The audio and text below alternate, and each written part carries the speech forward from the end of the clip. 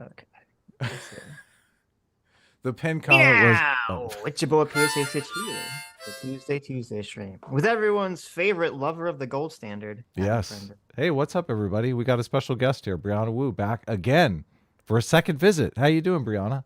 Yeah, so I want to tell you something about your show. And I hope I could say this like with a little humility, but I don't always do a ton of research for every single media outlet that I do. And I did your show and my inbox is just flooded and my Twitter is flooded.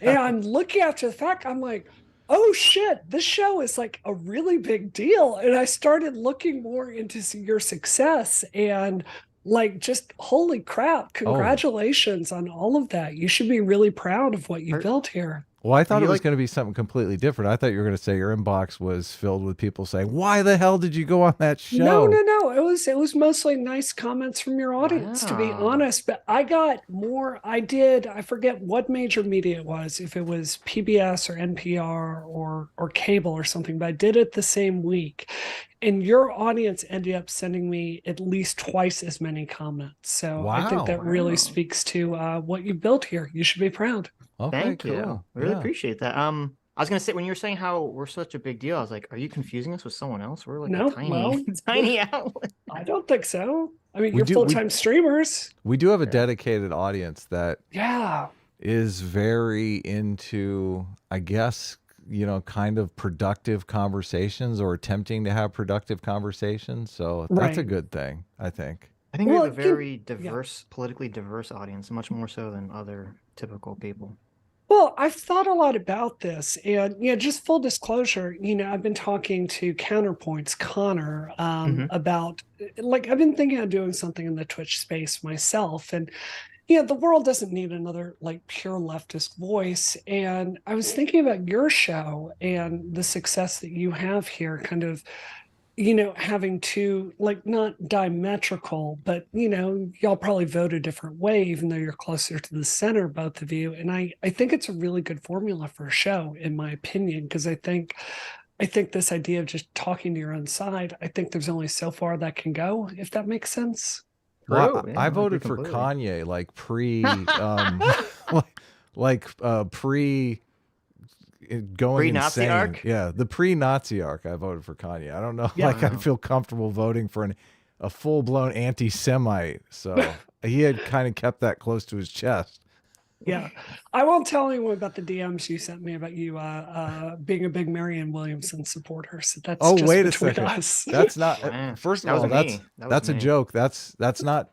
I'd never actually sent DMs about Marianne Williamson, but Sitch is technically in love with Marianne Williamson. So. I used to be. She was so amazing. But I'm not a fan of her anymore. But, whatever. Really? Listen. One breaks our heart. That's his manic pixie dream girl. Yeah, your president manic pixie dream girl. Well, she was just like, I don't know, like when she first came on the scene, she was just so like overwhelmingly positive about everything. And I really, it's like a nice breath of fresh air. Yeah. I've had some really, really good conversations with her. And I reached out to her because, like, when she first emerged on the Democratic scene, everybody is making a lot of fun of her and stuff. And I started looking into her a little bit more. And please don't misunderstand me. I would never vote for her, don't support her in the primary. But I think she certainly has a constituency, right? And I reached out to her. I'm like, I apologize for clowning on you, right? Like, I see that you're serious about the stuff that you're doing, and she's a perfectly nice person in real life. What did you? You were clowning on her on Twitter? Yeah. Is that what was going on? I know it's hard to believe, but our relationship began with you clowning on me. What the hell? We have a difference of perspective on April O'Neil and Ninja Turtles. Yeah, we didn't even talk about it last time. Yeah. Oh, I quickly forgot about that drama, the April O'Neil drama. Jeez, that was huge. You want to get it all out there? No. Look, I have Does anyone still care about April O'Neil? I have a bunch of contentious topics for us to talk about, but I want to start off with, like, this moon rocks thing. That's completely out of context or something, right? Someone's like, like taking you out of context. And I don't even remember what this is about. So there are two really famous science fiction novels about asteroids being used to basically do war with Earth, right? Okay. The first one is The Moon is a Harsh Mistress by Robert A. Heinlein. Y'all would probably like him. He's a Yeah, really big yeah. Heinlein, libertarian writer. Starship Troopers. Yeah, One of the Heinlein. best. Despite our political differences, I've read everything he's ever written. Love Heinlein. The others, of course, The Expanse, Book 5, Nemesis Games is when the Belters frankly destroy Earth by basically pelting it with asteroids. So I was trying to talk about how the moon is not a there are things tactically you could do with the moon that are worth thinking about from a national security perspective. You can send things down to the Earth. You can spy on communications. I mean, it's a position with a lot of tactical value. And I tweeted this like 3 a.m, and it wasn't my most like eloquent tweet, but it got clowned on. It was a huge mistake. So it was misconstrued. You don't believe that we could throw rocks from the moon to the Earth? I think that you could, like in The Moon is a Harsh Mistress, they construct a catapult, right, to fire it into the Earth. I think you could certainly do something like that if you wanted. The overall point is there's tactical value in holding the moon that we should be thinking about. I guess you could kind of, couldn't you? Because you could escape the moon has a very low gravitational pull. So if you shot that thing hard enough, right, it would be tricky. You'd have to do the calculations to actually hit the Earth. Interesting. That's what Mike does in The Moon is a Harsh Mistress, right? So I think the communications component is frankly much more a bigger variable. But I think if you look at my comments, I'm someone who is pretty damn serious about national security. I ran focusing on cybersecurity, and I think a lot about threats to the United States. So if you're talking about us privatizing the moon or ceding, the space race or the militarization of space to China, I think that's something we should be really thinking about seriously from a national security perspective. So, some people may want to laugh at that, but I think it's a very serious topic. No, I think it's definitely. We want to get to the moon first. We want to have moon bases there. Like we basically want to control the moon. Okay. Yeah. Yeah, but I mean, until you can hold the land. Yeah. I mean, it's not really. It's up for grabs, right? We need to colonize the moon. That's right.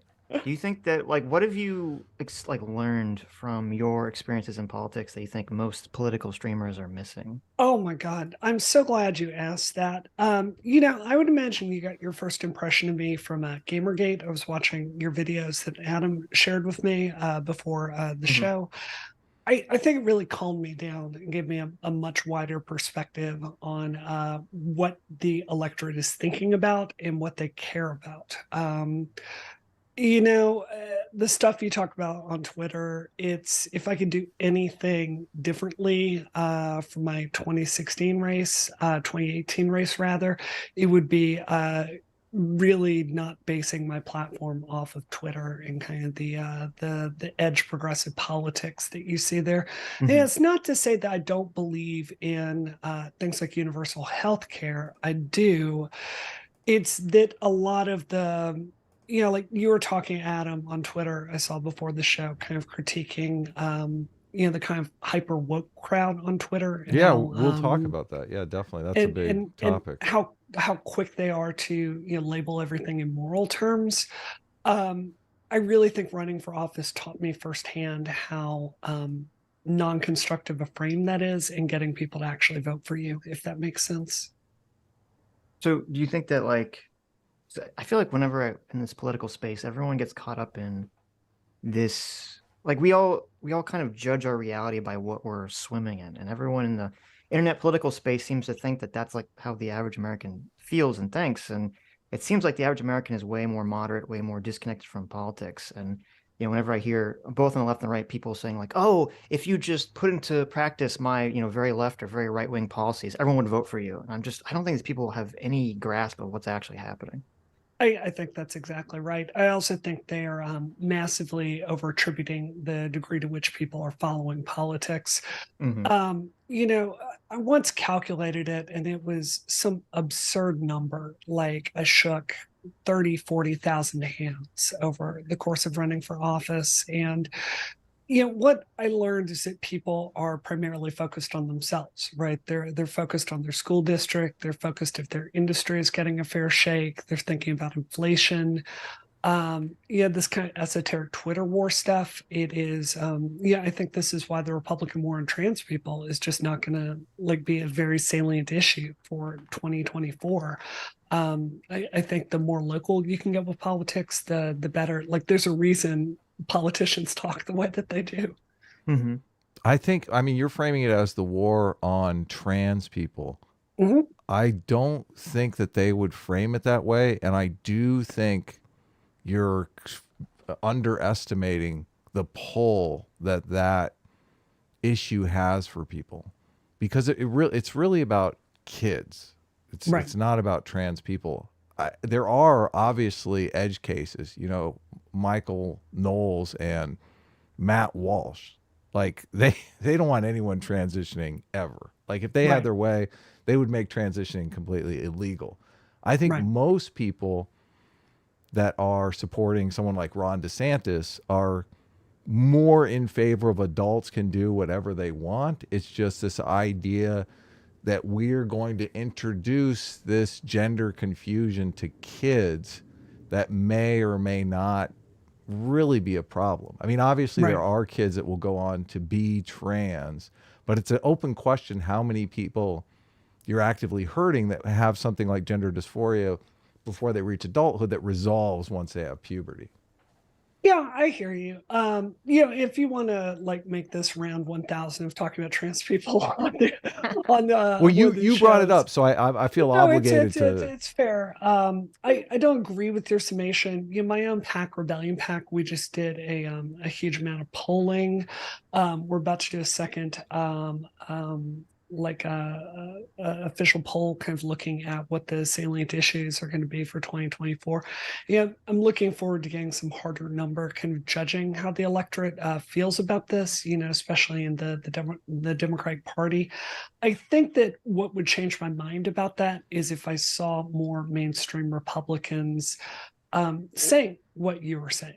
And I see a lot of demonization. And I think the Michael Knowles are really in ascendancy, the people that do want to wipe trans people out of public life. So, that said, I agree there's a far more nuanced conversation we could be having about kids when they transition and things like that. Yeah, well, there are obviously extremists, but I think the moderates are the ones that decide the election. Go ahead, Sitch, I'll cut you off. It'll be interesting if during the Republican primaries, if they ask, how would you all be in favor of gay marriage, and are you all in favor of, adults being able to transition?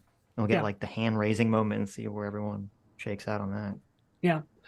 I would imagine you would see the number of Republicans that feel comfortable speaking out against gay people. I think that has been very much enabled by the Trump wing of the Republican Party. That would be my guess. But I'll tell you when our numbers come out. I'll let you know what they say. It'll be interesting because Yeah, like it definitely seems like there's been a lot more anti-gay marriage and anti-gay ideas that have been kind of broaching the surface again. But I think if they did ask that question, I think Trump would be one of the few people to say he's in favor of gay marriage openly. Yeah, Republican tickets. Really? Yeah, I think he would, which is kind of surprising. I don't know if DeSantis would, but I guess we'll find out maybe. I don't think that's true, but we'll see. It's kind of a hypothetical. We'll Listen, he hugged that flag, okay? He hugged that rainbow flag. Do you remember Tiffany coming out with Republican gays for Trump? I do, that very sad event. That was weren't really bringing the best brightest, I felt. What happened there?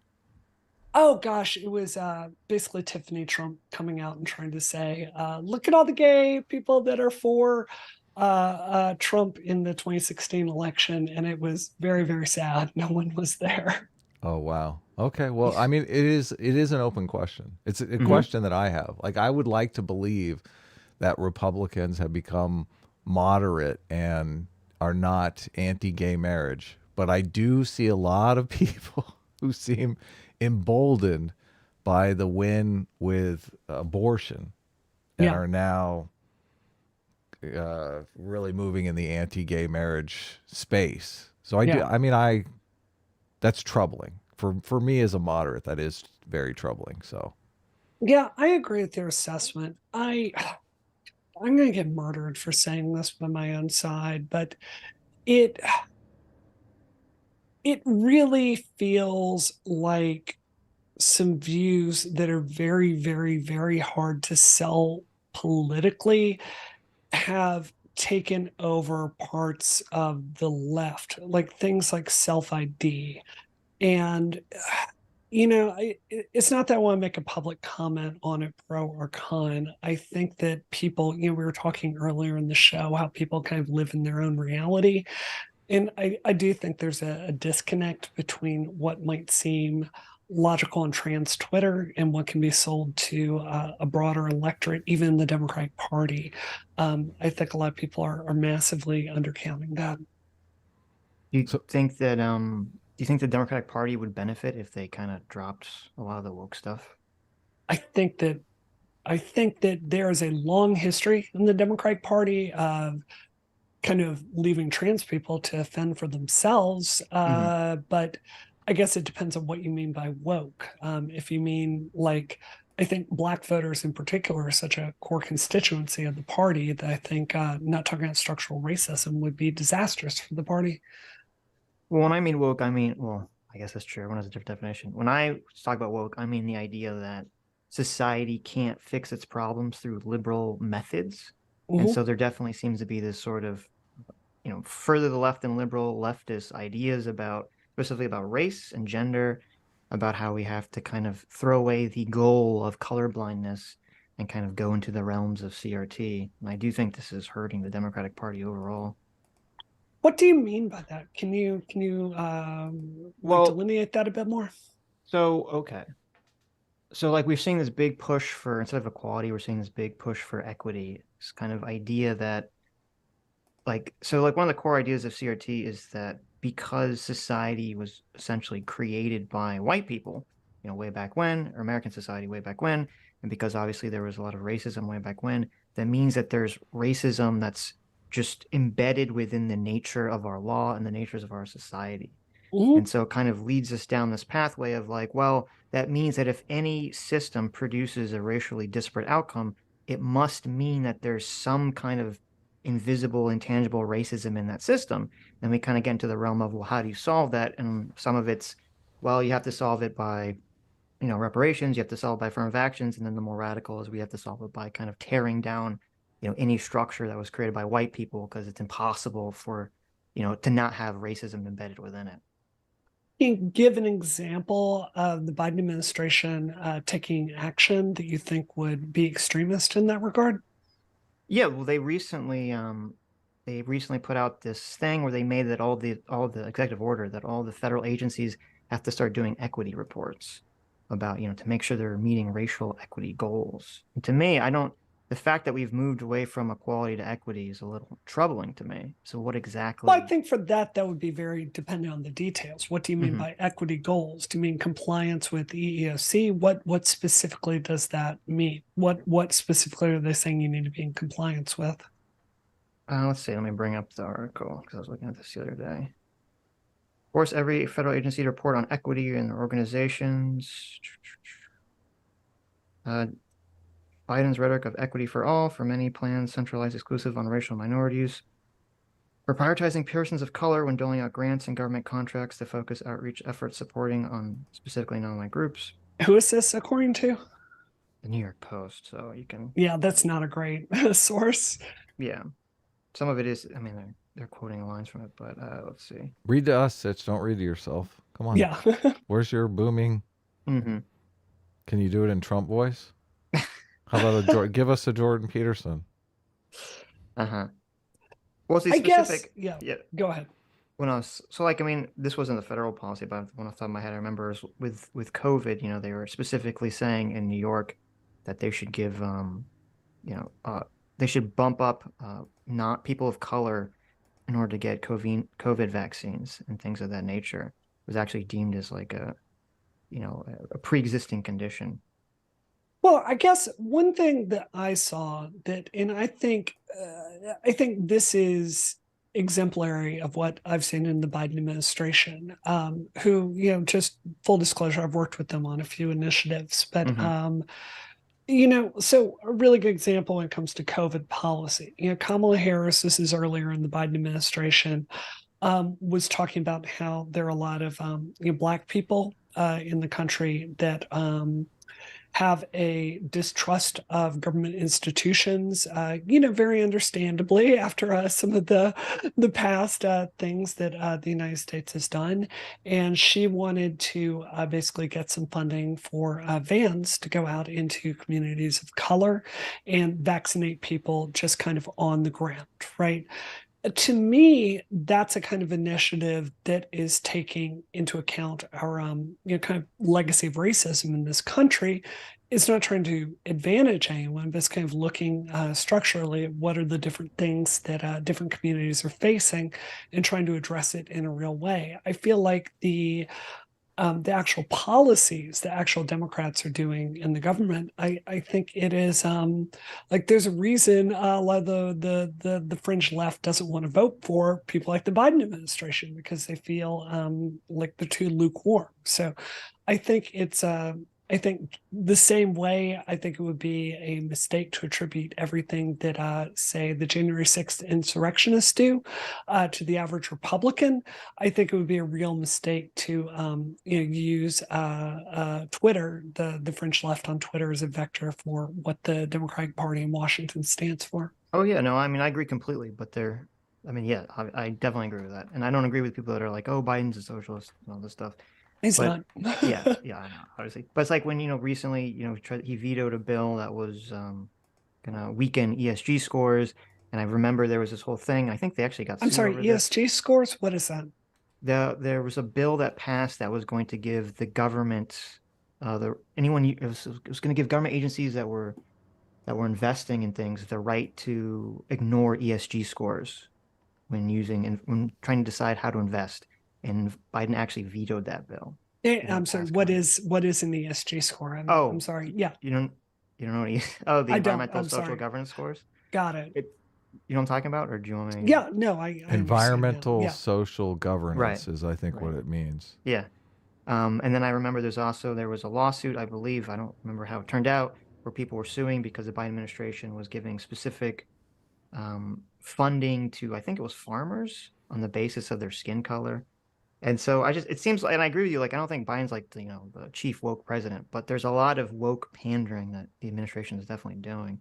Sure. I mean, I think this is true for any group in any kind of political voting bloc, right? Trump certainly did this, like MAGA people showed up for him and he rewarded them with policies like his Muslim ban, right? And I think in that same way, you reward the groups that show up for you. And I think Biden knew that he was not going to get elected without Black votes. And I think he's made a concerted effort to kind of make them feel heard, like with Ketanji Brown Jackson, the Supreme Court. To me, this just strikes me as politics as usual and just very routine stuff. Well, the issue is, like, as you said, Biden isn't, as he's not chief woke president. And a lot of the woke people they hate Biden. They really don't like Biden at all. And it just, I wondered, I mean, from my perspective, I think if you had a Democrat or even Biden that would come out and be explicitly pro-liberal solutions to things and anti-woke, I do think that they'd gain some traction for doing that. Because I feel like so much of the Republican energy right now, like, the Republicans are kind of in a precarious situation because, you have the neocons and the populist right wing, and they actually completely disagree on economic solutions to how the country should be governed. And I think the only thing that's really holding them together is all these woke culture war issues. And if the Democrats could just remove that from the table, because I don't think they're really gaining that much traction from it, it seems like that'd be the better political option for them. So I want to say this with respect. I hope this doesn't come in as a dig, but I did watch a lot of your Gamergate videos right before this. And I think one of the themes that I saw was how can I put this? I'm Not a very offended. malicious underreading, but a very willful undercounting of any sentiment of what women in the game industry were feeling and facing. I was really struck in one video you didn't even mention the death threats or harassment and just talked around that. And I think in that same sense, because you're coming at this from a different point of view, I think you're really undercounting how angry most women that vote Democrat are about the loss of Roe. And I think you are undercounting the degree to which Black people do want a government that hears their problems and take that seriously. I think it really depends on your definition of woke here. Like you keep using it as a pejorative, and it's honestly hard to not laugh, because when I hear the term woke, I think about what it meant when I first heard it like 8 years ago, which is just someone who's aware of structural racism. And, that's it. Have you done a lot of academic reading on critical theory stuff? Not just critical race theory, but any critical theory and not really. Can you turn your mic up a bit, Sitch, or talk louder? Whichever you want. Mic's quiet? Yeah, it seems like you're whispering today. All right, hold on. Is that better? That is better. Okay. Have you done a lot of reading on critical theory and critical studies and any of this other stuff? Because I mean, I think this is kind of the problem that's facing the country right now, is that there is a far leftist movement that is attempting to subvert liberalism, and most people on the left don't actually realize it's happening, because they're kind of couching it in the language they're kind of couching it in language that is making it a little bit more hidden what's really going on here. Sort of like, I assume you would think that women during Gamergate were doing that to the gaming industry. Would that be a fair analogy? No, that wouldn't be a fair analogy. Sure. No. So, well, okay. I'm gonna assume, first of all, I assume you're liberal and not like a leftist, right? That's a really good question. I find it really hard to define that, because when it comes to progressive policies, like I've looked at the data, and I think something like Medicare for All makes the most, like financial sense in this country. I do think that we have a problem with structural racism. I think that we need structural solutions to racial inequality.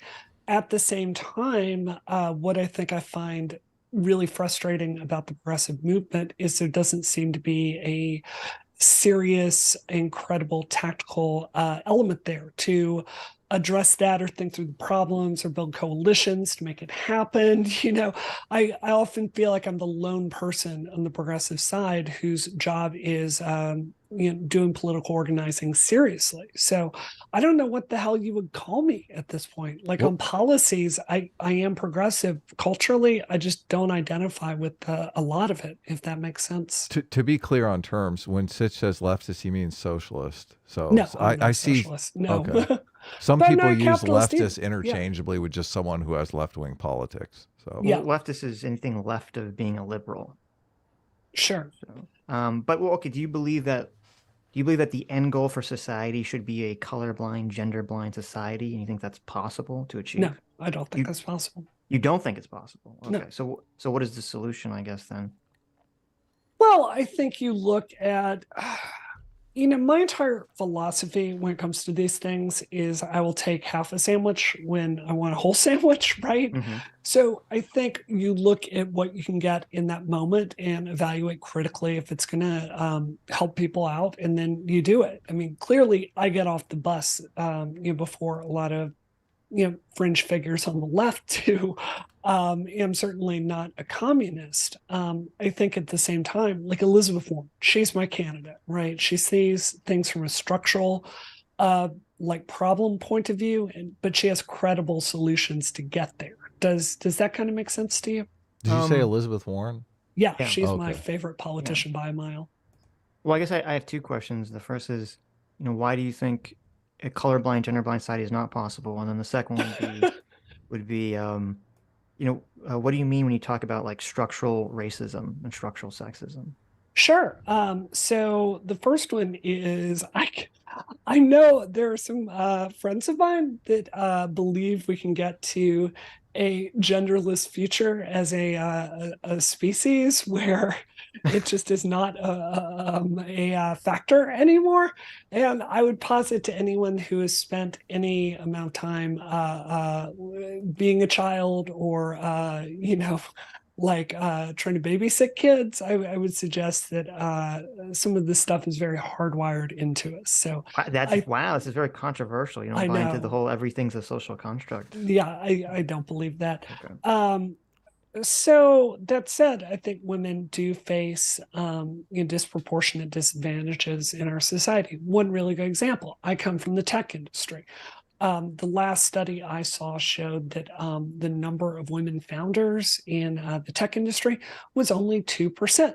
I know a lot of women with really good startup ideas in that field. I don't believe that women are only 2% of the talent. I think that a lot of the reason women get such a small portion of the funding is because the people with the actual money are pattern recognition based. I think they look at people that reflect themselves and give money out proportionally because of that. And I think we leave a lot of talent on the table. Structurally, I think it makes sense to look at why that happens and ask ourselves what we can do to address that. Well, okay. So, I mean, when I say gender blind, I don't mean genderless because I agree with you. I think a lot of gender is a lot of what we conceive of a gender or gendered behaviors, not all, but a lot of it is, biological and can be, and a lot of people are born with it. But I do think we can reach a society where when you interact with an individual, you don't judge them or prejudge them on the color of their skin or whatever gender they are. I think we can reach that. I hope we can reach that Star Trek future eventually. To a point, I don't know. I think that's so hard though.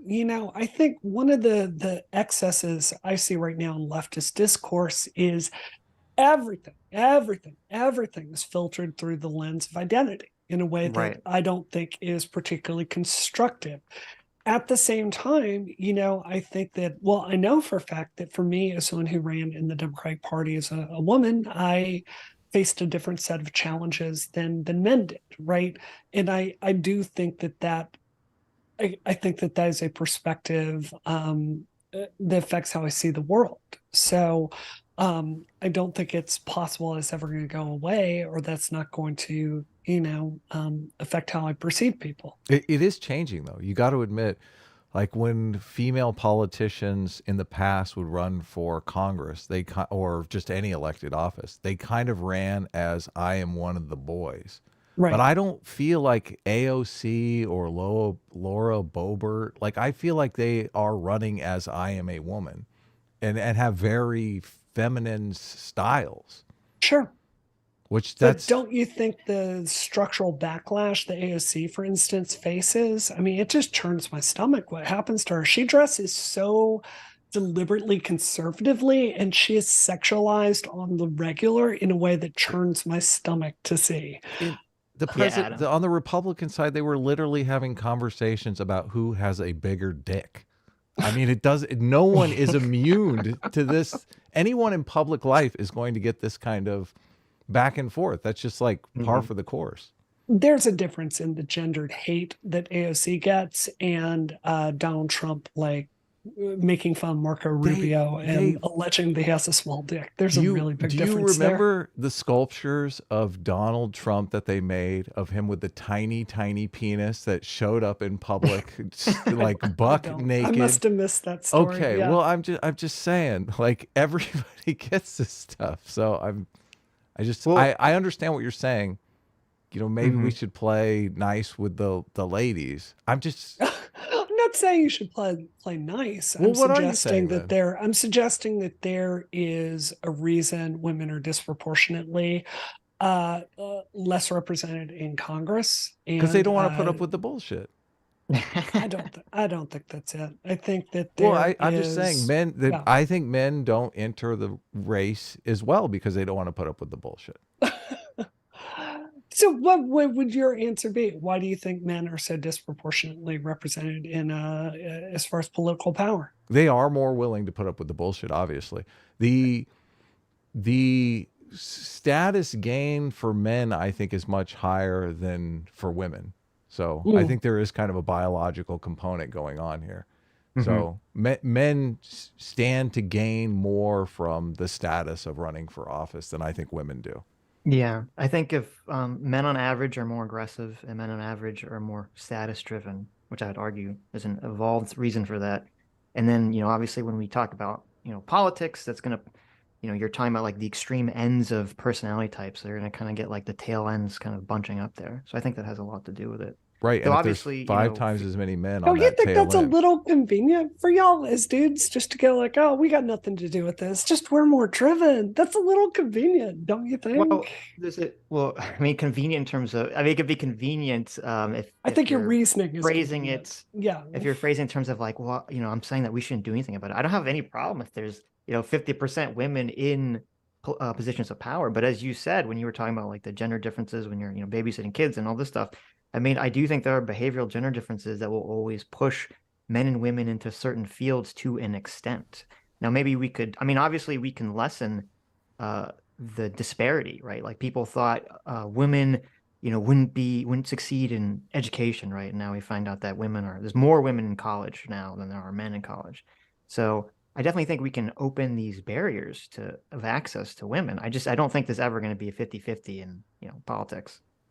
Has Kyla been on y'all's show yet? Yes. Not so erudite. Yes. Fantastic person, right? 10 out of 10. Proud to call her a friend. Love her. I'm so struck right now with what's going on with this bullshit with her and Sunday, because when I look at the ways to be a woman in the Twitch space, okay, you've got the Katie tactic of kind of being loudmouth and out there and a little bit, eccentric, I think we'll say. Katie's been on too, man. Oh, okay. We've talked to Sunday twice and Katie once. So. Katie and I have worked some stuff out. I'm not trying to trash talk. You don't her, like but Katie? I'm saying Katie stuck around for like 5 hours. Katie is. Don't get in trouble here. Come on now. No, get in trouble. I think Katie is well intentioned. I think I will say that. But my point here is like, look, there are a lot of ways you can be a woman in the political sphere, right? You can be kind of eccentric and out there. You can be like, look at Farrah on Destiny's stream lately. You can be like incredibly sexy and soft spoken, not really provocative. You can be loud, or you can be someone like Erudite, right? Who is so reserved and thoughtful and empathetic, just a 10 out of 10 great person, smarter than almost anyone else on stream. And what's the current fucking narrative about her? Oh, she's so stuck up. She's so arrogant. She comes off as so smug.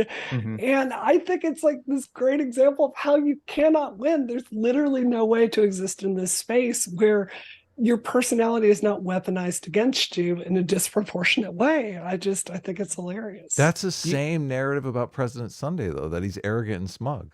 But everything he is arrogant and smug. Oh, okay. So the difference. Do you not think President Sunday is arrogant and smug? I mean, I agree with you. It seems like that when people don't like someone like Destiny or Vosh or Sunday or not so erudite, they're gonna find some complaint, right, to levy at them. Sure. So I'm not sure that's it's a specific. I understand what you're saying, but I'm not sure with women. her. I think everyone faces it. I think women face it more. In my estimation. I mean, obviously, she's probably facing it too because like she's criticizing all the red pill stuff. So obviously, that's an extra layer of like gendered hate that'd be coming towards her specifically for that. I think Kyla's pretty moderate on those issues, and I think she does a really good job of empathizing with them and trying to make them feel heard. Sure. So yeah, no, I like her a lot. I think she has really good takes on most issues. Yeah. But you said going back, you said that you think that the level of hate that AOC gets is related to her being a woman. Yeah. And I'm wondering because I'm trying to think of is there I can't think of a male equivalent to AOC on the left who has like the same like is as far as the left as AOC is and is also as outspoken and kind of, like being very charismatic and persuasive on social media to draw the kind of energy that AOC draws. Right. And so to me, that's why she gets so much focus on her, more so than her being a woman. Oh, I don't think so at all. I think Fox News made her a villain from the very beginning, and I think I think there's a reason that her like the people that know her name, it's actually higher on the right than the left. Believe it or not, according to one poll I saw, because they made her a target, and I think there's something on the right where they like their anchors on Fox News in short skirts and blonde, and I think she made a perfect arch villainess for them. I just can't think of someone on the left that's like the male equivalent of her that would be like, see, this is a person that's just like AOC, but they're not getting the kind of publicity, so it shows that it's a gender thing. Well, I hear you. I think we'll agree to disagree. I do think that you would not find many women in politics that don't, on either side of the aisle, that don't feel like they face very substantial challenges. Oh, and I'm sure they do feel that way, and I'm sure they do to an extent. Obviously, I don't think we live in the gender blind Star Trek future that I want us to live in yet. Obviously, there's still lots of people with sexist attitudes still out there. So coming back to your point about woke, I mean, like we're living in the post dissolution of Roe era, right?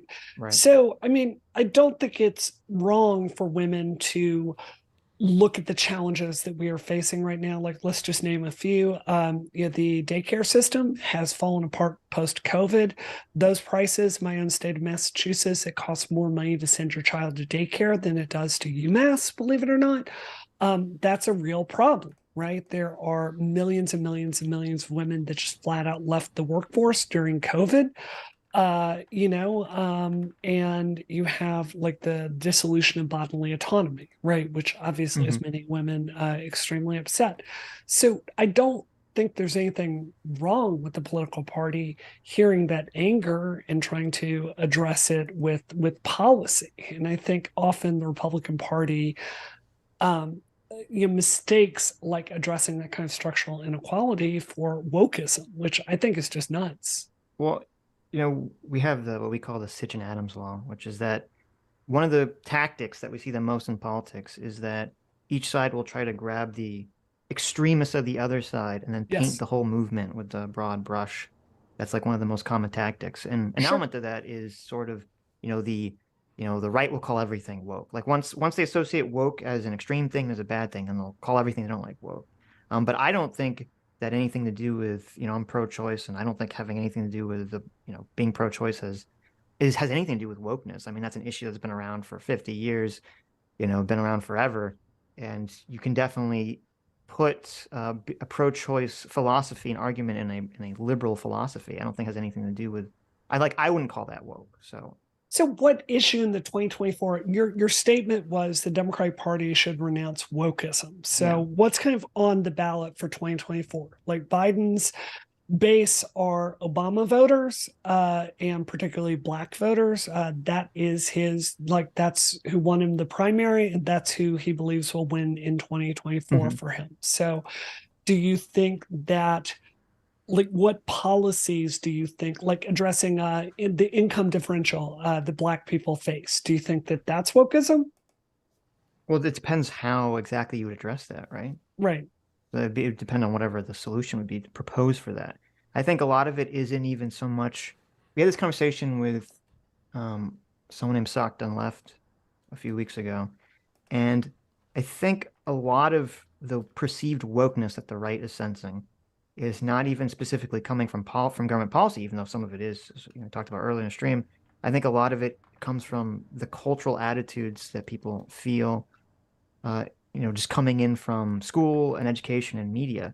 And I think one of the big things that people are sensing is sort of this demonization of whiteness and white people and the association, like, the Robin DiAngelos of the world, that it's like, oh, everyone is inherently racist, and you have to go through all this, DI racial training to become, not racist. And even then it's really impossible.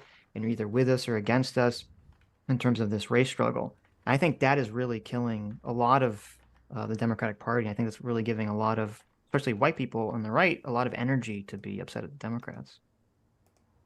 Yeah, Adam, what was the tweet you had right before the show where you were talking about the moral kind of certainty of the far left when it comes to these issues? I got it right Do you here. want to pull that? Yeah, I can bring it please up. do. Yeah, but I'm kind of listening to you guys and trying to get your definitions of woke down. I think Sitch's is anything that's anti-liberal, anti-colorblind, anti-universalism. Yours seems to be awareness of systemic racism or systemic injustice. I think Yeah. I mean, I understand yours. I think generally people on the right, which I'm not really on the right, I'm just kind of putting their position out there. I think the disagreement is whether or not that systemic racism or systemic injustice is real. So when they're saying woke, they're saying these people believe in something that isn't necessarily true. So Right. I think that's the disagreement there. But the tweet that I brought up was specifically about authoritarianism. People who consider themselves woke are generally authoritarians. They don't care about people's opinions and always parade around with a kind of moral superiority we commonly see in many people on the religious right. They see their worldview as gospel, even if it's not true. And that's me bringing up this difference between the left and the right, where the left is saying, woke is just awareness of systemic injustice. And the right is saying, well, if you look at the data, that systemic injustice really is not there, doesn't exist. So Do you think you would describe me that way? well, you disagreed with this, and I said it'd be interesting to talk about it. I'm glad we Sure. are discussing like the meaning of woke, since it's such a look. I don't think I'm gonna try not to use the word woke anymore. No, I you don't can. think it's really. I'm saying I would definitely describe myself as woke. I Right. think that Black people face, like, I grew up in Mississippi. How could I not see the difference in how Black people there are treated versus white people? I lived in New Orleans. Policing. Okay, I lived in New Orleans, so I've seen it I don't. None of this to firsthand. me is woke, though. Like, just acknowledging that racism and sexism exist is not a woke thing. Yeah, but that's a like structural problem. If you're talking about policing in Mississippi, that is a structural problem with What do you racism. mean by that, I guess? yeah, but hold on. There's a difference here, because we are talking about, traditionally we thought of systemic racism like you and I are talking about. A bunch of racist cops are targeting Black people, and that's a part of the system that we need to fix. When woke people today, not you, even though you're calling yourself woke, I think this is part of the problem. Many people, when they talk about systemic injustice, they just mean because there are not enough Black people hired in certain positions, and there's some sort of disparity that may or may not be caused by actual racism. They're labeling that racism. Right. So if we look at the video game industry, right, this is kind of where I got my start in these culture wars, right? It is, or at least especially back then, it was very hard to point to any studio in the entire industry and find a woman that had made it to the lead of a department, be it art, tech, anything like that. I think that was very, very clearly due to structural sexism in those fields. So, maybe. Yeah, I worked there and you didn't. So I think I would probably disagree with you if you don't agree with that. But I think that, I do think that there is structural problems that need to be addressed there. And I mean, why would you not think that? Well, no, the question is it people don't want to work with women and it's just, sexism? Or is it women don't want to work in those positions because they want to do something else? That's the question. So I don't necessarily, it's neither.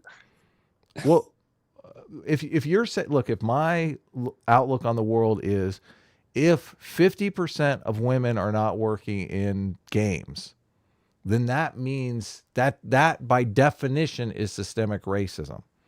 That's not what I said. I think but that's the way they're defining it. The fact that women leave the industry at a rate of 4 times that of what men do, and the fact that women don't make it up the career ladder, I think in my view shows a bias that men in this field have for people that look like themselves. And I don't think that they're saying they're smoking, chomping on cigars and saying, let's get the bronze out of, Fallout. I don't think I think it's so much more insidious than that. I think dudes go out to lunch together. and just form this friendship and give each other opportunities in a way that they don't with women. And what I think is really, you brought up DEI training earlier. I've never seen a study that made me conclude that DEI training works. And I think this is why it's such a hard problem to solve, because like making people sit down and go through these formal classes doesn't seem to address it. Talking about it on Twitter, trying to quote unquote spread awareness doesn't seem to help it, right? Trying to get men to do the right thing does not seem to work. And I just genuinely have no idea how you address that. Well, I think men and women socialize differently, and I think part of that is learned. I think part of that is just, it's biological. And it's kind of like we get into these issues where, the biology kind of feeds into creating a social atmosphere, which then is reinforced socially. And it's kind of this like feedback loop, essentially. And I think that's how culture forms. And I think we get in these situations where, since men and women interact with each other differently and socialize differently, if you have men are in, starting from positions of being in power positions, it's kind of like they expect the social game of going up in companies to kind of go a specific way. And then women are trying to kind of enter into this space.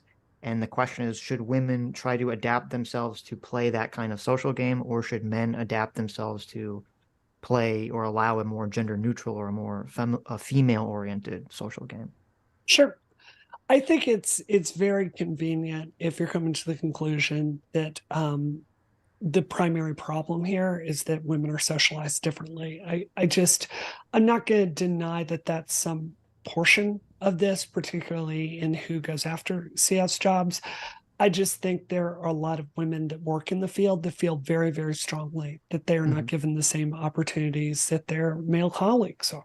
I think that would probably be a majority opinion with women in the game industry. So I think if you're saying that that's just not true, I think that's very convenient logic. Well, I don't know. I'm just saying that it could be. Sure. There's like two outcomes here. I'm just acknowledging the two different outcomes. I don't necessarily know which one is correct. Why do you think that the gaming industry has, and a lot of like programming industries, has sort of maintained keeping women out, whether through conscious or unconscious sexism, where colleges and doctors and lawyers doesn't seem to have that problem? I think there's a lack of professionalism. One of the things that really strikes me, my husband has a PhD in bacterial genetics and works for various biotech companies, not big pharma, but like mid-sized pharma, which is a cool place to work. And what really strikes me when I go to Frank's company's events is it's like, oh, holy shit, half the women here, or like half the people here with PhDs are women. Half the people here that have law degrees are women. And I think there is a professionalism and that kind of regulates the behavior of who gets in the door that is just utterly not present in the video game industry.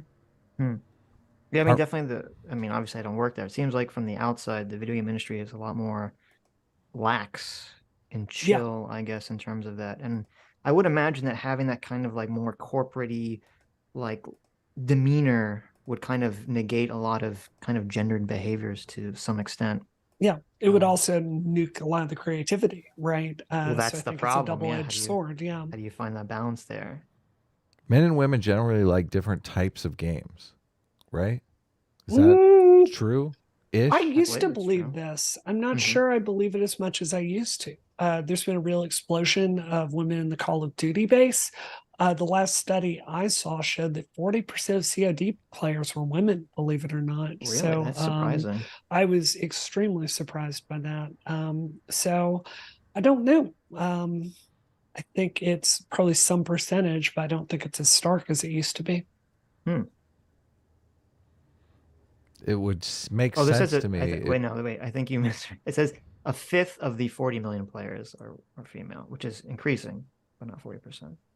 Another study I saw did not show that. 40%. So that's only 20% are women. No, I saw a study a while back. 80-20 rule.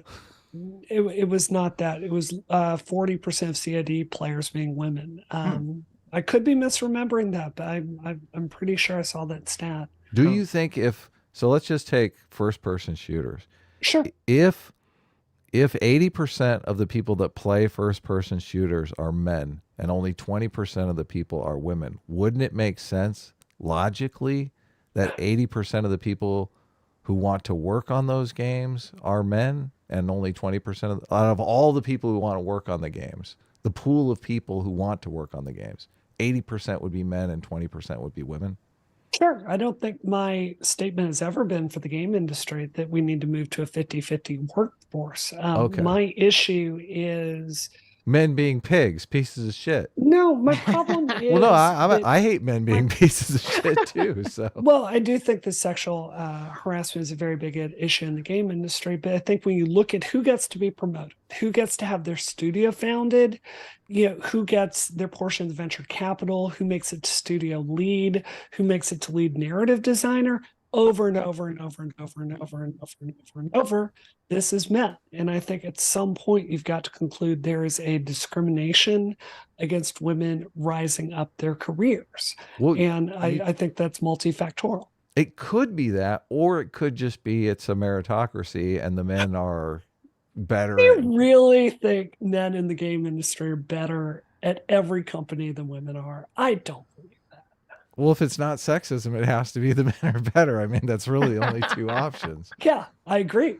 I agree with this statement. Those but what, like, we, as you know, we're both scientifically minded people here. We can't just make these claims without having some sort of evidence that.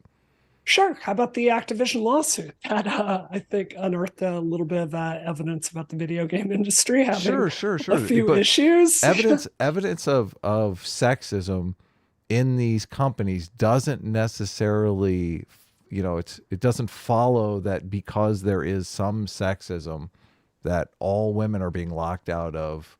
Like if a woman has an idea for a game that could be $1 billion game, are they going to say, I don't want to take this idea because everyone here is a sexist? Or are they more... Adam, do you know how the venture capital fund works and how it works, like going and founding a studio? Like, how do you think this works? do. I mean, I do know about venture capital. I do know. Sure. Yeah. Well, venture capitalists are famous for not investing in women. It's a massive problem in that field.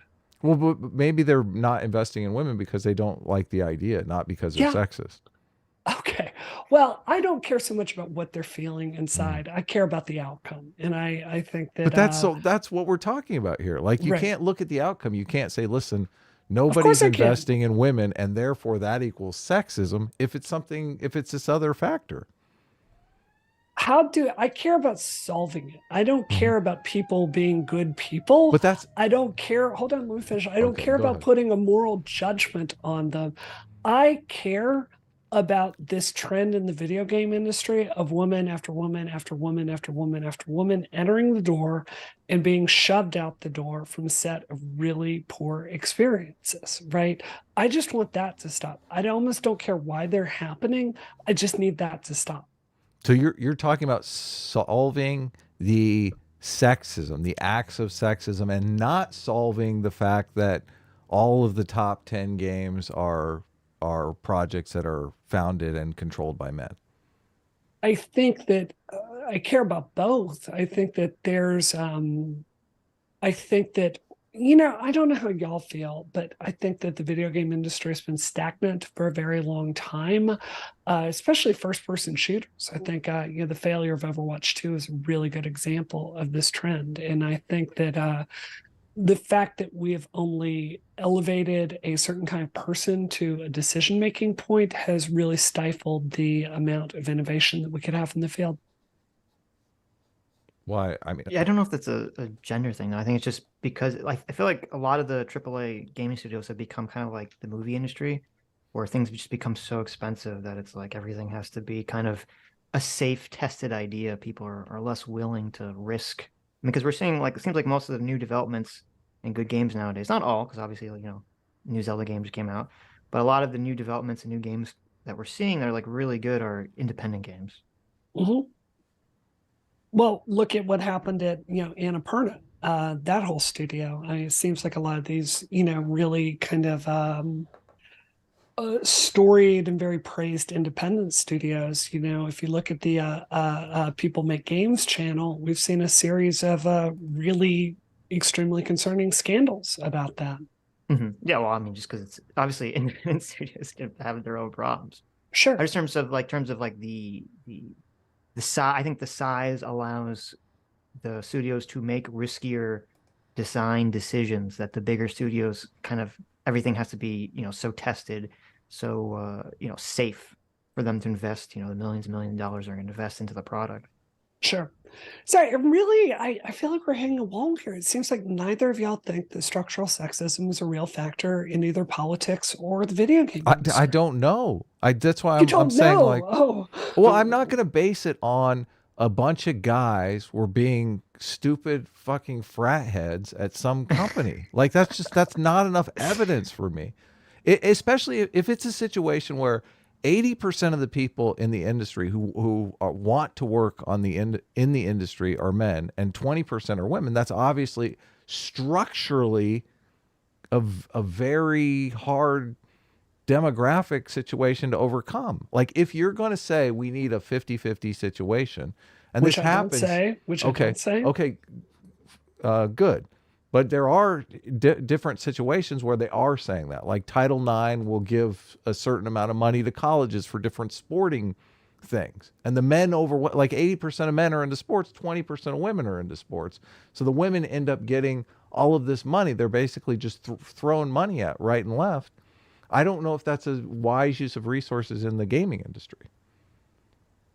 I don't think I'm advocating for that. What I'm suggesting is there is a deep internal bias that goes beyond right versus left politics that stops this repeatedly creating misery for women in the video game industry.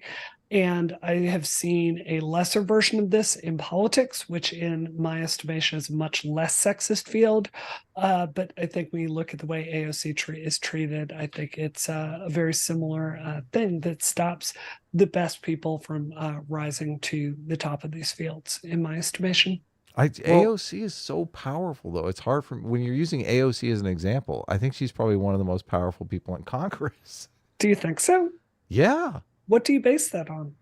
Just her reach, her popularity. I mean, it's she's gonna run for president someday. Yeah, a good chance, probably in 10, 20 years. We have some polling. She'd do pretty well in the party. I agree with you. She has a good social media presence, but I think when you look at the committees that she serves on, or like say the policies that she has successfully gotten over the finish line, I would suggest that the Democratic Party, the legislation we're putting out is not stamped by AOC. What kind of fundraising does she do, though? Because she's she like a well. massive fundraiser. So she that does very well. Yeah, that translates into power in the Democratic Party. But this is a really good example of this. I've seen AOC criticized. What's his name? Jackson Hinkle, right? Left-wing grifter. In my estimation, terrible human being. Is he left wing? I thought Jackson Hinkle was. He's at least in the Sam Cedar debate I saw, he claimed to be that. But he was going critiquing AOC, if I recall correctly, and many others have as well, for her basically using her PAC to donate to candidates throughout the Democratic Party. And I'm like, oh God, this is my job. I know exactly what this is about. Like, you get favor by, making friends on the ground and, just working with people and giving them resources. And then in turn, you can call them up for help when you need it. And it's like she's hit with these double standards where, oh, AOC is donating to normie Democrats. What a complete betrayal of her progressive principles. I mean, it's the double standards.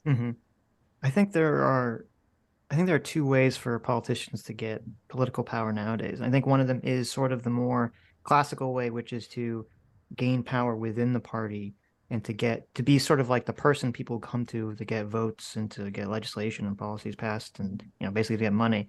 And I think the second way is just someone that can generate a lot of energy publicly, and a lot of energy and support from people out there in social media space.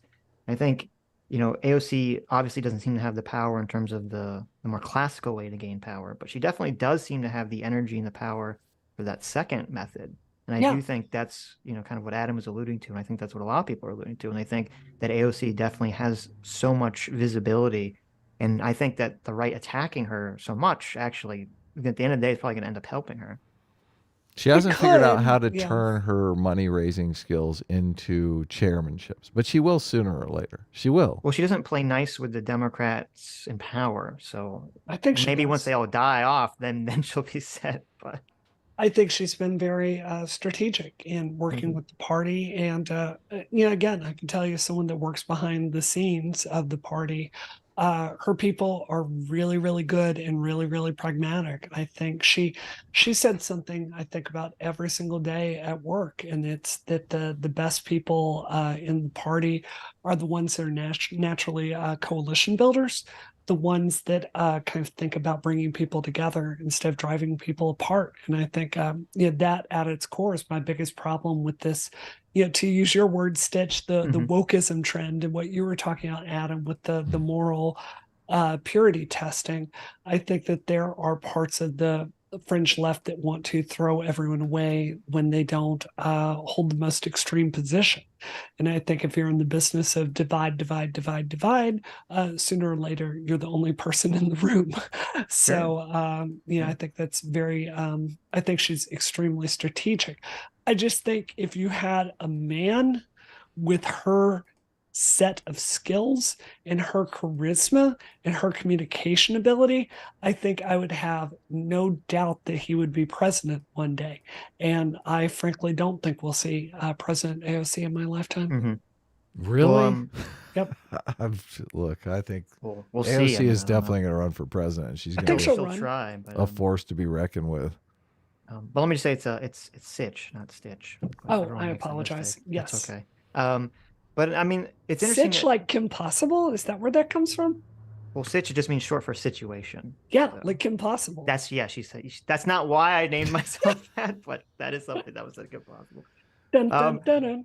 Kim, you're a Kim Possible fan? I had no idea, Sitch.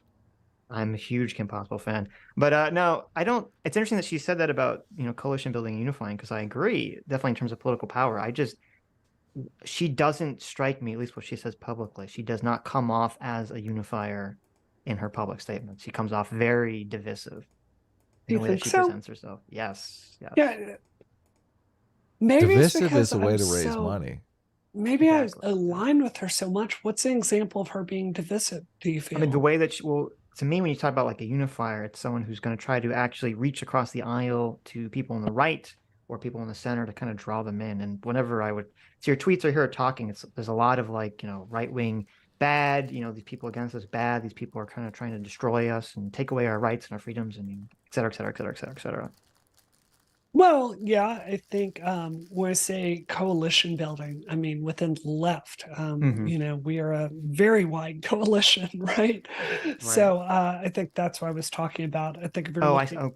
I see coalition on the left, right? Well, didn't she have? I mean, maybe she's changed. Didn't she have the whole issue with the who was it when they were trying to run? They're going to be speaker. They're voting for speaker, and she and a bunch of the other progressive caucus were like standing in the way, trying to prevent them from being speaker. Yeah. It was Pelosi. It was Pelosi. Was it for the force to vote? They won the force to vote on not for universal, for Medicare for all. I don't remember where she fell on force to vote, but I do remember that whole thing. They ended up supporting her, if I recall. So, I mean, I don't think it's bad to try to get concessions within the. I think that's just exercising the levers of power, in my view. Well, I mean, with the force to vote thing, I'm looking. I don't support force the vote, to be clear. Well, to me, it was silly just because it's like Biden literally ran on a public option, not on Medicare for all. So the idea that you would throw that into the mix, it would be kind of a slap in the face to the person when they just won the presidency. Yeah, and to the voters who voted for Biden. Right. But I how think can you look at Nancy Pelosi and conclude she's the best our party has? I mean, yeah, well, that's a different issue. no disrespect to, I appreciate. It's very sexist of you to say that. I appreciate her long history of service in the party. I genuinely do. You know, I remember when she became speaker, it was really, it was something that meant a lot to me as someone that wanted to see more women in power. I also think that this generation of leaders, you know, this is, the boomers have kept power for a disproportionately long time. Like, this has been a long time of them holding the reins to power. And yeah, I think it's I think it's time to recruit some more talent and build out within the party and give some other people their shot. I think it's just because she's a woman they have a problem with her. Yes, that's it. That's it. Nancy Pelosi is from a rich state. I think it's because she's a fundraiser. I think she raises I think that's it. lot of money. Yeah. Yeah. That's I think what she's been very good to. at doing favors and building up power that way. I quite agree. Same thing I think it was with, like, you know, with Hillary. She's like, people that have been in power or have, you know, they have access to the trappings of power, even if, you know, people don't like their policies necessarily, or just, you know, they end up being able to push themselves to the top of leadership. But I want to go back to something you said, you know, in the beginning of the conversation. You said that you didn't, you know, you don't buy the whole blank slate social construction for gender. What do you think is kind of an inherent gender differences, or I guess it would be average because everyone's different. What would be an average inherent gender differences between men and women? Oh gosh, that's really hard to say. Are you talking about like biologically wired and fundamentally? Yeah. I really feel like you'd need a researcher for this. I know for me as a kid, I only wanted to play Barbie dolls. And I think when it comes to, you know, I think when it comes to my approach to the professional sphere, I work a lot more on trying to get along with people than I think some of the men do with my exact same job. So I don't know. I think there's just kind of a personality difference in how you approach things. So you think you know, coalition building is more of a female thing, I think that like being aggressive is more of a guy thing. I think I would agree with you. I think that Deborah Tannen wrote a really interesting book on this for gendered communication. It was talking about how women are socialized, that when we're in all women groups, the point of it is, even when we disagree, to come to agreement on the disagreement, which I think is a much healthier way to deal with intergroup stress and conflict than puffing up your chest and trying to beat someone else down, maybe. I think there's a lot more aggression. So I think there's just an approach to problem solving that is tends to be different, though obviously there are exceptions to that. Sure. I forget who did the study, but we talk about all the time. There's been a lot of research that shows that when men get into conflict, not always, but when men get into conflict, they can actually become more friendly with each other, or actually form a closer relationship after they fight, even if it's a physical fight. Yeah. Yeah, and for women, it's like the exact opposite. I definitely believe that. Yeah, so that's got to be like a huge, like, weird thing, because, like, you know, men and women are interacting with conflict so differently, because the way that, you know, like, men can, like, you know, battle each other. Like me and Adam, we can, like, scream at each other on stream, and, you know, we're still fine. But if, you know, if it was, you know, a man and a woman, maybe it'd be very different. So. Oh my goodness. Yeah, I mean, I don't disagree. And let's just be honest. I mean, we're probably never going to live in a reality where, you know, men dominate the nursing profession and school teaching and things like that. Right. I genuinely don't know if it's sociological or biological. I just genuinely have no idea. My personal goal isn't to erase those differences, but I think when you look at, you know, not to come back to the game industry again, but like the discrimination women feel in the game industry causes a lot of hurt that I think y'all are really minimizing. To be frank, I think there are a lot of dreams of starting your own game studio, or getting that promotion, or having your own say in a AAA title. And a pattern I see over and over and over again with my friends is that they're extraordinarily talented women that are not given what I would consider to be a fair shake. And I think that's a societal problem worth addressing. Well, when you talk about structural sexism and structural racism, it's like when we talk about, I'm assuming you mean systemic. You're referring to like systemic racism, systemic sexism, which, definitionally, generally the way it's used today, it just means that a system creates an outcome that has disparate results along racial or sex lines. Is that how you're using it, or using it differently? That definition kind of, well, no, I think what I don't like about that definition is it makes it sound like it's always got to be 50-50, which is not really. Maybe it's like structural barriers. Like, let's look at this. I come from Mississippi, right? So if you are a Black person just trying to, say, go to college and do what my dad did, right? Like open up your own practice, right? You've got to get through school, which is harder because Black people face different obstacles as far as which public schools they're given and the resources. Then it's getting into college because we invest less in Black people in early education. So that has a factor.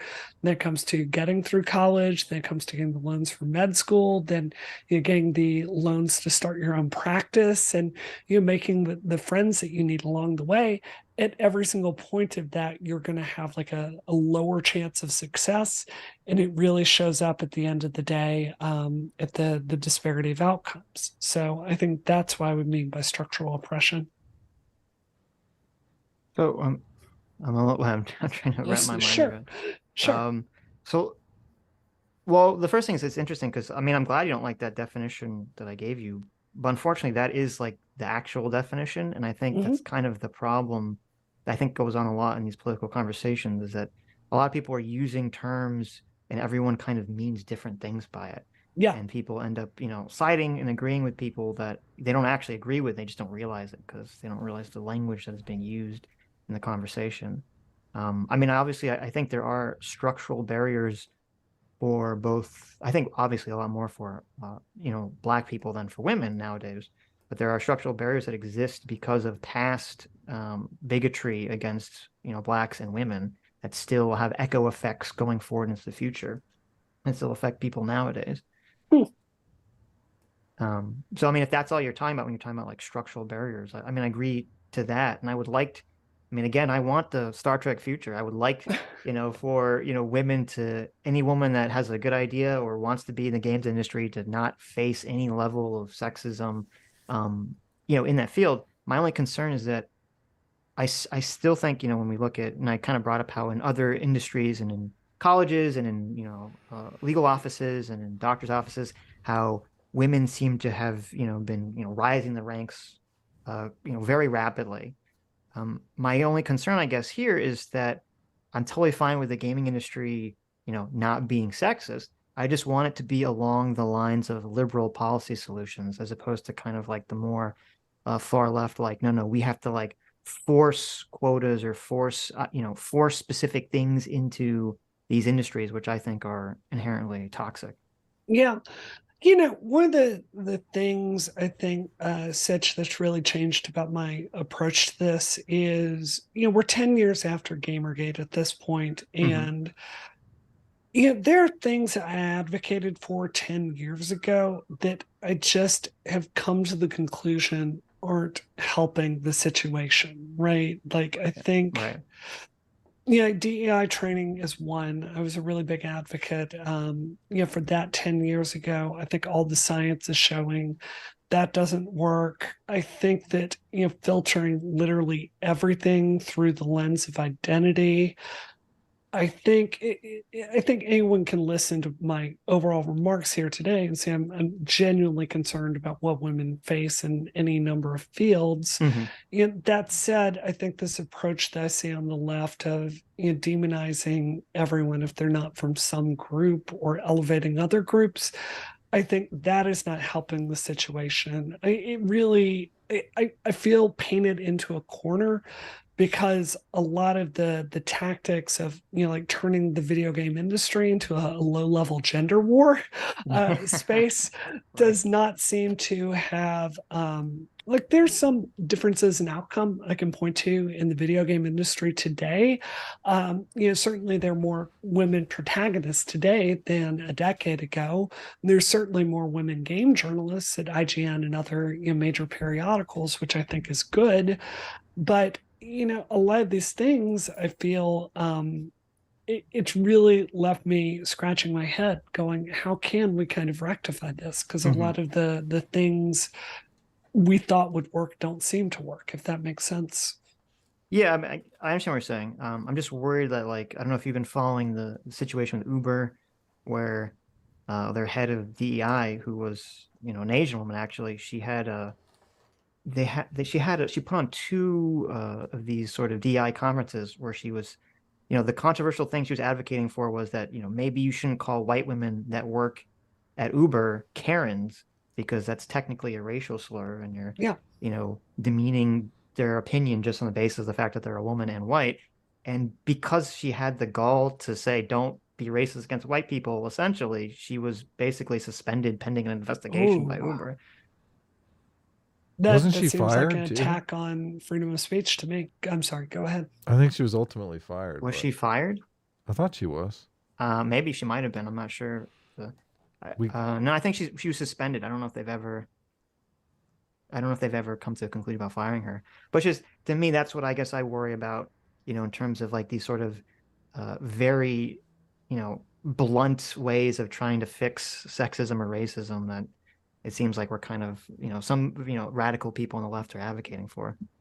I would very, very, very, very, very strongly agree that is a problem. A really good example is my friend Tori. I don't know if y'all saw this on Twitter over the last few days, but my friend Tori, she's a trans woman. Like, she's so young. She's like 26 or something. And someone that wanted to attack her went and found some tweets by her when she was a teenager in a right-wing household, basically defending George Zimmerman in the George Zimmerman versus Trayvon Martin thing, right? Has an opinion that, frankly, half the country has. It's not my opinion. I don't hold this opinion, but it's what she felt back then. She has apologized for this. She does not feel this way anymore. And she tried to move forward and become a better person, right? And what is Twitter doing? They're trying to fucking destroy her, right? As though she needs to pay penance for this. And I definitely agree. This is a increasingly counterproductive tendency of the left. It's something professionally I'm dedicating more and more of my life to addressing.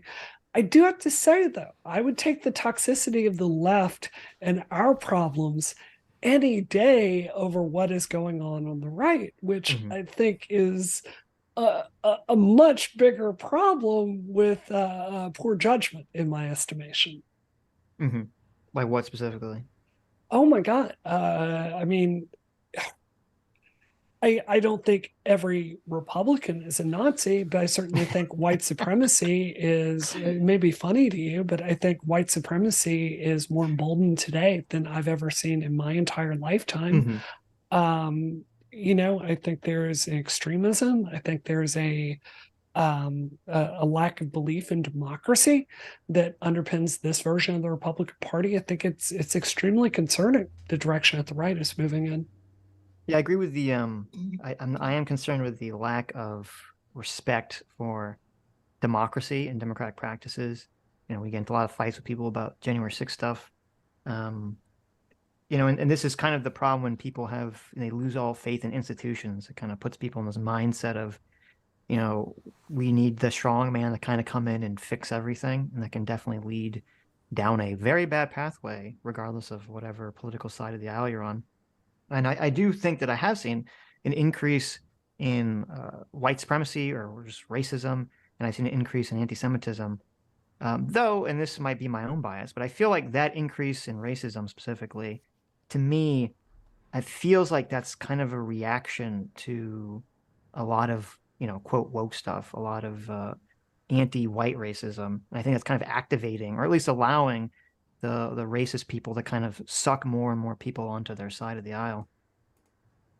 I agree. I think that's largely manufactured by right-wing media, but I certainly agree that, hearing about this nonstop on, Breitbart, Daily Mail, whatever Ben Shapiro's thing is called.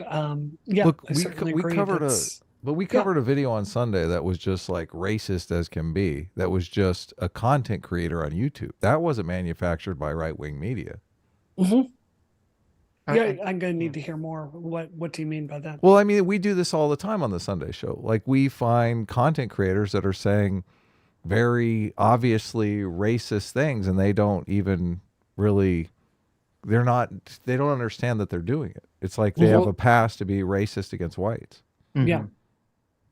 I mean, I don't, obviously that the right is they're going to hyperfixate on it because it serves them politically, but I wouldn't say it's manufactured. It definitely seems that ever since, 2014, there's been a ramping up of, acceptability of anti-white statements publicly, which to me is disturbing as a white person. So I feel like we have to be there, I think we need to be in a society where racism isn't really tolerated, regardless of the direction it's kind of aimed at. And it feels like in a lot of spheres, it's very one-sided in terms of enforcement. Yeah. Do you really think, as a matter of public policy, I want to make this clear. I'm not making a statement like minimizing that, because I've certainly seen sentiments like that I have found, I would say, non-productive, right? And so I'm not going to say it doesn't exist.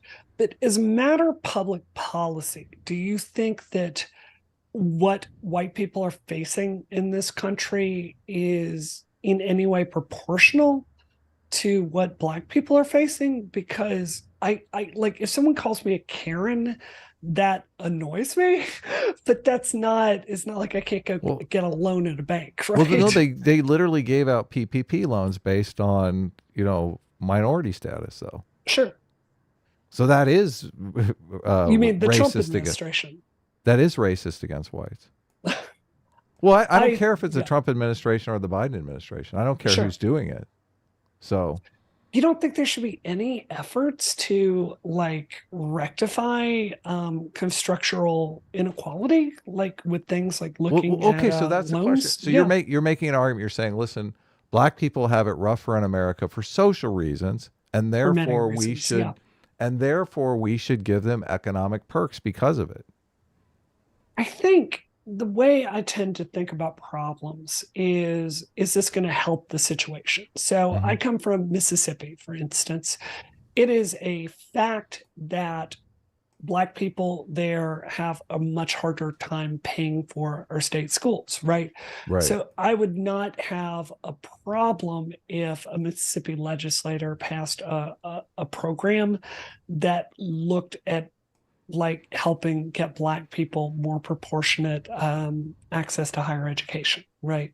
I wouldn't have a problem with a program like that. Well, this began though. We were saying anti-white racism seems to be accepted, and you said, "Well, is there a policy place where anti-white racism is accepted?" And I give you a policy where, anti-white racism is completely accepted. How is that anti-white?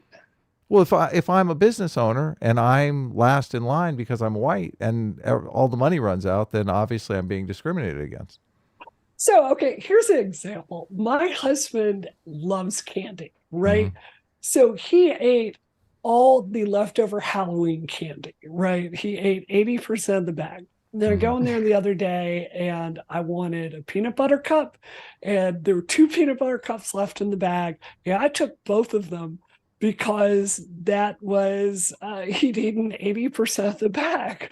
Like, was I being unfair to him in that instance? Should he have gotten, even though he ate like 99% of it, should I split that peanut butter cup with him? Well, but even in your example, you're making the argument that white people have eaten 80% of the candy in America, and that now it's time for Black people to get their share. I do think that there's some truth in that. I do. Well, so I mean, it's not the perfect example, just because obviously your husband is made an individual decision versus all white people are not, an amorphous blob, acting in a specific way. Sure. But I think the issue is, the going back to, the question you asked, which is, do I think that white people are facing, the policies of or facing racism in the country that's comparable to black people?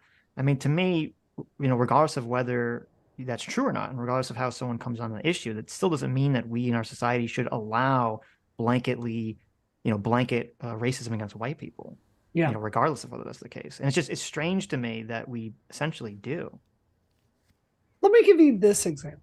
Let's see if we can, maybe this is better than than racism. So one of the things that's changed in my thinking today versus Gamergate is I've come to the conclusion that male loneliness is one of the very biggest problems that we face in America. I think that we are, for multifactorial reasons, creating a lot of dangerous, very isolated young men, right? And I think during the Gamergate era, we tried like marginalizing these people or making fun of them or kind of shaming them and hoping that would address our problems. That does not seem to have been a fruitful course of action. So the conclusion I've come to is that we need to invest as a society much more in targeted ways towards boys' mental health, right? And I would have zero problems with a program that was set up for whatever dudes do. Y'all know better than I do, like playing basketball together. I don't know, like stuff around the country to help boys video game development. Playing video games together. I would love to see a national Splatoon. No, making video games. That would be great. What I'm saying is, for something that was targeted like that, I would not have a problem with that disproportionately benefiting men, because I think even though there are a lot of really dire statistics about what young women are going through, I think it's pretty clear that men are facing something that's even worse. Yeah. In that situation, would y'all insist on it being 50-50 if we decide to like treat this really seriously as a country? Well, no, look, I say this in jest, but it's worth pointing out here. What if it was in video game development? I wouldn't have a problem with. I don't think that's a great so look, solution. we have a government program for people who want to start their own video game company. And we're going to give 80% of it to men and 20% of it to women. Yeah, I would have a big problem with that. I think because that is not addressing the problem that I'm talking about, right? Show me something that would address the problem I'm talking about. And like there's no societal problem that is benefited for giving men an even bigger piece of the pie in the game industry. Well, I don't know. Maybe, obviously you could say, therapy, going to therapy, we'll give them money to go to therapy. But if giving the money to start a video game company actually does better for their outcomes than therapy, then we're in that situation. Can make their own assessment if that's a good thing. My question to you is, do you think there's an ethical problem with spending disproportionately more money to, you do? I do, yes. Because I think look, the problem is when the perception of unfairness creeps in. There's a thing called procedural fairness. And when people realize procedural fairness has been thrown in the garbage, then it's like a free-for-all. Everybody's like, it gives them a license to be racist and sexist pieces of shit. So I think that's what the problem is. Okay. I mean, I hear your assessment. Yeah. I guess I don't agree. I don't have a problem. Like if there's, if men have some specific issue that we can clearly see, and the government wants to fund trying to help that issue, I don't have an issue. I don't have a problem with that, especially with the mental health stuff. I think it depends what the help is, because, there's obviously just spending money on a group will piss some people off if they're not part of the group. But there's sort of the additional problem with, the difference between saying like, oh, I want to spend tax money on mental health for men versus I want to help men, the kind of example Adam gave kind of jokingly, but it kind of would be comparable in a lot of like the affirmative action policies, which would be, I want to give men a leg up in, an environment where they might be competing against women for jobs. It's a little bit different of a situation, because then people feel more of a direct conflict. But more importantly than that, I want to go back to what you said before, which is that, you know, during Gamergate and definitely after, there was this acceptability of attacking young men and I would say in a very sexist way. And one of the most common ways is to call a guy an incel. Yeah. You Or know, a is to say, neckbeard. right, or a neckbeard. But incel specifically, and it's kind of funny because like to call a guy an incel is literally playing into the patriarchy. It's literally playing into misogyny because it's saying you as a male don't have worth because you weren't able to fuck a woman. And so it kind of like makes women just a sex object or a trophy for guys to fuck. And yet it was weird because people who were supposedly, you know, on the pro-feminist side were totally fine levying this insult at guys. And so it's kind of like that's what I'm seeing right now with like a lot of that acceptability of that is kind of like the acceptability of, you know, racism against white people, which even though, you know, guys and white people don't necessarily face the same levels of systemic racism or sexism, even from a left perspective, that those attacks and that mentality pragmatically and consequentially, I think creates more sexism, creates more racism. So it seems like there's nothing but a loss from doing this. And I think the left I would gain a lot 100% from just agree. coming out and blanketly saying, no, we're not doing this anymore. No, I do, with the caveat that, as I understand it, incel was what they called themselves, where the term originated. Yes. You know, I've long been outspoken about, you know, not using the phrase neckbeard, right? I think if you would, I think attacking someone on the basis of their appearance is, it's a gendered slur, right? I don't think that I don't think that men are facing the same pressures of being dehumanized in that way as women are, but I think it's not good, and I think pragmatically it's not smart. I mean, there's a lot that I would do differently today versus 10 years ago during Gamergate, because I agree with you. I think the approach that I took, in with the caveat that I was always talking about systems more than I think a lot of the other major figures of Gamergate were, because I was talking about trying to get more women hired at the bottom and building out the issues with the game industry, like from a public policy perspective. You can find hundreds of my statements on that. But I do think that there was an approach to it of thinking we could shame men into better behavior. And I think that has been proven to be spectacularly false. And that's something I have a lot of regret about with those years. Well, it's good. I mean, I give you massive credit for coming to that realization. I wish more people come to that realization.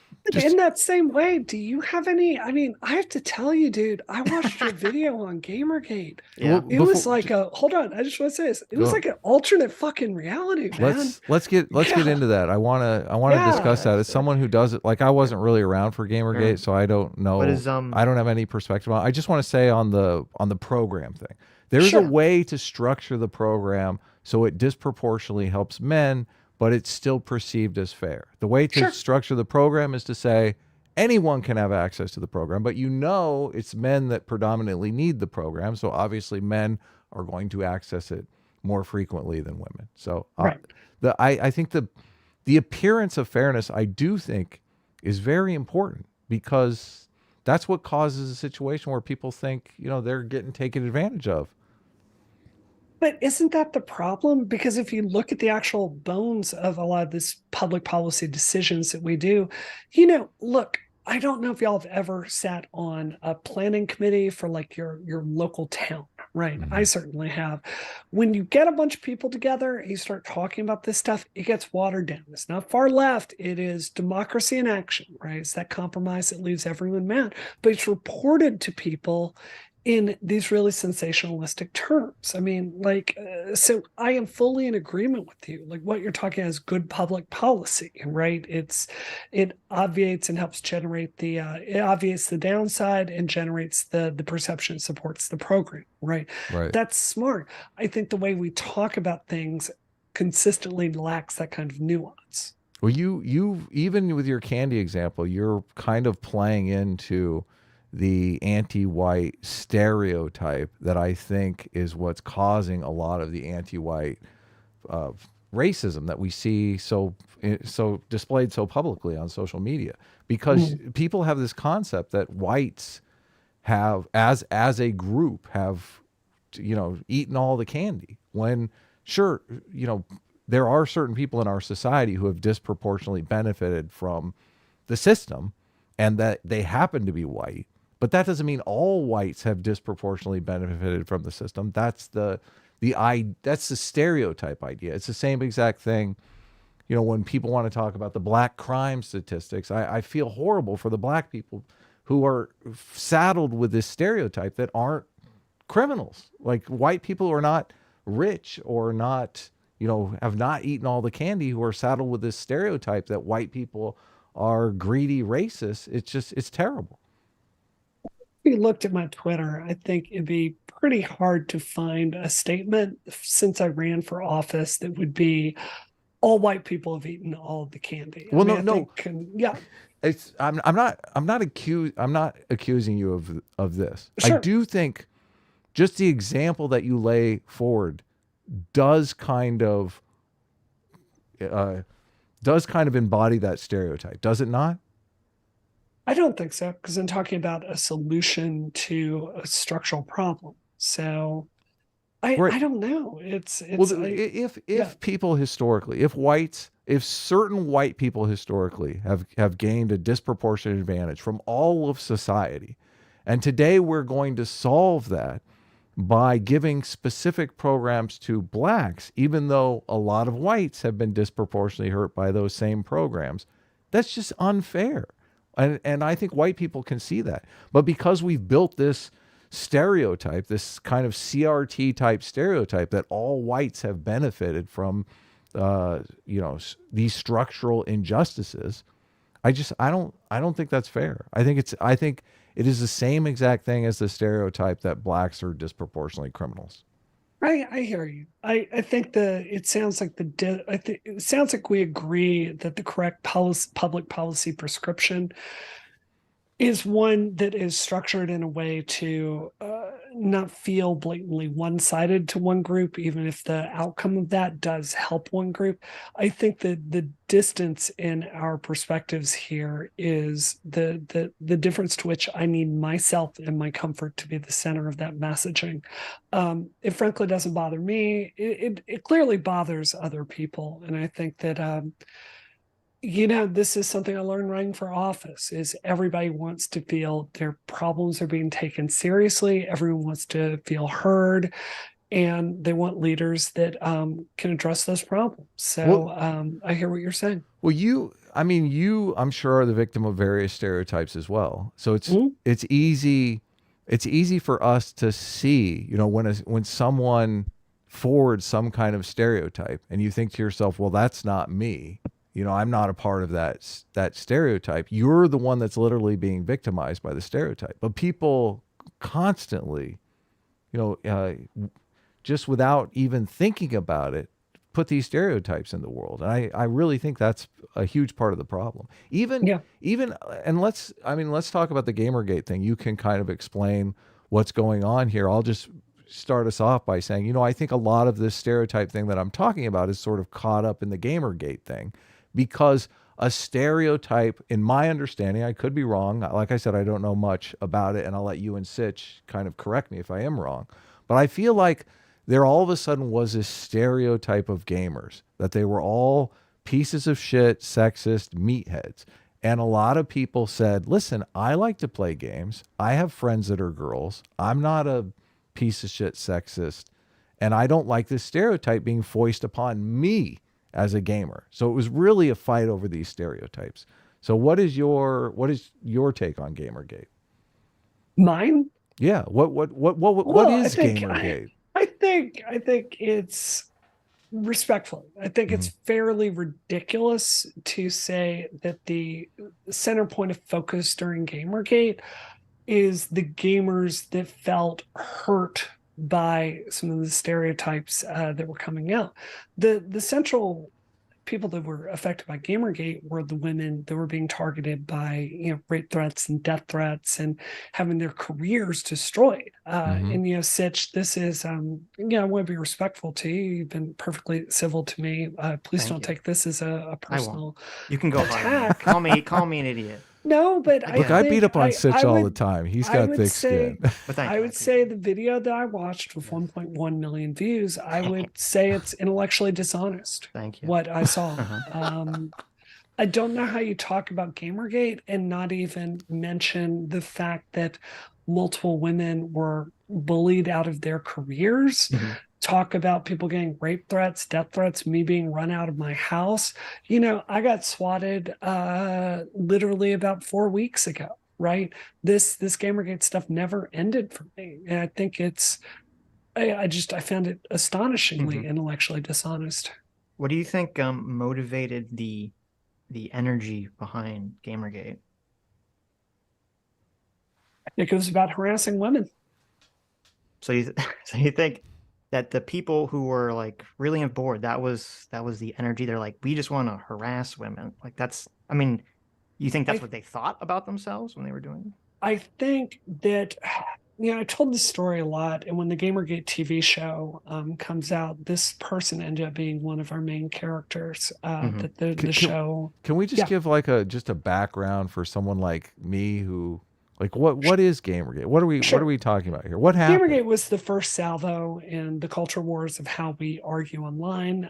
Basically, it was about a woman in the game industry started getting targeted after an ex-boyfriend wrote a blog, and it exploded in a gender war that ended up with a lot of women quitting the game industry. Okay, so it started off as like the opening salvo in basically this kind of cancel culture attitude on social media. No, it wasn't. Gamergate was the start of how we argue online. Yeah. Okay. Yeah. Well, to me, the thing that's interesting about, and this is why I asked the question about what was motivating it. To me, that was interesting about Gamergate, because my video came out in 2016, so it was 2 years after Gamergate. Even though I was on the internet, but I wasn't making videos back then. The thing that's interesting to me about Gamergate, it was kind of the bigger version of Atheism Plus, where you see this sort of the beginning of the shift publicly of kind of big swaths of the left moving from liberal to sort of more anti-liberal ideas. And the thing with Gamergate was, you have Zoe Quinn's boyfriend comes out, or ex-boyfriend, I guess, comes out, accuses her of infidelity and doing all this stuff for her video game. I don't know if any of that stuff was ever remotely true. It wasn't. But essentially, parts of it weren't true, but go ahead. Right. I'm sure it was hyperbolized and things of that nature.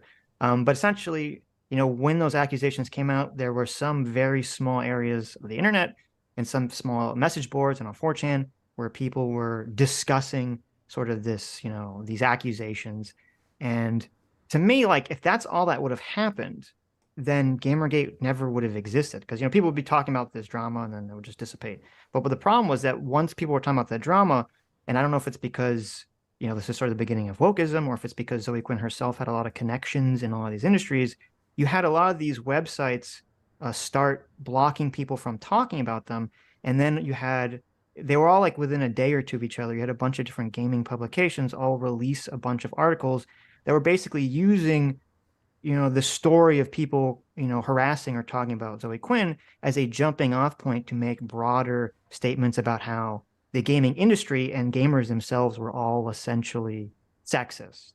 And that, to me, is what kind of sparked, Gamergate, and what sparked a bunch of people's interest, because it's kind of what you were saying, Adam, where essentially a large swath of people were just levied the accusation against them that they were all sexist pieces of shit. And a lot of people were like, like, what the hell? Like, you can't just attack me out of nowhere. Like, you don't even know me.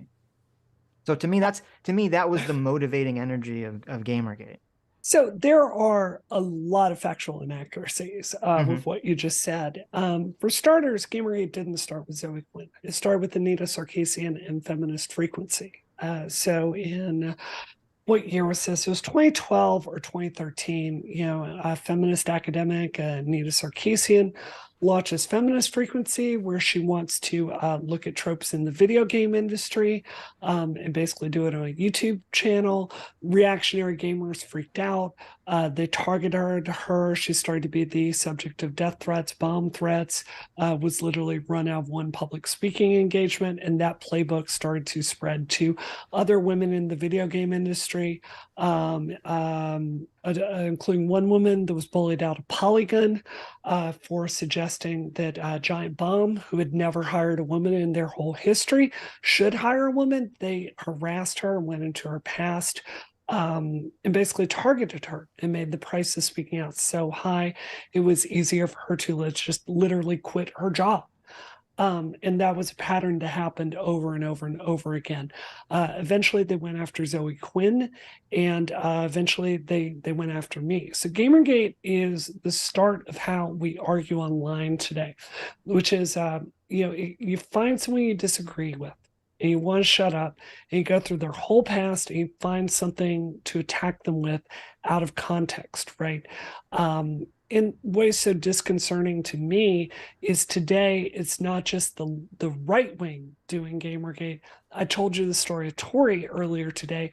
That was a pure Gamergate tactic there. So it's this tactic that has come and poisoned politics on the right and the left, but a lot more proportionately on the right. Mm-hmm. So regarding the ANITA thing, so when I said like where Gamergate started, I'm referring to like where the name came from, where the movement came from. You know, obviously, which was directly related to the Zoe Quinn situation. Obviously, there was ANITA. Obviously, had a lot of similar energy before Zoe Quinn stuff came out, because ANITA came out, as you said, in 2012 with Feminist Frequency, and she received a lot of criticism, which I don't know if it was all justified, but I think a lot of it was justified. She definitely had a radical feminist viewpoint. She wasn't just advocating for the idea that, we want to have more female protagonists, or we want to have more, female characters in games that aren't just trophies. I mean, she was definitely coming at it from a critical, radical feminist perspective. I mean, did you watch the videos? That's not true at all. One of her most famous quotes was literally to say that everything is sexist, everything is racist, and it was her job to point it all out. And that's coming from a purely critical perspective that, everything in society that's created by men has sexism embedded in it. Everything created by white men has racism embedded in it. And that was definitely the philosophical perspective she was coming from with her videos. I can't defend every quote in every Anita Sarkeesian video. I think directionally, if you look at those videos, they were a fairly academic critique about some tropes in video games that we need to think about.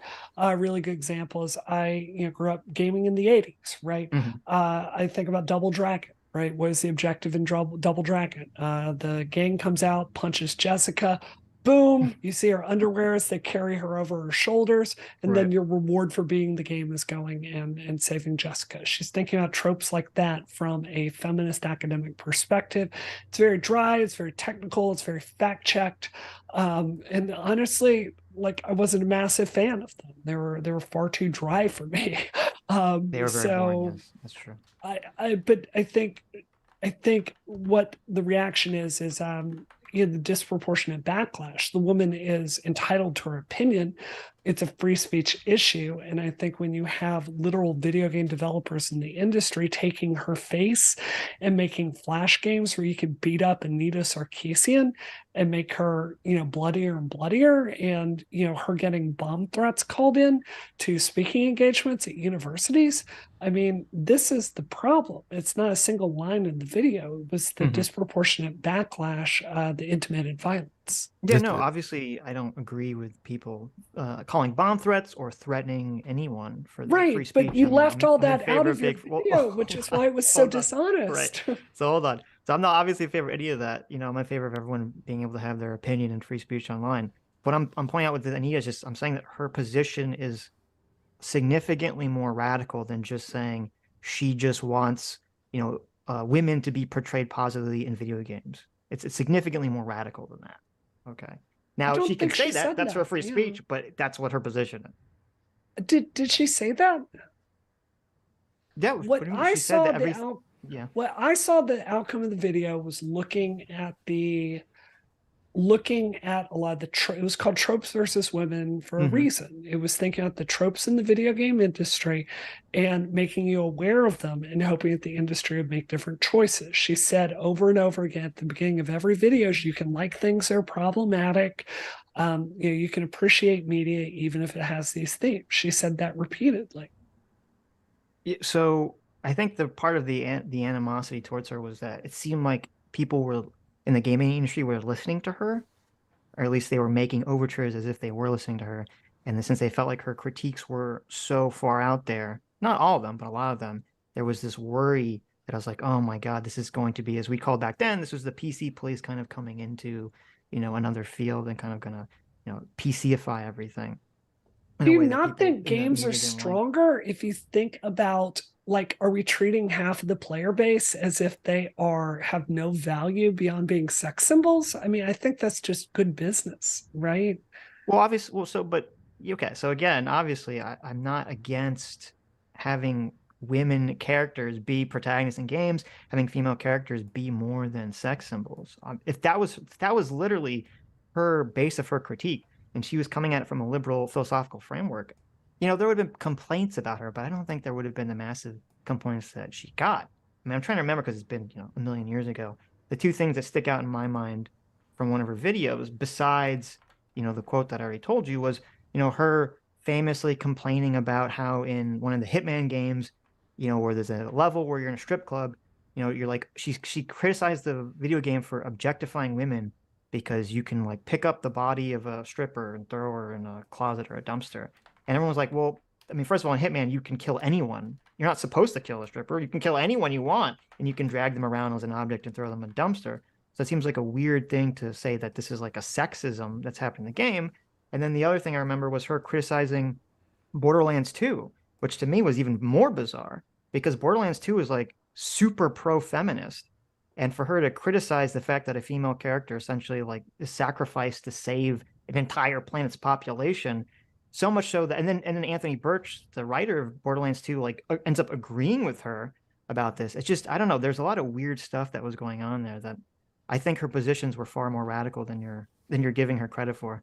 Well, my position here is like the degree of radicalness of her opinions is completely exogenous to the point that I'm making, which is, and I'm trying to do this politely, but in my estimations, one of the primary targets of Gamergate, you made a video that attempted to reframe the conflict of Gamergate in a way that I don't know how to describe it except a blatant lie. You didn't mention any of the death threats, the rape threats, the bomb threats, people having to cancel engagements. I was ushered by a former Secret Service person just trying to get into PAX East because someone on the floor had taken a picture of me and talked about stabbing me with a knife and how they were going to be the chosen one. You just conveniently leave all this out and reframe it as like this attack on gamers. And I'm with you that I think there are ways we could have talked about this more constructively, but I think this is some Right. Orwellian shit, man. So my motivation for doing my video in 2016 was because, if you type in Gamergate on Google, you'll find every single article by every single publication that says Gamergate is a harassment campaign. If you look it up on Wikipedia, and I remember this at the time that Gamergate started to form, there was like this massive fight on Wikipedia about whether it should be, neutral or whether there should be, have a perspective in the fight. And obviously Wikipedia ended on the perspective because if you look it up, it's Gamergate is a harassment campaign.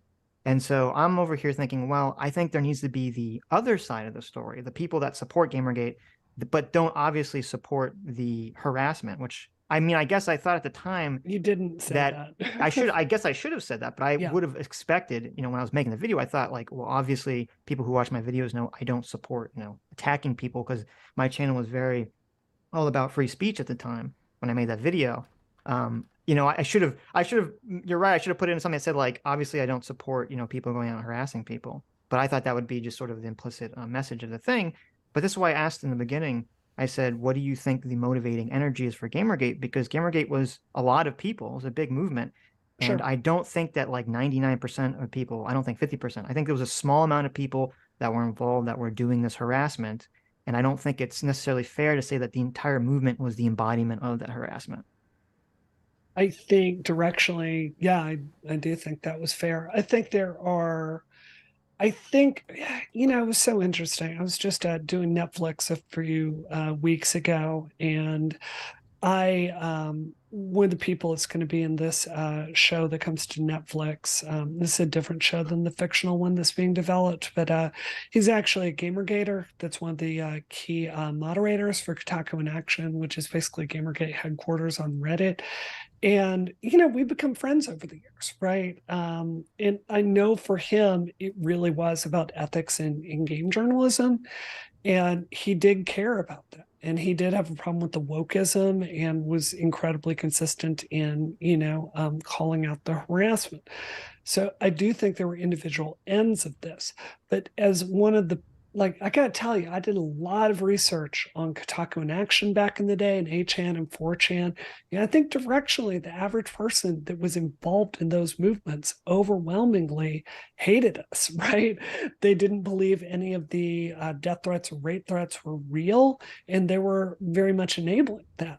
I think what you may be referring to, that I think you're conflating, is there were people on the side, just ordinary white dudes in the video game industry, deeply resented this idea that people like Lee Alexander were putting out there to the public. Like, gamers don't have to be your core audience, right? And I think there's a discussion there to be had. Were those tactics helpful? Were they right to feel disrespected? Are there things we could do differently? To me, those answers are yes. But I think if you're talking about Gamergate itself, I think you're talking about some people that were very willing to turn a blind eye to some things that caused an immense amount of personal destruction. Yeah, I'm sure that there were people that like that. I remember at the time on Kotaku in Action, like the threads that I saw, there would be a very big push, at least publicly. I don't know what's happening privately, publicly, to not harass people, to not harass you, to not harass the Wakeman, to not harass people whatsoever. Obviously, since you personally received, death threats and things of that nature, like that's going to be, your focal point for this. And then my focal point, since I didn't receive any death threats, and I was just, a random white dude on the internet on Kotaku in Action and these other things, and sort of looking more at the ideology that was kind of motivating the movement. That's where my focus was on. I think the interesting thing to me about Gamergate 2 was that this was kind of, and I think part of why it became about journalism or gaming journalism was because there wasn't really the language that a lot of people understood to really explain what was going on with this sort of everything is sexist, everything is racist ideology. People didn't really understand what that was yet. Now we have the word woke, and before that we had social justice warrior and all that other stuff. And so I think people were just kind of at a loss to really try to understand what's going on here. So I don't know. I guess we just have different focal points about what Gamergate was about. I don't think we'll agree, but well, I think that the difference in assessment here, and I think, like, you're talking, the Wikipedia came to this conclusion. The reason the Wikipedia came to that conclusion is, every major news media organization in the world looked into this. And I can tell you, as a subject of many of those interviews, I answered some incredibly hostile questions. Like, it was because there were a lot of people that were disinclined to believe us. It was an uphill battle getting our story out there. Something I'm very proud of for Gamergate is I personally helped swing that narrative greatly by moving away from the gaming press and talking more to the New York Times and Washington Post and ABC and all those places. I think I would suggest the reason the Wikipedia article aligns with my view is all this major media looked at these events and came to the conclusion I was telling the truth and Gamergate was not. So that's my explanation. Yeah, well, I mean, in Wikipedia bases its site, bases like, you can cite, as long as you can cite a news article, essentially. Right. That's how the story is formed. But I mean, the issue is that, this is my contention, is that basically all the mainstream media, especially around Gamergate, was incredibly biased. And I think a lot of the mainstream media still today is very left-wing biased.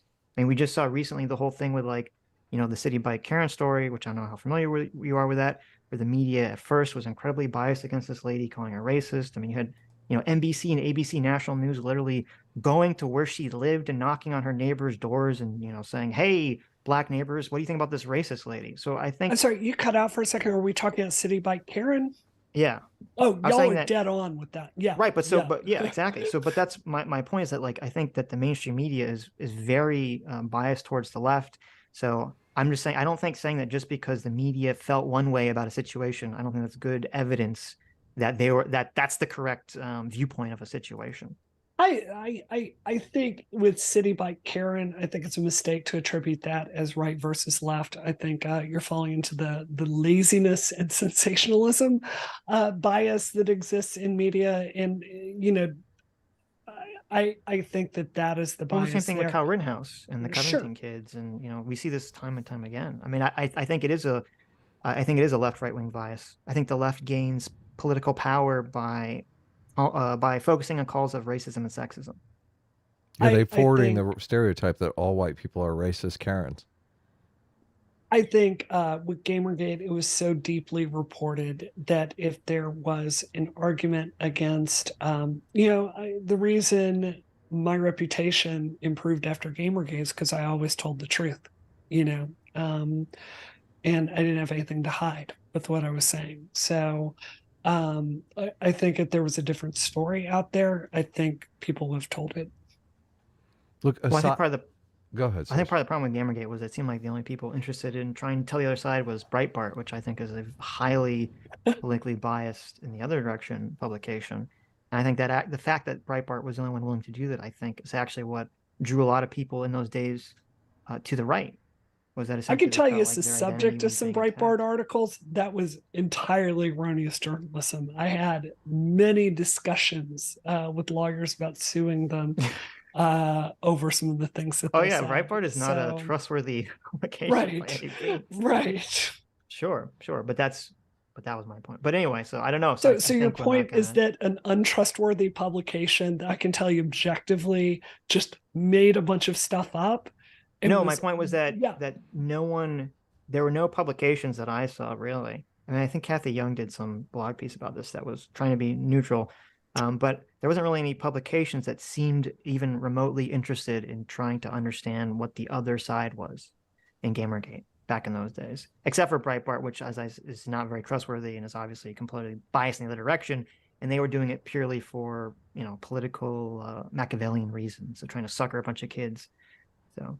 Well, I think I would agree. Again, something I've said repeatedly on media, I keep waiting for this to come back and get me canceled by the left, is I do think that the way we approached it created a lot more chaos in the game industry than we solved. And I think that we made people more aware of what women faced in the game industry. I think directionally there are ways we could have approached what we wanted and gotten better results. So I would do that drastically different today if it went back in time and did 2016 again. I mean, and there's also, I forgot about this. There was the whole thing with the game journals list too, the email list where it felt like a lot of game journalists were sort of trying to band together to create a narrative behind the scenes, and it seemed like that narrative won. And so that's why I made the video, was just to kind of push back on that narrative. You don't think that maybe they came to that conclusion? Like, I share your critique that game journalists in my industry, in my experience in the industry, are respect to them. They tend to be a cliquey group of kind of unpleasant people to be around who are very judgmental, right? Yeah. But at the same time, I think they take their jobs seriously. I think the difference in our perspective is you're attributing this to a malicious motive. I think they looked at the facts and came to a conclusion that you just don't like. I don't think it's malicious. I think it's that these are people that believe ideologically in this, like, everything is racist, everything is sexist worldview, and so it's very easy for them to look at the situation and can come to that conclusion automatically because it already fits with their worldview. Here's the story. I probably shouldn't share this because I don't betray public conversations, but Steve Butts, I had a 2-hour conversation with Steve Butts, the editor-in-chief at the time of IGN, really upset with him about his publication's relative silence on Gamergate, despite the fact that Samantha Allen and a lot of women had literally been run out of the industry. I thought it was an ethical responsibility to get him to do that, and he did not feel that way. Game Informer did the exact same thing, but Steve Butts in particular.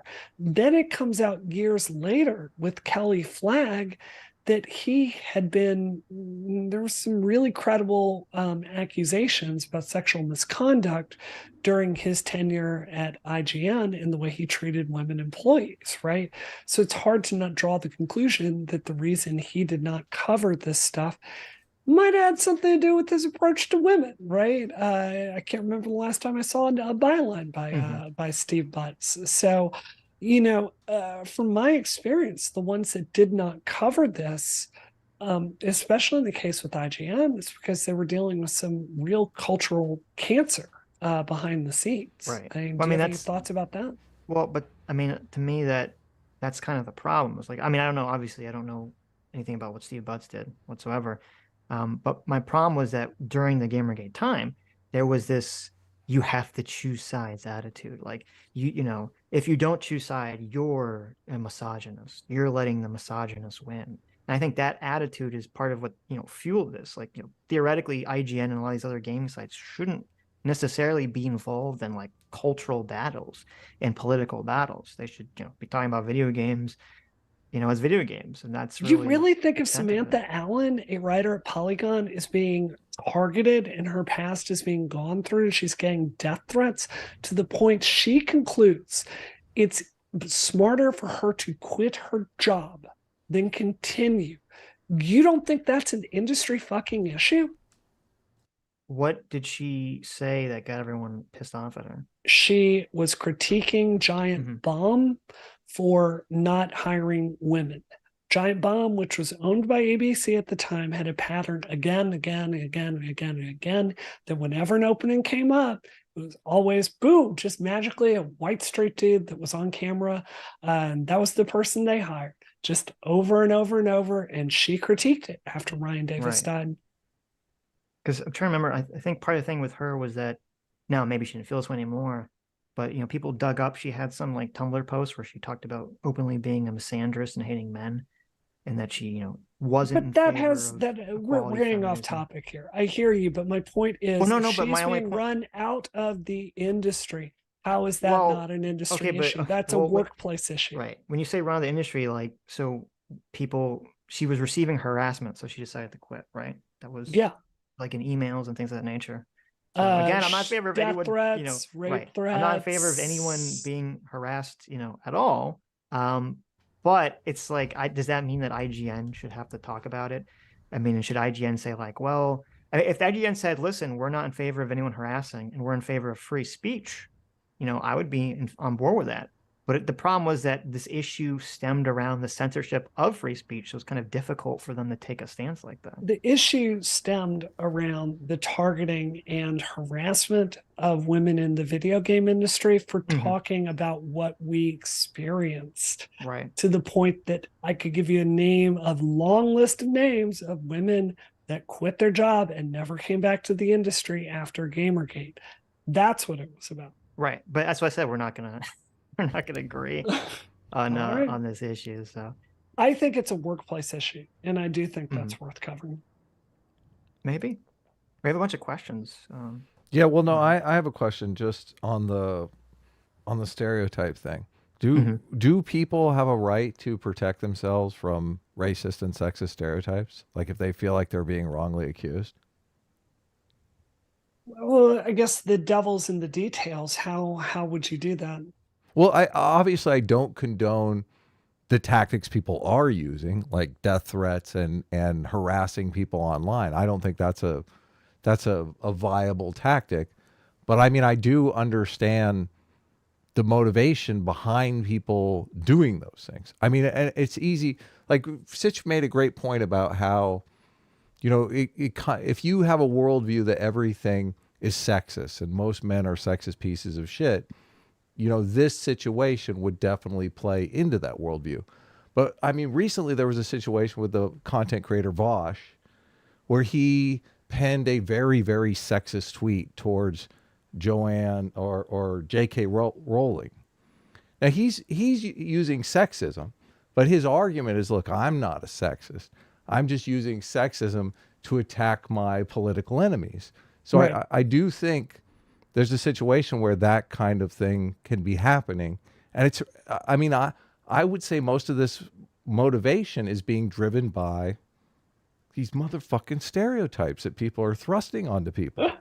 So how are women supposed to advocate for changes in the game industry? Well, not by saying all men are sexist. That's don't the think- problem. The overwhelming majority of what I talked about during Gamergate was the hiring biases and trying to get law enforcement to address the death threats Right. that what's going on. That is, I'm sure in the midst of the trauma, I made a tweet or two that was like, most men in the video game industry are sexist. I'm sure I said something like Right. that. Okay. I would not stand by that.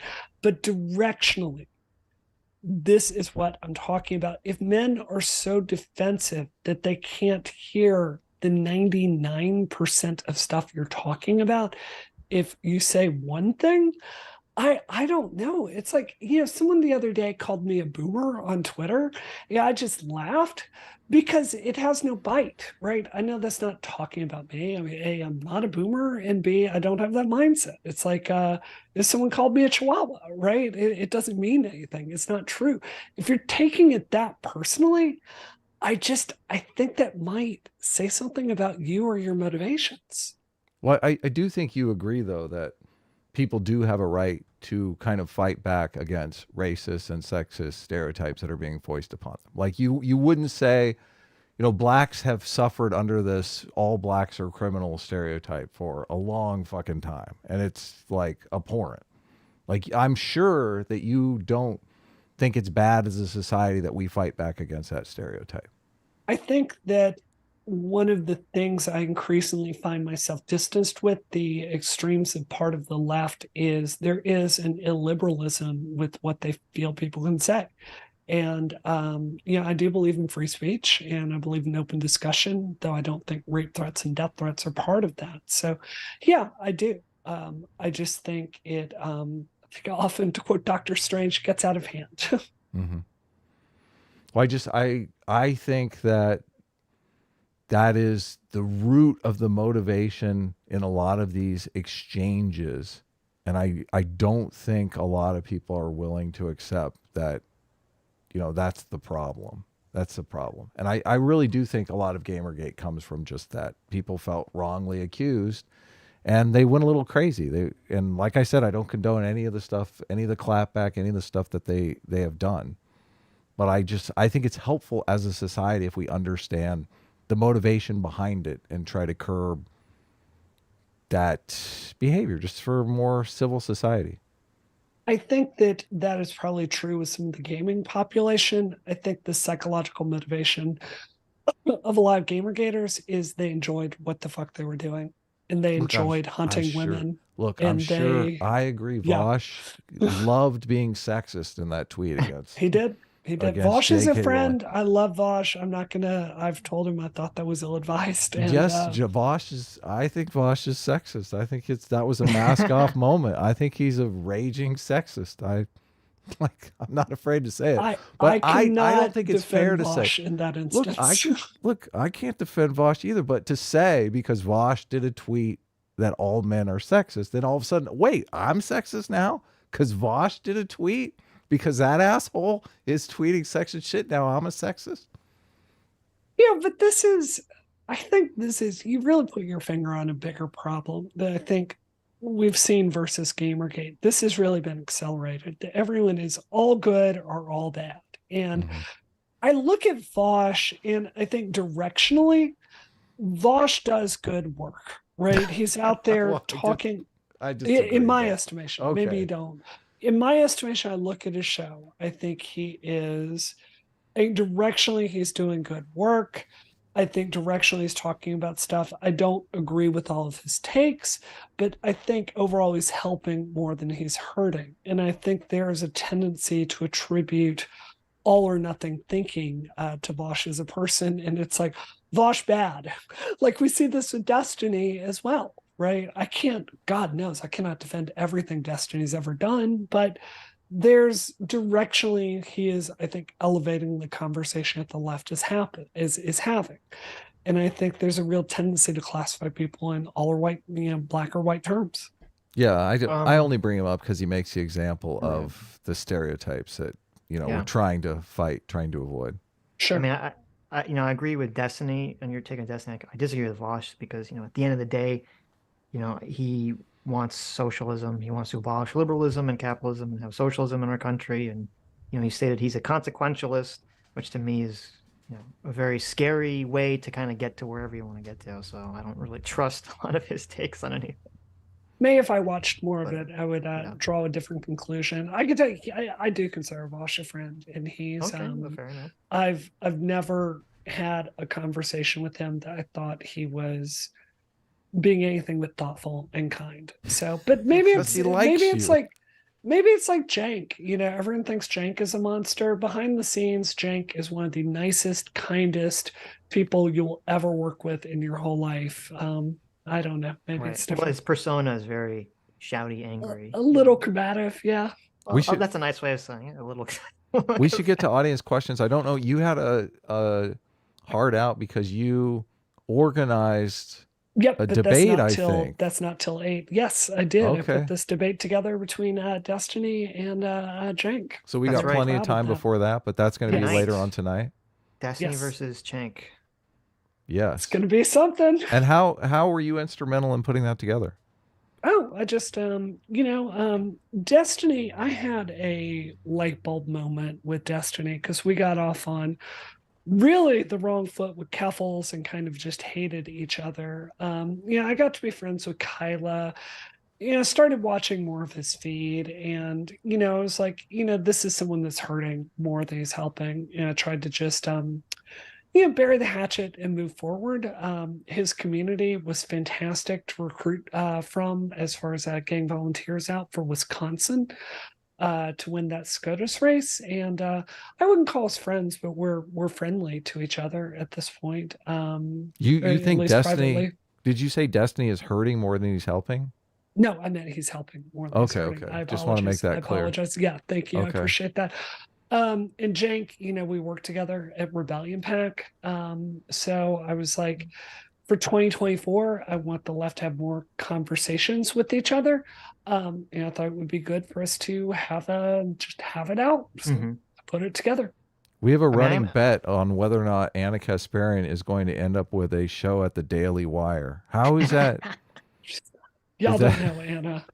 You do not know Anna. She'll never do that. Well, I am happy to see, because there's a lot of Young Turks content I don't like, but I am happy to see that Anna and Cenk, to a lesser degree, are starting to kind of push back against a lot of the, very anti-white racist woke stuff that appears to be happening online. So I do give them a lot of credit for that, and for Anna, admitting fault in some past things that she's done. Yeah, Anna's a really good person.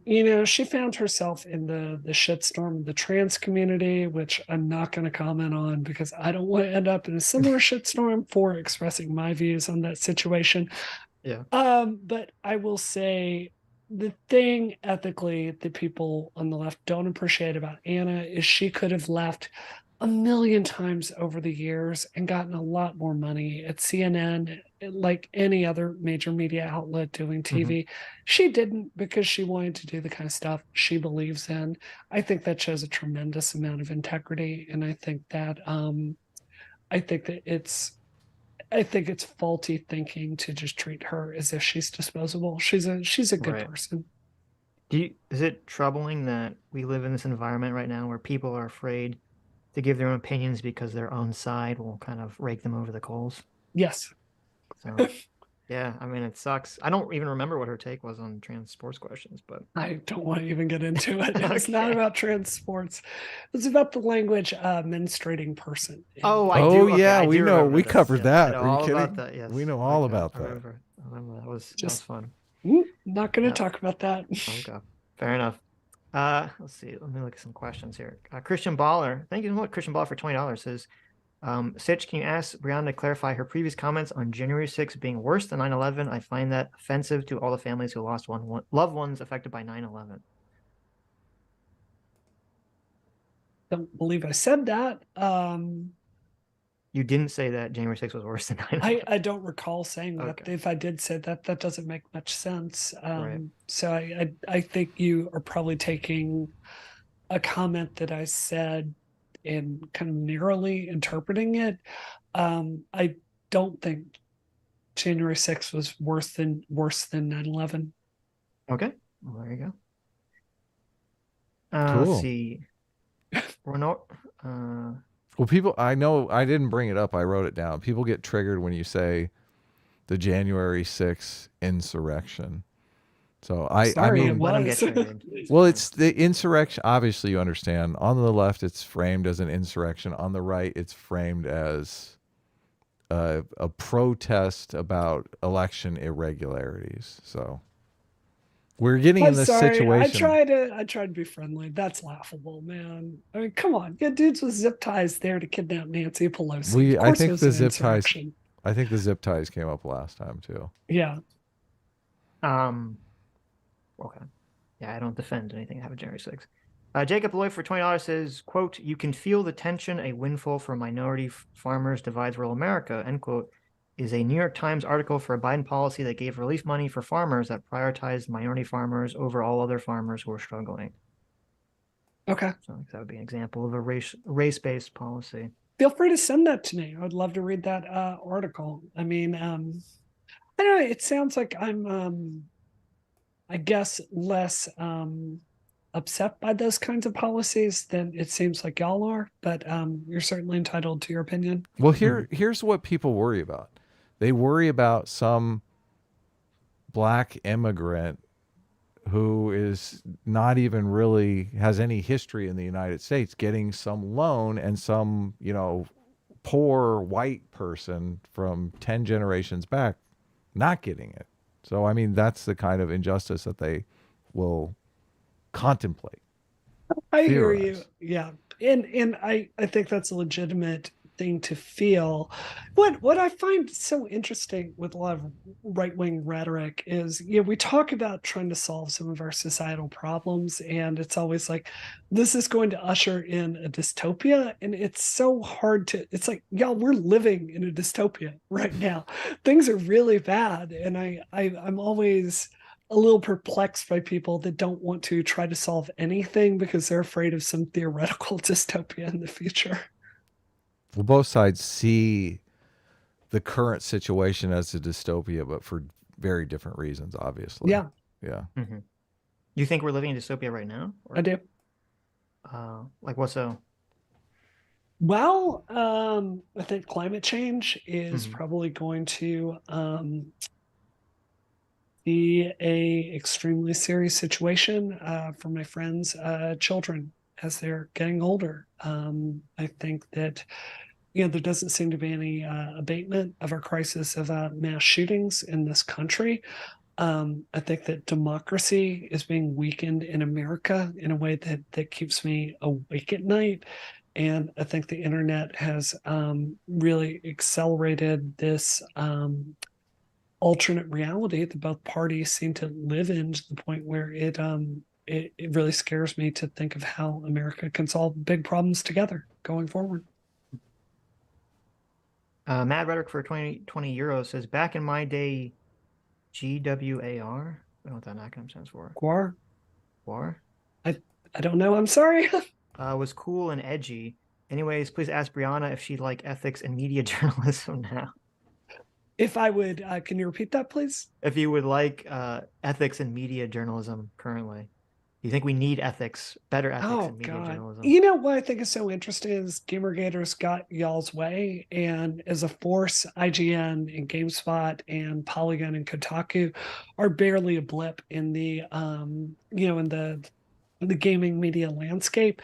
It's all YouTube today. It's all individuals making their own decisions about this. And I think if you're worried about people getting access by game companies for giving good reviews. I think you can look at who gets access to products, and I think it's y'all got everything you ever wanted, and it's a million times worse. So take it as you will. Well, I mean, I guess I'll say I agree. It seems like a lot of gaming journalism has, like, a lot of the energy seems to be, I agree, YouTubers and Let's Players and things of that nature, not really IGN or any of these other sites. So they did get their way in that respect. Guar is a band. Okay. Yes. There you go. Let's see. A lot of super chats have nothing to do with the conversation. Alex Stewart for $20 says, I will point out, Brianna, that in both the arts and tech field, the far more experienced people have always told me that the most talented people will rarely ever make the most money, or at worst, may never be recognized. Fair. Let's see. That sucks. Look, it's the real dialogue always. It's the real dialogue always, not the fake one. Yeah, I might point out that your show is more financially successful than a lot of other talk shows. So, I know. That's true. Thanks to our generous audience. There you go. I think part of that is where the internet is a place where people go to lie about other people and to make up,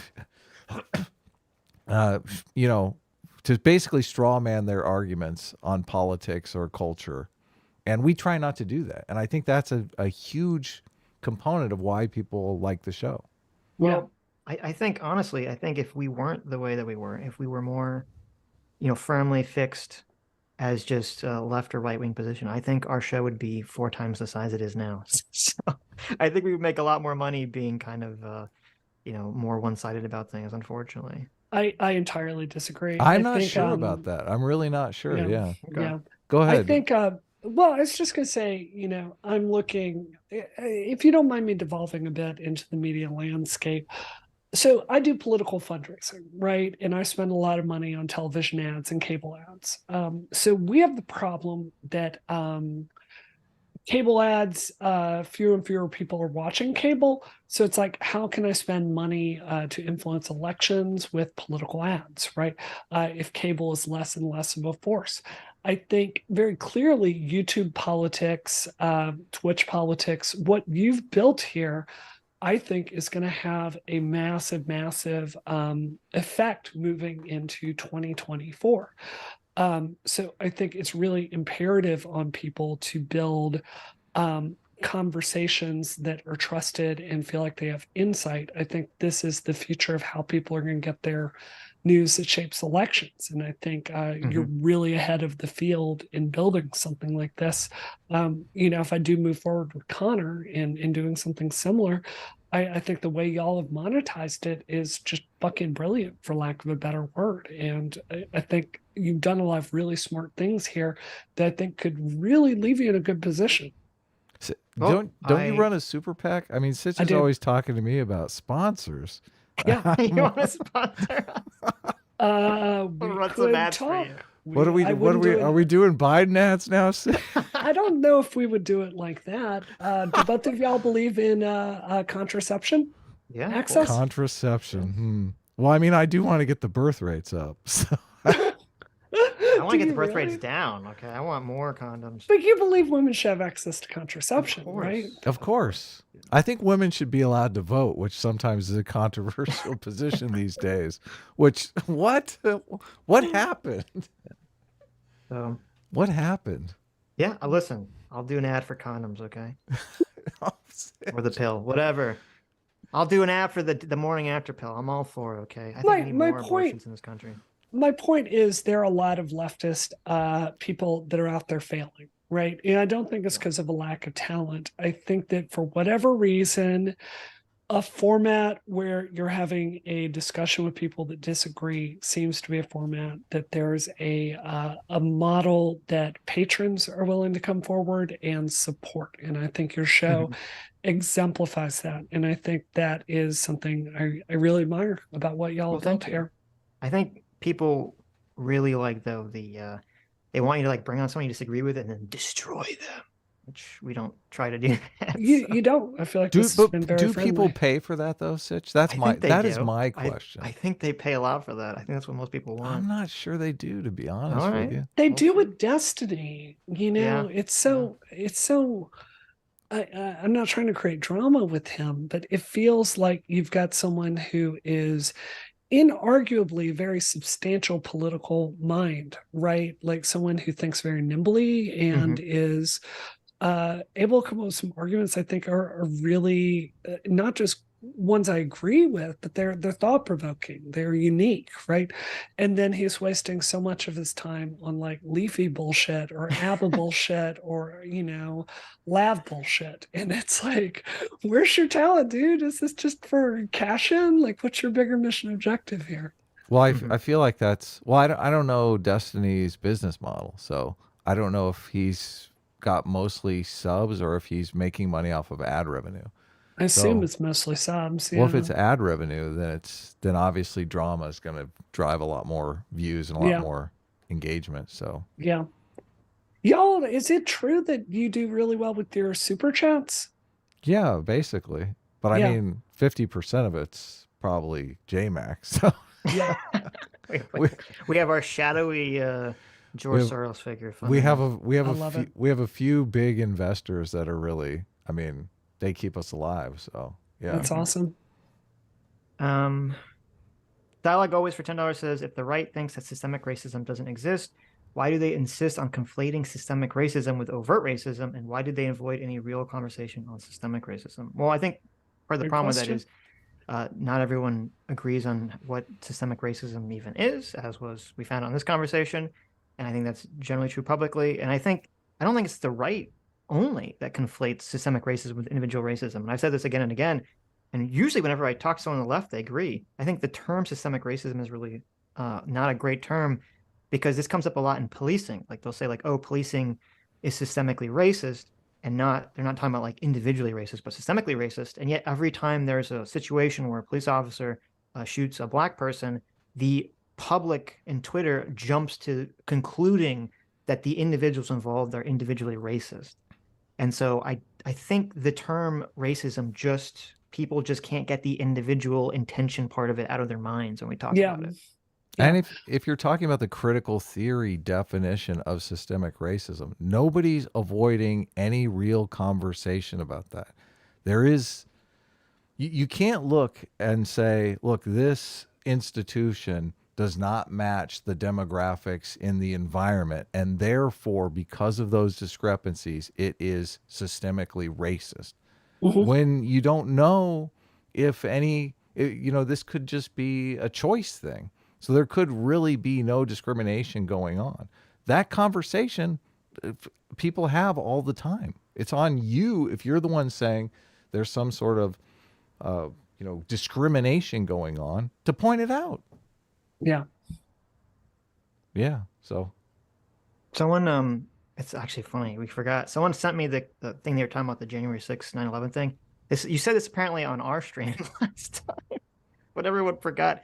You said that you thought January 6th was the most terrifying day in American history, and we topping said 9/11. Yes. Oh, she said topping 9/11, or we brought up 9/11. Well, maybe we brought up before. I think we brought up 9/11. Yeah, but afterwards. Brianna said topping 9/11. January 6th was the most terrifying day in America. No, I'd lived through both those days. I think 9/11 was scarier. Okay. But if I said that was clearly inartful. Fair enough. Yeah, fair enough. Let's see. And thank you for sending that clip, because I figured half without our stream.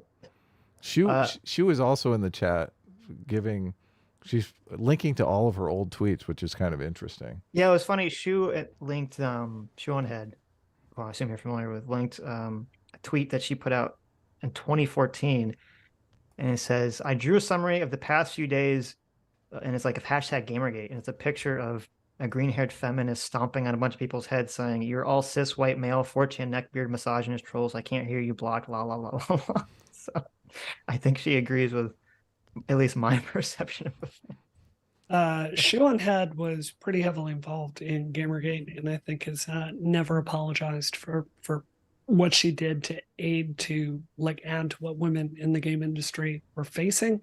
I would like to, I think she was talking the other day, coming to Tori's defense, which I appreciated.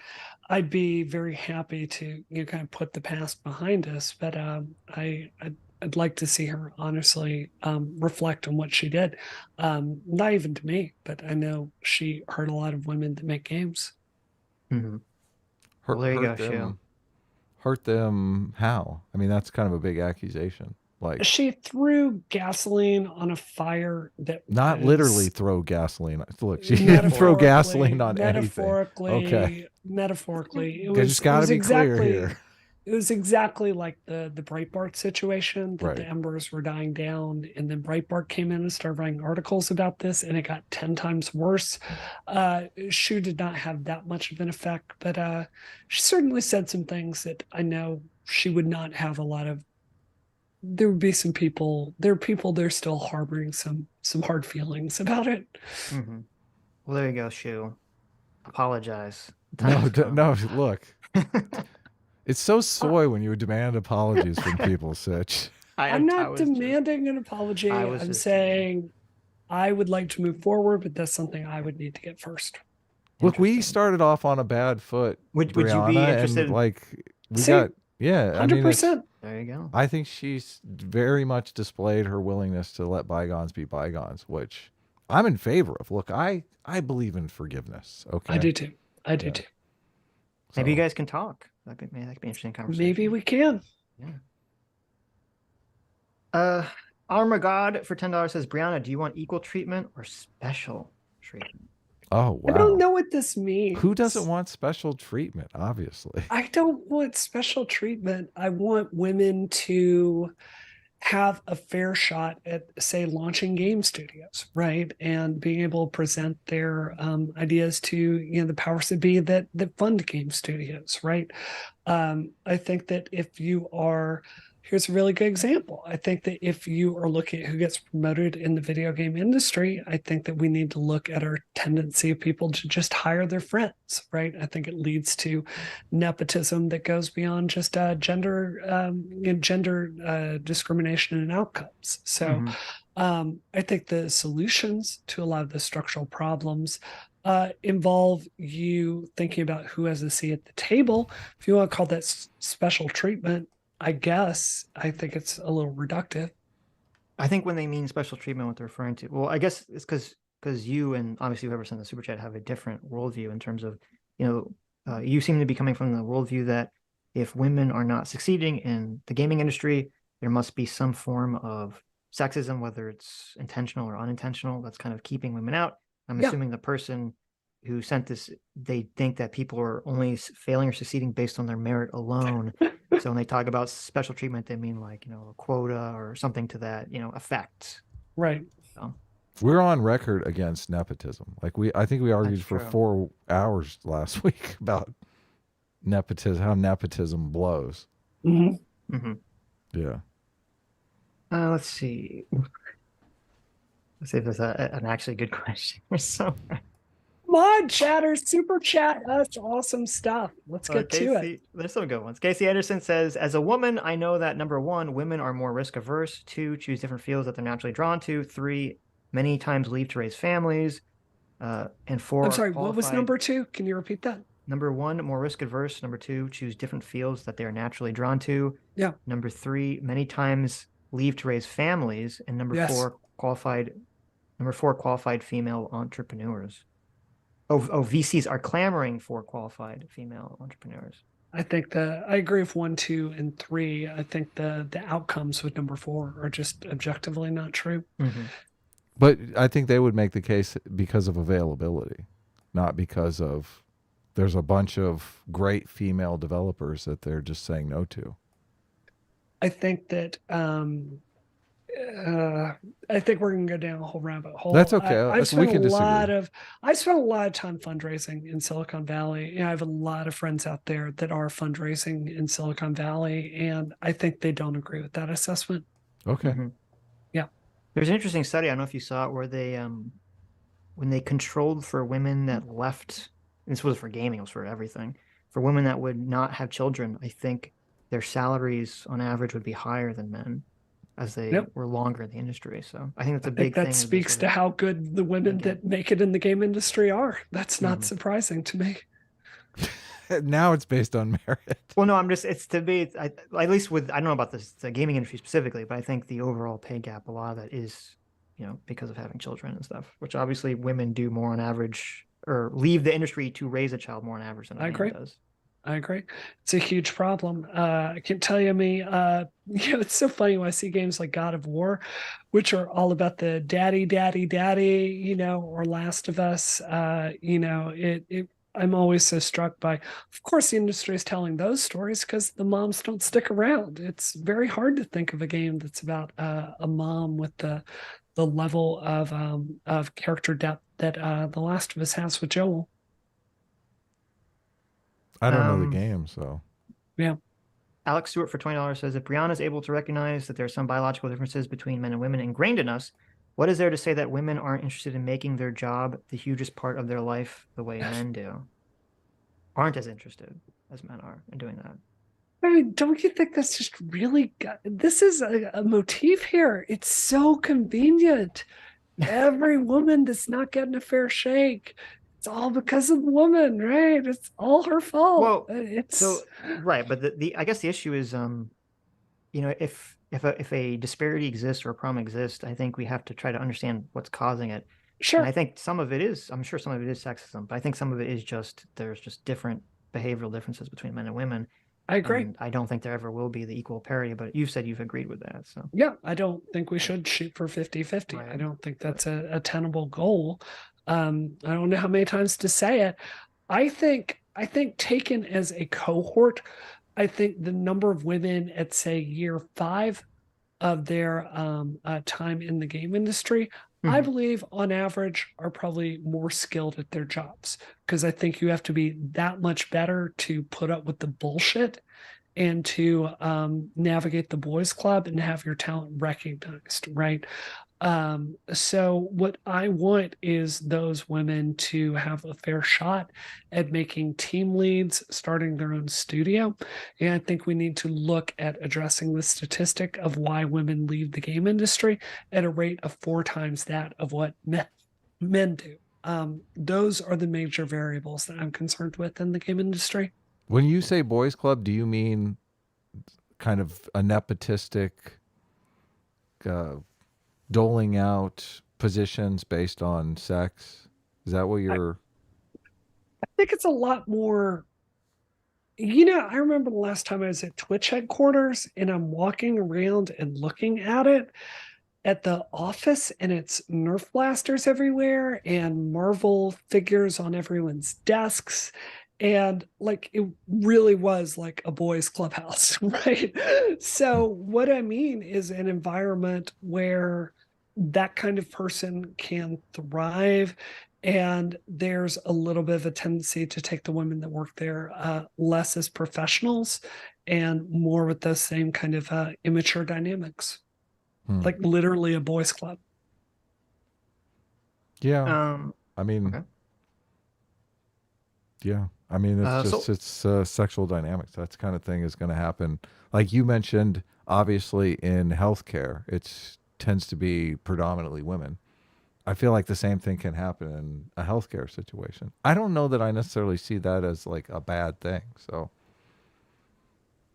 I think it's a problem if people can't feel that they can't get promoted or achieve their dreams or even stay in the field because it's not built for people like them. I do think that's a problem. Yeah, I agree there. Obviously, if people are not getting promoted because everyone, at the hospital is like, they're all catty bitches. Right. Like keeping you out. That would suck. Yeah. Totally. Soldos for $20 says, to answer Brianna's question, it was revealed that RAF, the Royal Air Force, had a quota to limit the hiring and promotion of white men. And I think they actually had to freeze hiring white men because they couldn't reach their diversity target naturally. That's wokeness. She hasn't answered equity versus equality. Just talking about standpoint epistemology. Okay. Okay. Um, I feel like we've discussed equity okay. versus equality quite a bit today, but I hear you. Grassroots Hegemon says, based, conciliatory, and reasonable Brianna Wu, big fan of your redemption. Well, there you go. How Thank do you. she feel about annexing Canada and renaming it Snowhio? Well, I think when we do that war, Russia can fund the Canadian defense against the American imperialists. And yeah, it'll be really interesting. Mm-hmm. Ohio, man, that has a nice ring to it.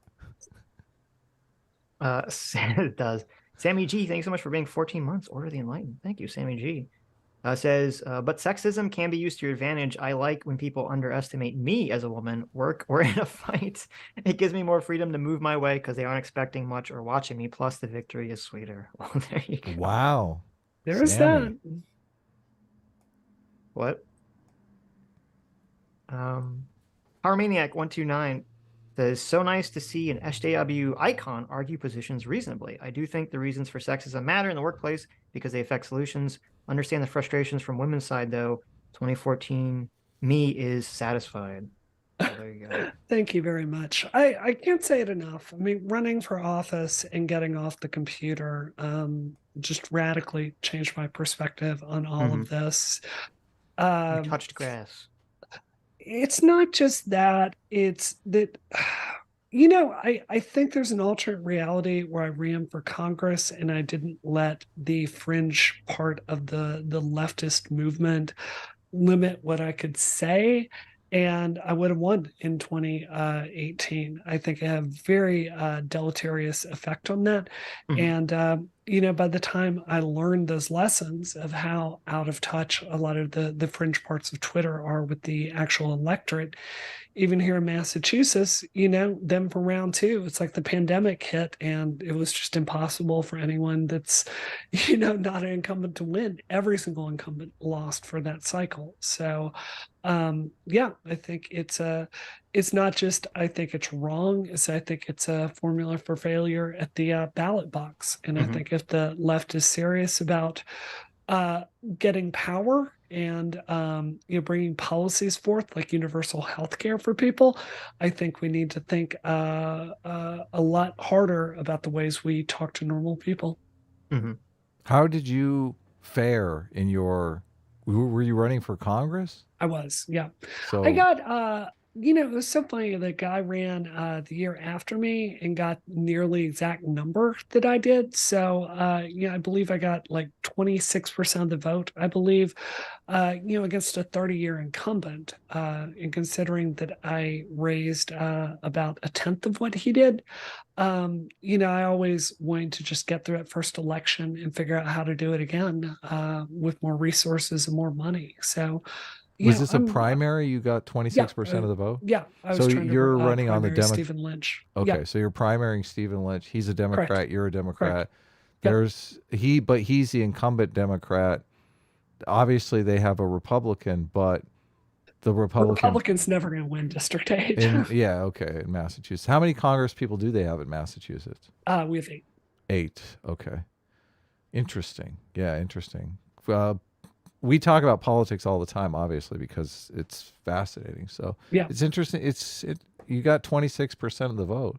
I think for a first time out candidate that didn't know what the hell she was doing, I think that's pretty good, actually. I think it's respectable, for a first go, definitely.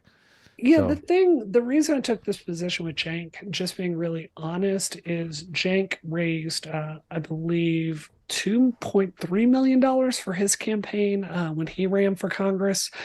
And I wanted to learn enough about fundraising that I could come back eventually and run for office when Lynch retires and have the resources to, you know, have the 1.5 that you would need, right, to credibly win. So, yeah, I'm kind of playing a long game right now. I do believe in public service, and you know, I think there's a lot that I've learned in the years since. How I mean, long... can I ask honestly, would y'all think about voting for me? I mean, I think I'd seem pretty, I don't know. I would hope you would feel comfortable with someone like me in Washington. I'm not sure really your policies. I don't know. I'm not sure. You ever Wait, rub it in Chank's face that you got a more percentage than he did? No, I would never say that to him. Okay. look, He's a good guy. He's a good guy. he's fundraising for. Why would she do? It's a Right. little teasing, be like, hey, look, Jank, look at my numbers. I'm very familiar with the district that Jank ran in. It's a very Yes. conservative district, so Yeah. it Well, I'm talking doesn't about in seem the like. primary though, not the. Well, he didn't. Did he? Well, did he was running in the primary, right? Yes, Yeah, that's but correct. he didn't win the primary. He never won the primary. Okay, No. gotcha. No, he did not. Do they have a Democratic? I'm not sure they have a Democratic congressman. That it was a Republican congressman for like 20 years. How long is No, your? it was the Democratic woman that had to resign because it came out the nudes of her, with one of her staff people. Do you remember this? Yes, don't I remember this do. at all. Yeah. Yeah, No. that district. Was it but was it a special election that he was running? I believe Jank it running was. Yeah, yeah. Bricknose says, for Brianna, I think most men can agree that overt workplace sexism is bad, but when proposed solutions sounds anti-egalitarian, it feels unfair because men don't get jobs for being men. So why should women? Most men get jobs by performing or networking.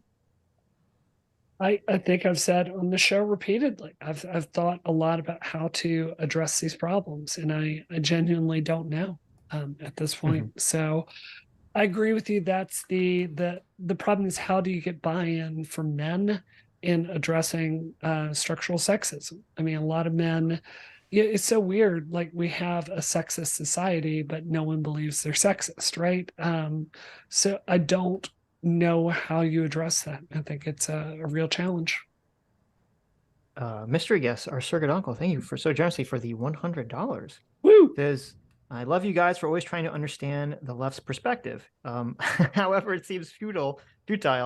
Now we understand how this person feels about everything, but there's never anything concrete to debate. What's the purpose in debating someone's feelings? Like they didn't feel. I feel like we're talking a lot about policy and messaging. I think that's not really generous. Bricknose again says, another question: Are there any all or mostly female indie game studios? It'd be interesting to see that scholarships, fundraisers, donations, etc., might help give a foothold where one isn't available in the mainstream game development industry. Yeah, there are problems around the edges. I think I've grown to be extremely cynical about their ability to change anything. At the height of Gamergate, Microsoft very famously apportioned, I believe it was $115 million for women in games. And what did they give it to? The IGDA. If there's something IGDA is doing to concretely help women in the game industry, I'm personally not aware of it. So I think there's a lot of reason to be cynical about that stuff. And then Bricknose again, thank you, Bricknose, for all the money.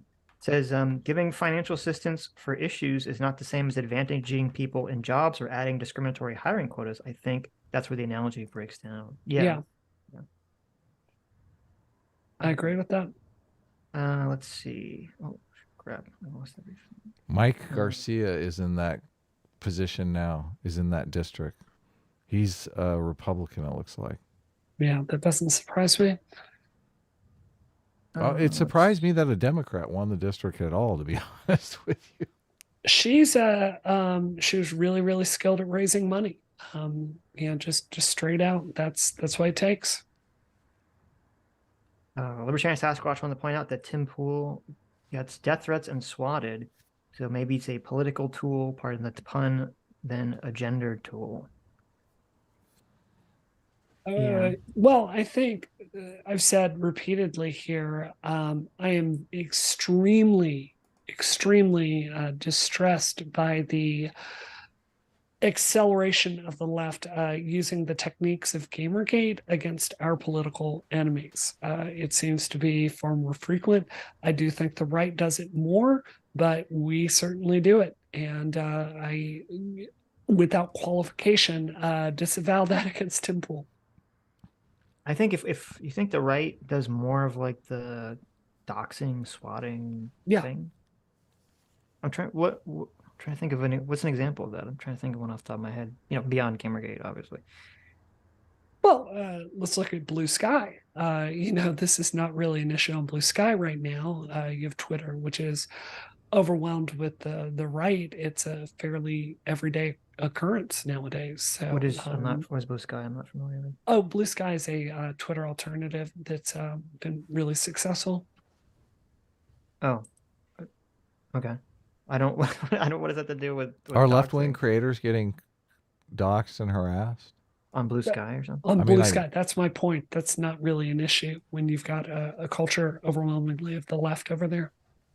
Oh. Well, but, I mean, the doxing is going to only be in areas where there's conflicts. Like right?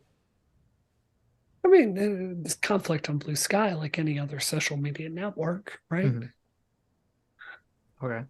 I just maybe you share a different assessment. I don't think the left has that sentence. Well, the bike Karen lady got doxxed and harassed like immediately, and she did. She was. I mean, there's entire apolitical, but people on the left were the ones that were doxing and harassing her. She was accused of racism.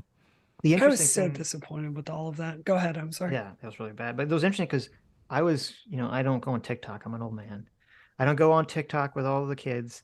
But when we started to look into the bike Karen stuff, a lot of the harassment and doxing was coming from TikTok. And when I looked into it, there's entire accounts on TikTok that have hundreds of thousands, if not millions of followers, millions of views. And literally all these accounts do is they run around looking for people in viral videos that are accused of racism or something.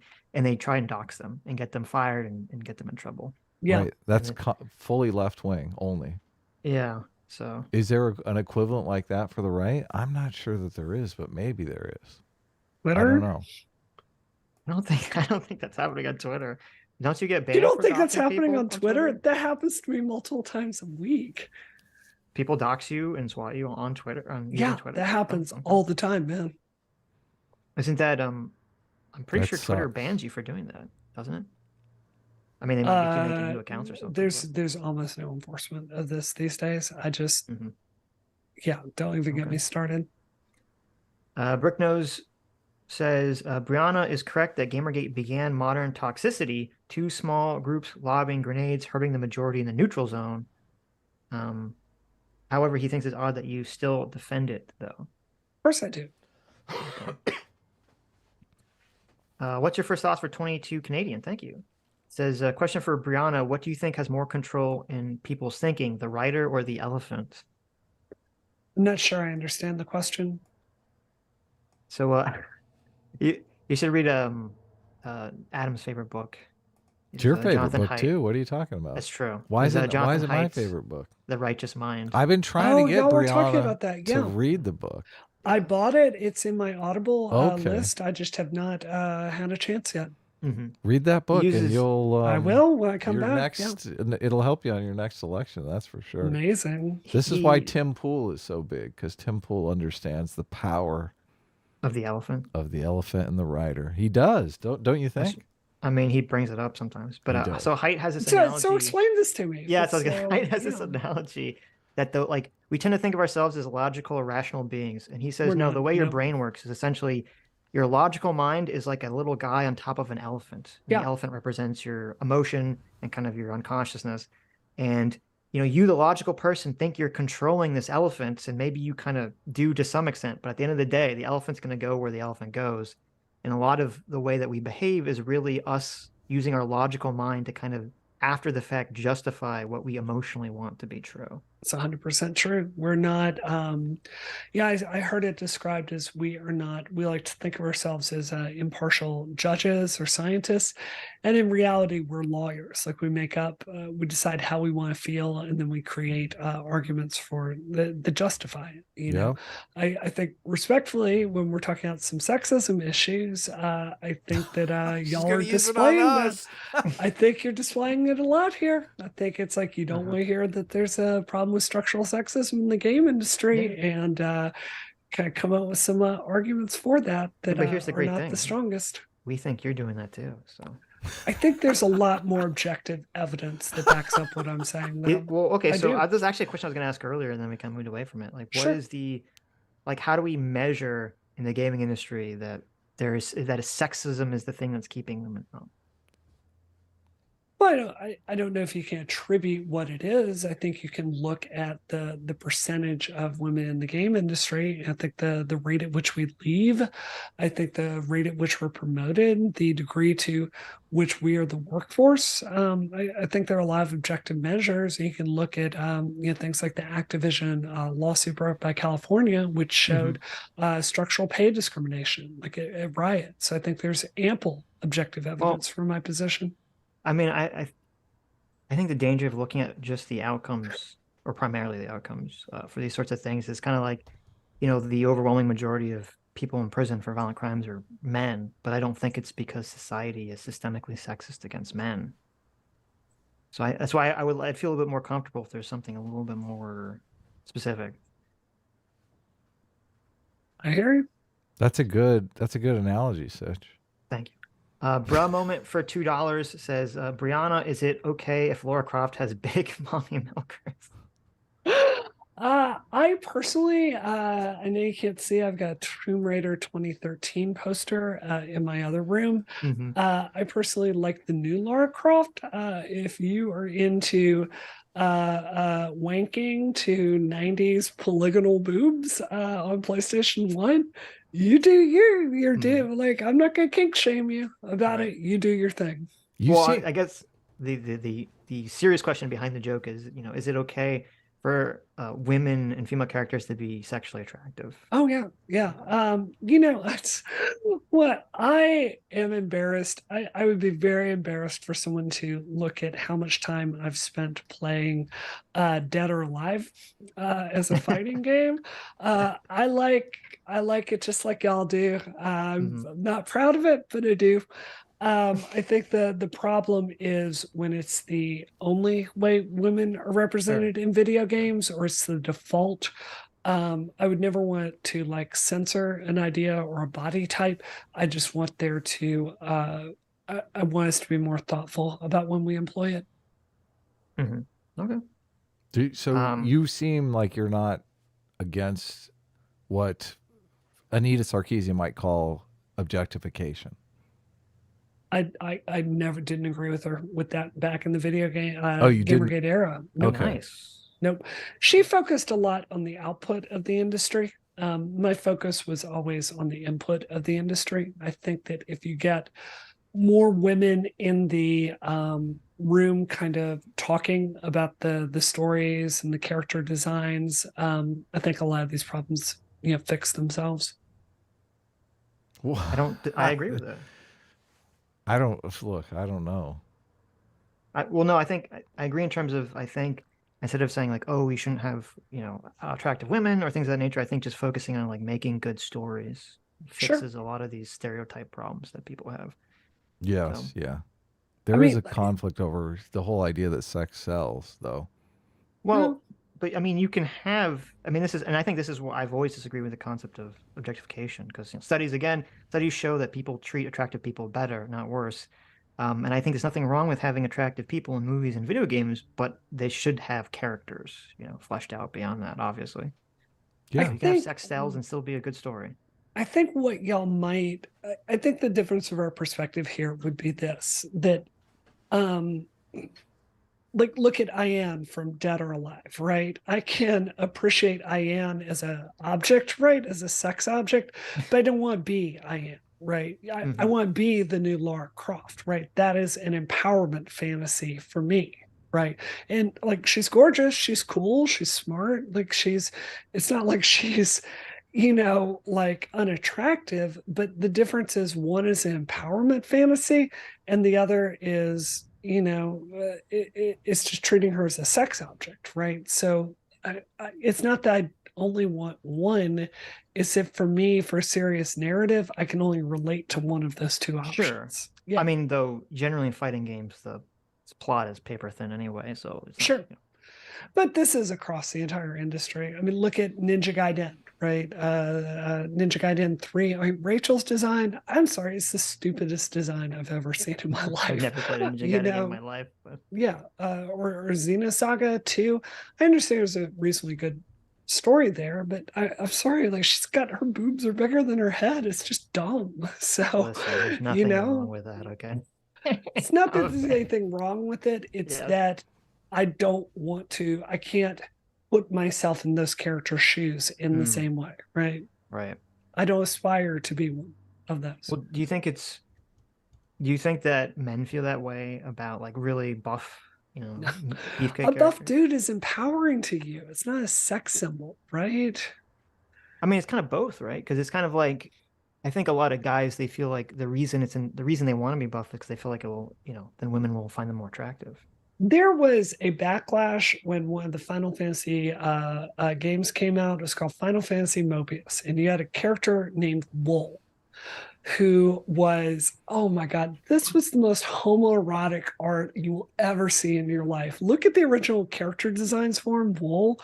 He's like leaning back on the couch. His shirt is like open all the way up to here. And it's like all the lines are going down to his crotch. He's got these big kissable lips. Right. And men freaked the frack out about this design to the point they changed all of it, right? This was a highly sexualized design. Y'all really didn't like it. I think that's very, very different than, say, Astroth in Soul Calibur 6. Right, but that's because it would be the fact that it was gay, I assume, was the issue that people had. Like, that, like, if you're straight and you're a male, you're not going to aspire to be attractive to gay men. You want to aspire to be attractive to women. So I think a lot of women would be into that character design. You're probably pretty right. attractive. Yeah, you're definitely right. Yeah, right. Some in our That audience was right a now. man being sexualized, and I think men were uncomfortable with it. Well, it's just interesting because I feel like women look at men look at the buff action hero guy in the video game, and they want to be them. And part of they want to be them is not just because they're strong, but because they feel like that is like how they get women, is to be that guy. And it's interesting that when women look at like the the tits as big as her head, attractive woman character, they're like, oh, I don't like, that's just bothers me. Like I'll never be that.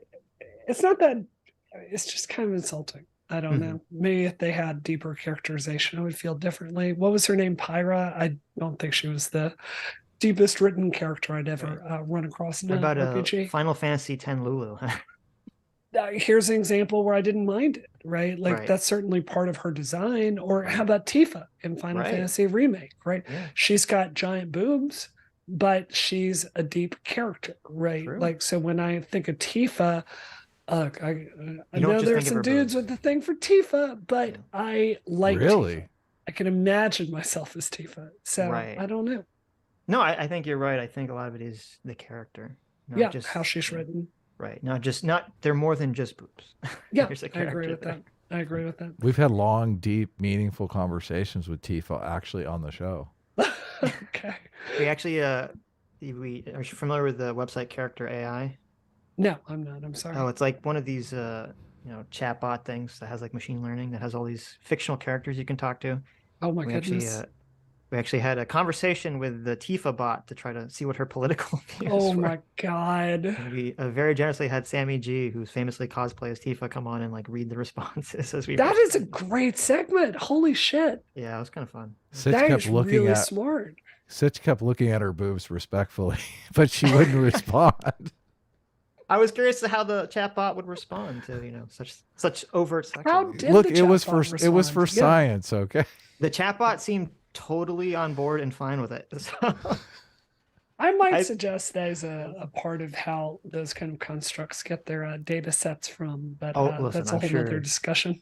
I'm sure all those chatbots are like 99% used for people to like sex with. I think that's 99% what's going on that website. So. Sarah Zed had a fantastic video out a while back about Replica and the kind of chatbot based on GPT technology that people were using for basically virtual girlfriends, and some interesting stuff there. Oh yeah, I really think that's going to be a very weird issue that we're going to have to deal with in the future. How did you see Amaranthus doing this? Yes, I did. Yeah, that she was going to make. Girl, smart. I appreciate her as a businesswoman. So. Well, it's funny because actually, when I heard about that, I went on that character.ai website, and there's already Amaranth bots there for free. So I don't know. I guess she has competition. I'm curious if she can sue them. Like, is that a copyright infringement or what? Seems like it should be. Yeah. I don't know. It's weird. It's very strange. It's a very If they're weird. charging, that's using her likeness. So. I don't think they charge though. We did it Well, for no, they free. do have a So. premium membership. Oh, they do? So, yeah, What but do I don't what do you know. unlock for the premium membership? Let me I couldn't tell guess. you. Let I me couldn't tell guess. you. I don't think it's. I don't think any sort of explicit non-safe for work stuff is allowed on the website, even if you pay for it. But I'm not 100% Oh certain. my God. Yeah, I feel like Amaranth is so underappreciated. Like, obviously she's incredibly gorgeous, right? But like she has so much charisma when you watch her on stream. Like it's really like she's more than just sexy. Like she's really able to command your attention in a way that I think really shows a high degree of skill. Or like Pokemon, right? Obviously Pokemon is super cute, but she, like, if Pokemon decided to run for office, she would be a really, really, really good candidate with her ability to connect with people and seem friendly. I feel like half the women in Twitch are so undervalued for the skills that they have.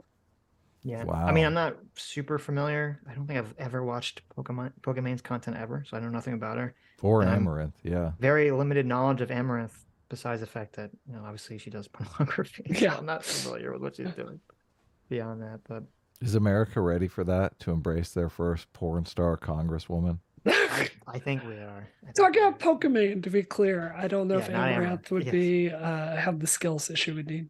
Right. Toxic Mix for $20 says, I think an overlooked element in the advancement disparity discussion is a historical societal pressure placed on men. And while we've made strides towards shrinking the advancement gap, the expectation gap largely remains. I agree with that.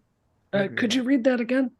I think an overlooked element in the advancement disparity discussion is a historical societal pressure placed on men. And while we've made strides towards shrinking the advancement gap, the expectation gap largely remains. So I think what they're referring to is kind of like how, you know, we still live in a society where men would be chastised for essentially not working and staying at home and being like a house husband and things of that nature.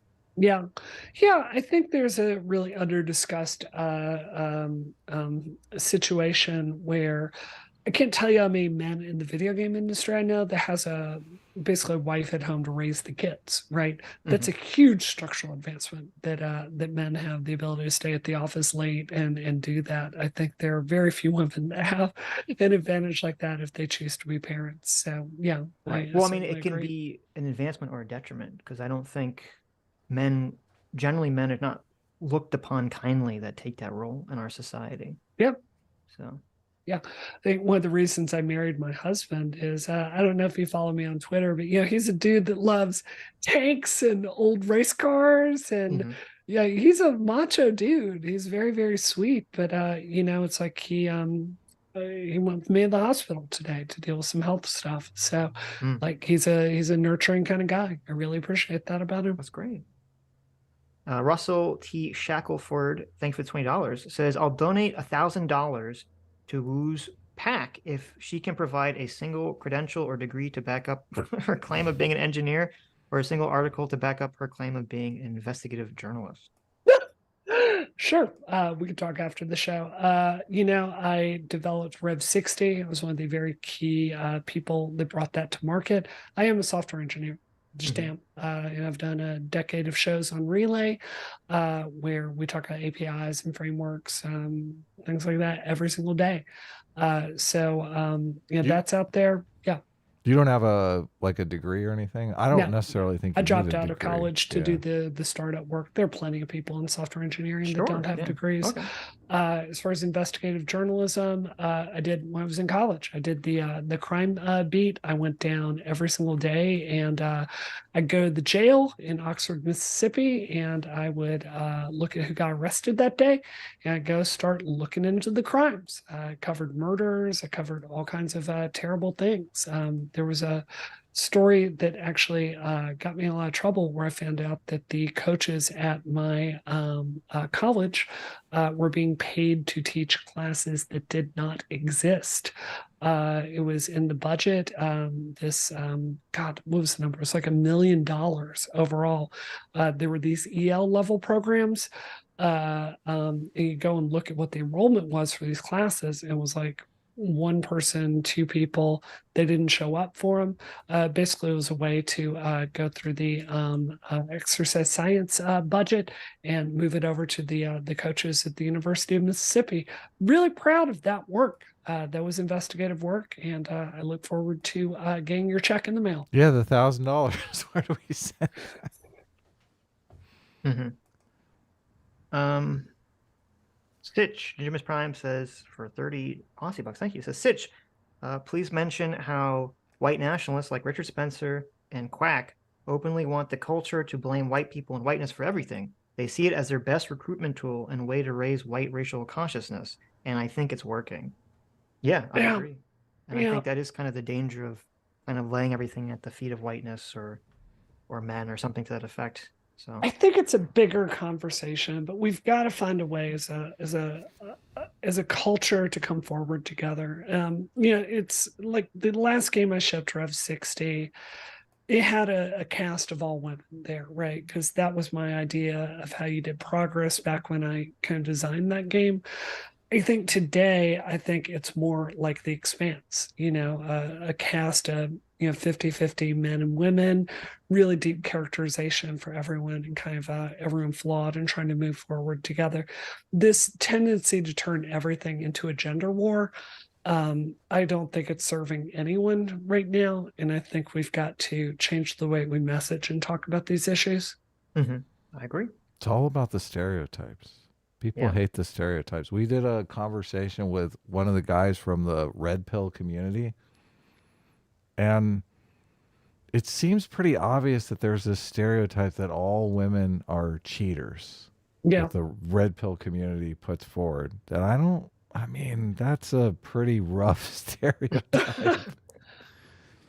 So I don't think it's borne out in the statistics either. I don't think it's I don't think it's an accurate stereotype. And I think that does, there's plenty like women out there, respectable women who are not going to cheat on you. It's not good to, it's not, that stereotype is really bad for men and women alike. So we're not just out here trying to, fight for men. I think everyone can be victimized by these really bad ideas. So I think there's a bigger issue that on a policy, like a prescriptive policy level, I think it's going to be really hard to get sustained funding to solve problems or political will if there's not win in it for everyone, right? So I think the more you can target these things where it's not just towards, like you were saying, Adam, where it's not aimed towards one group, but it's aimed at addressing a particular problem, I think it's so much easier to get buy-in in those cases,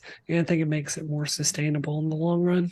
Well, I do. You said earlier, and I don't disagree with this, although it's terrible, is the fact that politics really is about forming these winning coalitions of voters, and it's finding an excuse to give some benefit to your voters at the out of power party's expense. Yeah. And that's just sort of a structural feature of our system that I don't necessarily know how you get around. The problem is, like, obviously you brought up, blacks getting certain access to loans or whatever, and blacks are primarily Democratic voters. Like, obviously, Democrats want younger people to vote for them. That's why they're doing this college loan forgiveness thing. 100%. Which it's like, it's just strictly. It's very smart. It's younger voters are growing coalition, right? They saved us in the midterms. If we win 2024, it's going to be because of younger voters. Well, the problem though, is it does create a kind of resentment that I like, you kind of got to weigh that. Is it worth the resentment that it fosters in society? Because sooner or later, I think, like, especially when you come to the racial resentment, that's where I feel like we're on dangerous ground. Yeah, I hear you. I think that, democracy is structured so the people that show up and win get things, right? Yeah, totally. I think one of the changes I think other democracies around the world learn from our system is America's a winner-take-all system. Other democracies tend to have proportional democracies, which is a much smarter system in my view. So I think it makes it very problematic that half the country is always unhappy with the outcome nowadays. Yeah. Yeah. I don't know if we can move more towards that. I know there's like runoff or rank choice voting. Yeah. Rank choice voting. Yeah. Mm-hmm.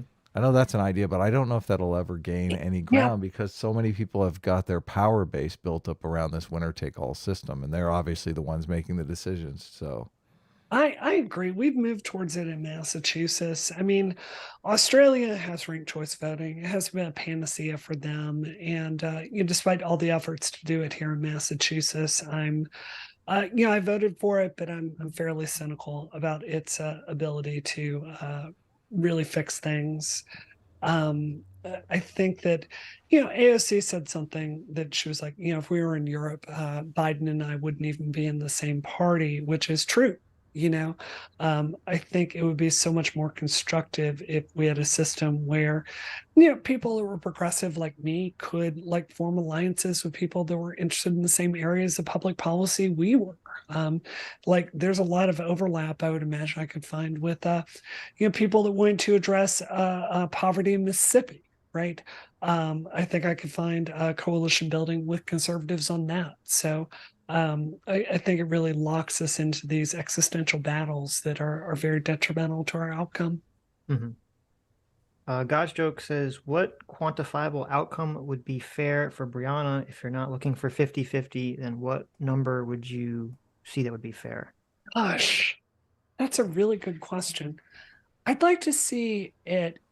I think if you look at senior positions at every single game studio, what is it going to be? Depending on how it's structured, between 6 or 7 key people that make the top. I think if you had one of those at every studio, that would be a place where I would sleep a lot better at night. Mm-hmm. So 1 out of 6. I'll take a 6th. Okay, there you go. 1 6. C-Cop says, do other animals have gender roles? Yeah. Okay, there you go. Birds. Have you never had a dog? Come on. Yeah, well, I assume they're trying to say, does that relate to human behavior having biological gender roles too? Right. Pricknose says, Brianna, what is wrong with networking? Hiring people that's normal human interaction, and it's natural to hire people you or friends can vouch for. Even you network, so why not network for development hiring? I am the biggest networker you're ever going to meet. I don't think there's anything wrong with it. I think that there's a tendency the game industry has where people basically hire and promote copies of themselves in a way that makes it very difficult to get people that don't look like that into the position. So it's not that networking is a problem, it's that it is so pernicious, the nepotism in the video game industry. And that's a widely shared assessment by men and women, right? There's a wide consensus in the game industry that's less about your talent and about who you're friends with. So when you're looking at the game industry putting out crappy mechanics, like everything being a service, understand it really rewards and promotes people that go along with the people that are already in power. So this has very wide-reaching effects, not just for women. If you're promoting people based on friendship over their qualifications, if you're promoting people who are less qualified just because they're your friends, that's obviously going to be a problem in any sort of industry. Correct. Matthew Titus says, has Brianna compared her effectiveness in creating change in a predominantly male customer base with other industries like MMA over the same period? No, I haven't. It sounds like you have a point to make. I'd love to hear it. I didn't send you another super chat with it. I didn't even. Is MMA done a big push to get more women involved? I don't know. I'm not familiar. Yeah, I don't know. I think the If there's a point way to is, do this, please tell me. I will model Yeah. that. I think the point that they're really saying is, if it's a male dominate, if the interest is generally male dominated, then it seems normal for men to dominate the industry. I think that's Yep. really the argument. Hmm. I think people have said things like, women write romance novels. Men don't necessarily write romance novels. So That is true. I don't know. Brick Do they knows. not? I feel like, Well, actually, I don't know. yeah. That's a good question. I don't Actually, know if it's they're true, not. I but thought. Oh, I misheard you. I thought. Yeah, they're not written for men. That is true. But maybe yeah. men are writing them. Yeah. Brick Nose says, saying boys club makes it sound like a treehouse with a no girls sign, but that's not reality. 90s male nerds hired their friends to make some games. Women can do the same. I think we could if we had access to capital, which we don't. But yeah, I agree with the overall point. Soldoge for $5 says, have you considered running locally? I think people are too focused on everything at a national level. Whatever happened to federalism? Yeah, I think it's a good point. I certainly have. The amount I would have to raise to win to be competitive in a state race here is only $100,000. Which is very easy to do. So I've certainly thought about that.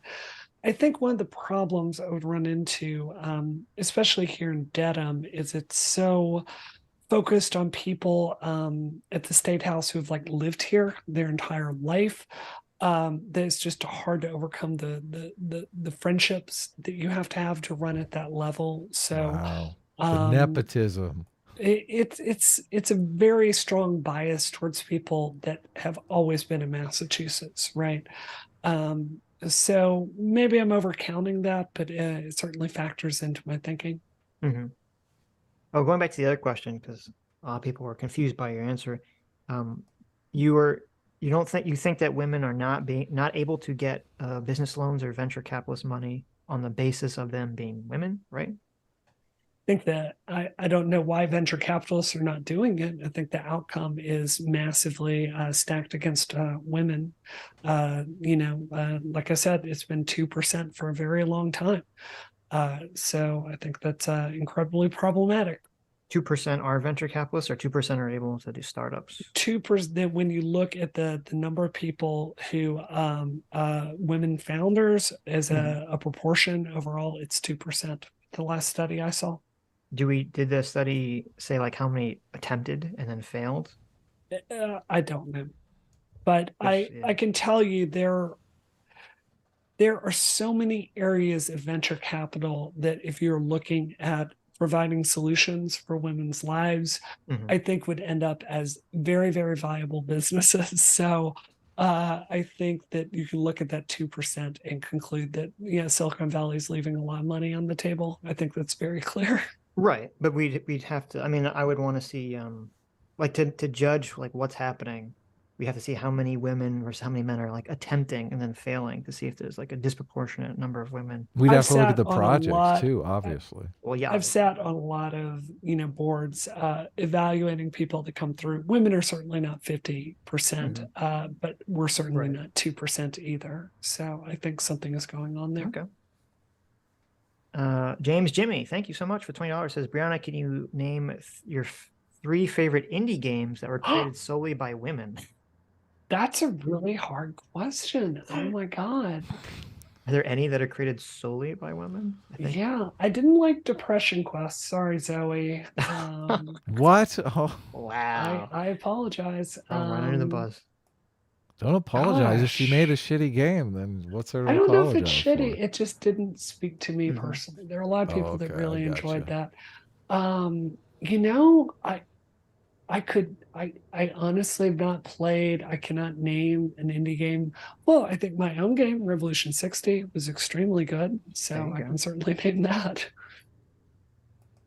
Do you have any favorite indie games, regardless of who made them? Oh goodness. Favorite indie game I think would be Factoria, which is excellent. Oh, wow. I don't know anything about that except I see Destiny playing all the time. Stay away. Don't start playing it. You'll lose your whole life. Just trust me. Okay. Sounds good. So you already answered that one about positive, female, negative. Here we'll ask in because you want to add to that. Eric Doda says, Brianna, who would you consider a positive and negative female character in a video game? But I guess we already talked about that. Positive. I think the new Lara Croft is really the gold standard that we should be aiming for as an industry. What I find so interesting about this character in 2013 is it's so much about the emotional journey that she has inside of herself to find the strength to save everyone from the island. She's very deeply written. She's brilliantly portrayed. I think Lara Croft is the gold standard for all women in video games. Commander Shepard is like a close second. You know, I think if you're looking at the very worst, God, there's so many to choose from. I mean, come on. You know, I think Ninja Gaiden is a series has really done women dirty overall. It's interesting because I mean I haven't played any of the Tomb Raider games ever in my entire life, so I can't comment on that. But you know, there's a lot of controversy around Rey Skywalker and her character, and I was curious where you fall on that. Do you think she was a good character or a bad character? No, I don't think she was particularly good. You know, there was did you see the Iron Fist show on Netflix? No, Iron Chef or Iron Fish? So I like the show a lot, and the woman that played the love interest in this, I'm sorry, her name was escaping me. Colleen, I believe was her character's name. She was up for being Rey, and I think she's such a better actress than Daisy Ridley that I think they just miscast that particular role. I'm not sure it was the actress. I think just her character, it just wasn't written very well. I think she didn't feel like she was really living a rich inner life, in my opinion, to the degree, say, Poe was. So, yeah.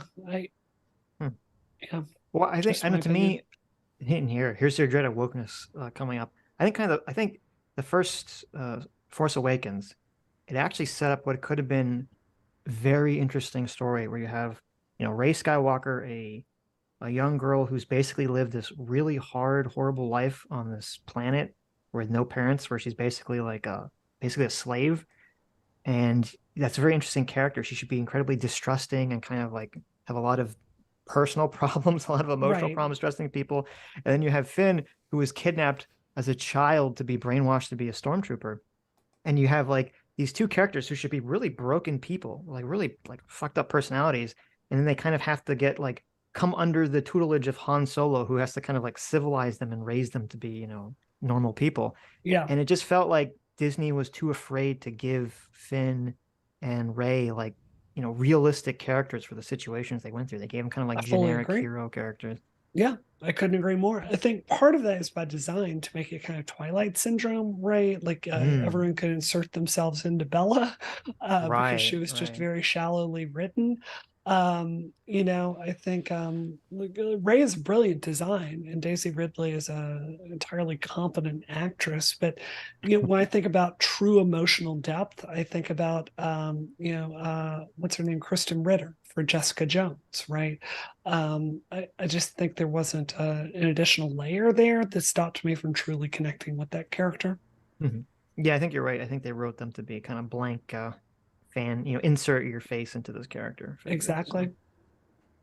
Osher C for $20 says, I think Brianna is doing a tactic I've noticed from leftists where people frame themselves as moderating from wokeness, but they're actually saying wokeness is correct, but optically can't win. Do you think so? Do y'all agree with that person? I mean, you seem to be sincere to me. Yeah, I don't think you're doing that, but I think that we're defining wokeness and left a little bit differently, but I don't think you're being deceptive or anything. I'm not detecting that. So you don't think we're being dishonest, right? No. I think this is why your show is successful. Well, thank you. Sammy G for $50. Thank you, Sammy. Says, by the way, I have a ton of money set aside to invest with 2 female game developer friends to start a game company. They told me to wait. They want to work in the industry, learn skills, get ideas before immediately jumping into that. I'm investing in their ideas, not their gender. Well, there you go, Sammy. Yeah, I think it's smart. I think I hear you for not wanting to invest in their gender. I think that, let me put it this way.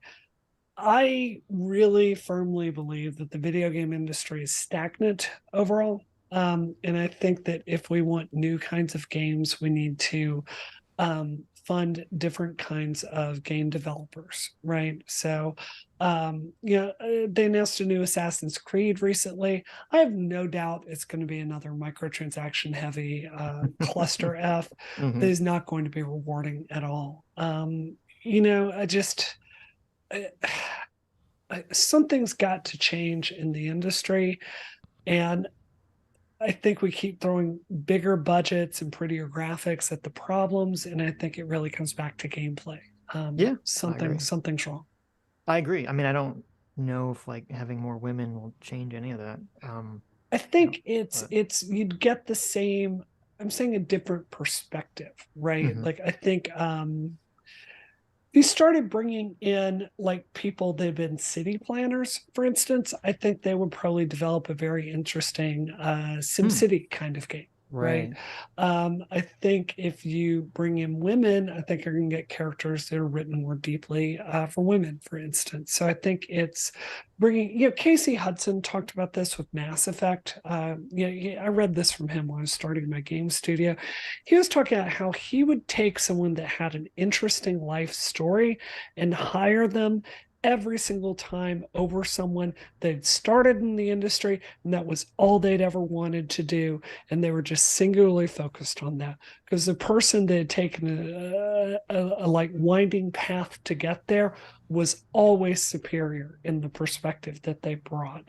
Mhm. And I think in that same sense, if we can start hiring and promoting different kinds of people in the industry, I think it will give us better games. Didn't they Right. bring a bunch of female writers in though on She-Hulk? And Oh, She-Hulk was like not deep at all. I've got a better example for you. How about Mass Effect Andromeda?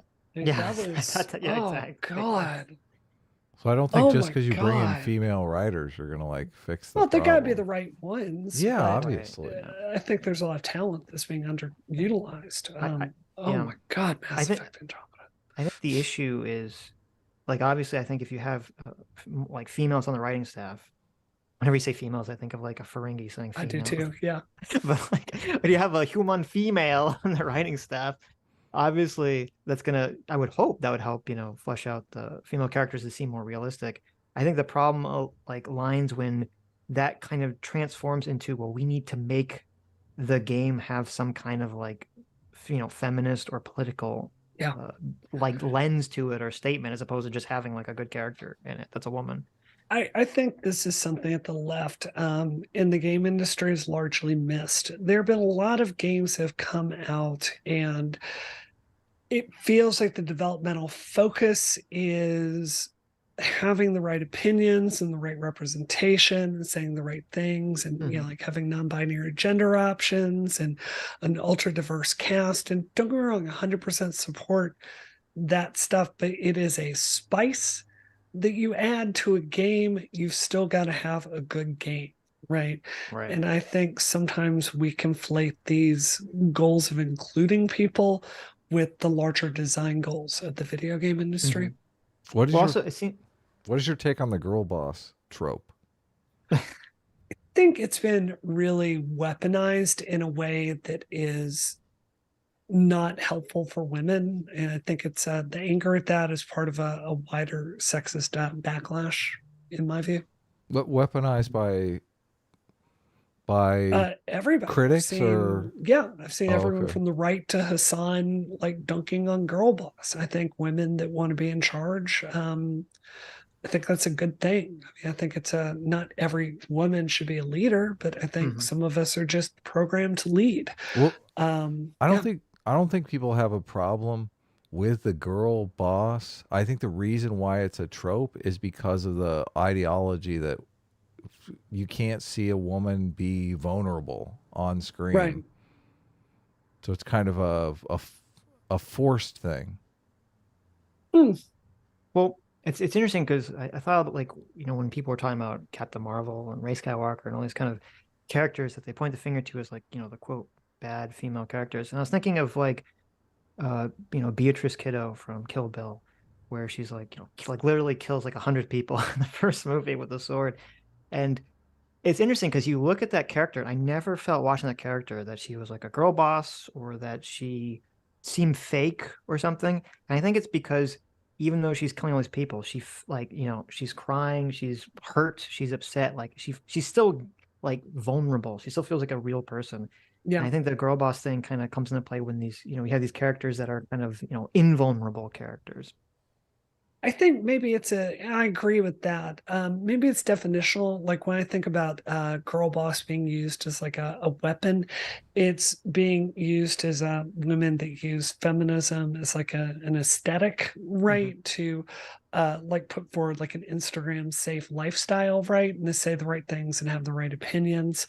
I think there's a fair critique of that. There's certainly, I think one of the reasons feminism is has less political power today than a decade ago is I think somewhere along the way we did move more towards aesthetics and less about actual solutions for women's lives. That's been disastrous. But I think that some of the backlash against girl boss is holding women to these impossible standards, right? Like The Wing is a really good example where you had someone that just wanted to create a networking space for women to come in and basically be WeWork, but for women, right? And then the critique is, well, you're not addressing sexism enough in the office, or racism, structural racism. Oh, you're not bringing in enough trans people. Oh, you said this in this book. And it's just this endless series of gauntlets you've got to go through as a leader, where it's not enough to just be a woman leading. You've got to like have all these perfect opinions and execute this perfect plan on all this stuff that it's literally impossible to succeed at. So I hate the girl boss trope. I think it's an impossible standard to live up to. There's so many women in 80s movies that never got accused of being girl bosses. Right. Yeah. Ripley. The environment was very different though. The social environment. Ripley. Yeah. In Aliens. Right. Ripley in Ghostbusters. Well, I mean, I feel like again, it's kind of the key difference I was pointing to. I feel like a lot of, you can have a female character who's, an action hero, who's a badass, but they have to still be like, maybe this is the hypocrisy because we've had the sort of James Bond, self-insert fan fiction, invulnerable male characters. But I feel like, yeah, John Wick is a thing, but I feel like, movies and stories have kind of moved a little bit beyond that, into wanting, more fleshed out characters overall. Yeah, And, 100%. with Ripley and Sarah Connor and Beatrice Kiddo, I mean, these are all characters that even though they're kicking ass, they feel still like real people that have, can get hurt. Yeah. I got my own super chat on Twitter I want to read. This is from Juan Smith. You are literally one of the most moronic people I've ever heard speak. The fact that you have any kind of influence is terrifying. Well, I'm sorry. I think that's not fair. I think there are way more moronic people than I am. So maybe you should get out, explore the world a little bit more, and you can see how much higher I am above average as far as being a moron. I agree with you. The fact that I have influence is terrifying, though. So I think that's a fair assessment. Hey, how come we don't get super chats on Twitter? Yeah. What's going on? They just tweeted you. They didn't pay you for that. I'm joking. Oh, okay. Sad. You gotta pay it. You should. That's what you do. You should have people pay you to insult you. Yeah. I need $5, Juan. Thank you. Right. Like most of the tweets are very, very sweet. Okay, that's good. Red 47, 3 for $50. Thank you. It says regarding AOC made some very public gaffes about unemployment rates and made pro-Palestinian comments in the beginning of her career. She handled her political opponents very easy ammunition. I agree with that. I think getting off the foot with the Israel stuff, I think you've got to be, especially in an age where anti-Semitism is on the rise, like I've never seen before in my lifetime. I think that's something you've got to be very strategic in how you speak. And but I think the AOC of today is a far more measured politician. Fondue, thank you much for $20. Says, I disagree with the female representation argument. There's plenty of eye candy for women that are never seen as a female gaze. It's a position feminists don't consider, an inequality only viewed from one end. Okay. And a bunch of people, apparently, I'm not familiar with the game, were disagree, saying, I will stand up for Pyra and Mithra. They're more than just massive boobs. So. Yeah, fair enough. I only got about probably 10 hours into Xenosaga 2, so maybe there's deeper characterization there. But Only it's 10 hard to hours. take a game that seriously that all happens on the back of a turtle. Bricknose, thank you for the $20, Bricknose. Bricknose is funding us for the week here. Brianna, have you tried raising capital for indie game studios from your connections or donation streams, or hitting up socialist sugar daddies like Vosh or Hassan? So many male indie game studios. How do they raise their money? I am very adept at fundraising. This is one of my main professional skills. So the answer is yes for my own studio.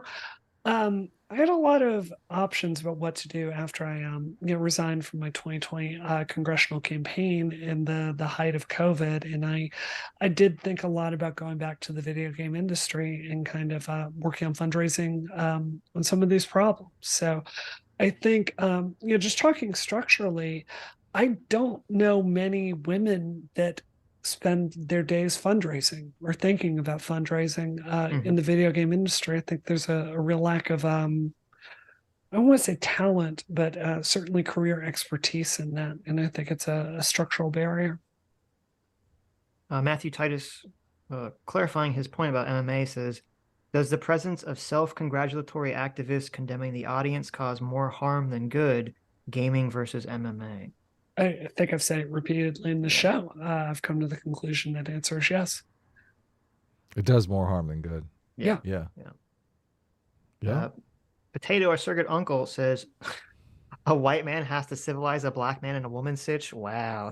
Okay, got me there. Whoa, is that some game or the something? Han Solo civilizing Rey and Finn. Oh, yeah. Oh, got me. You got me, Potato.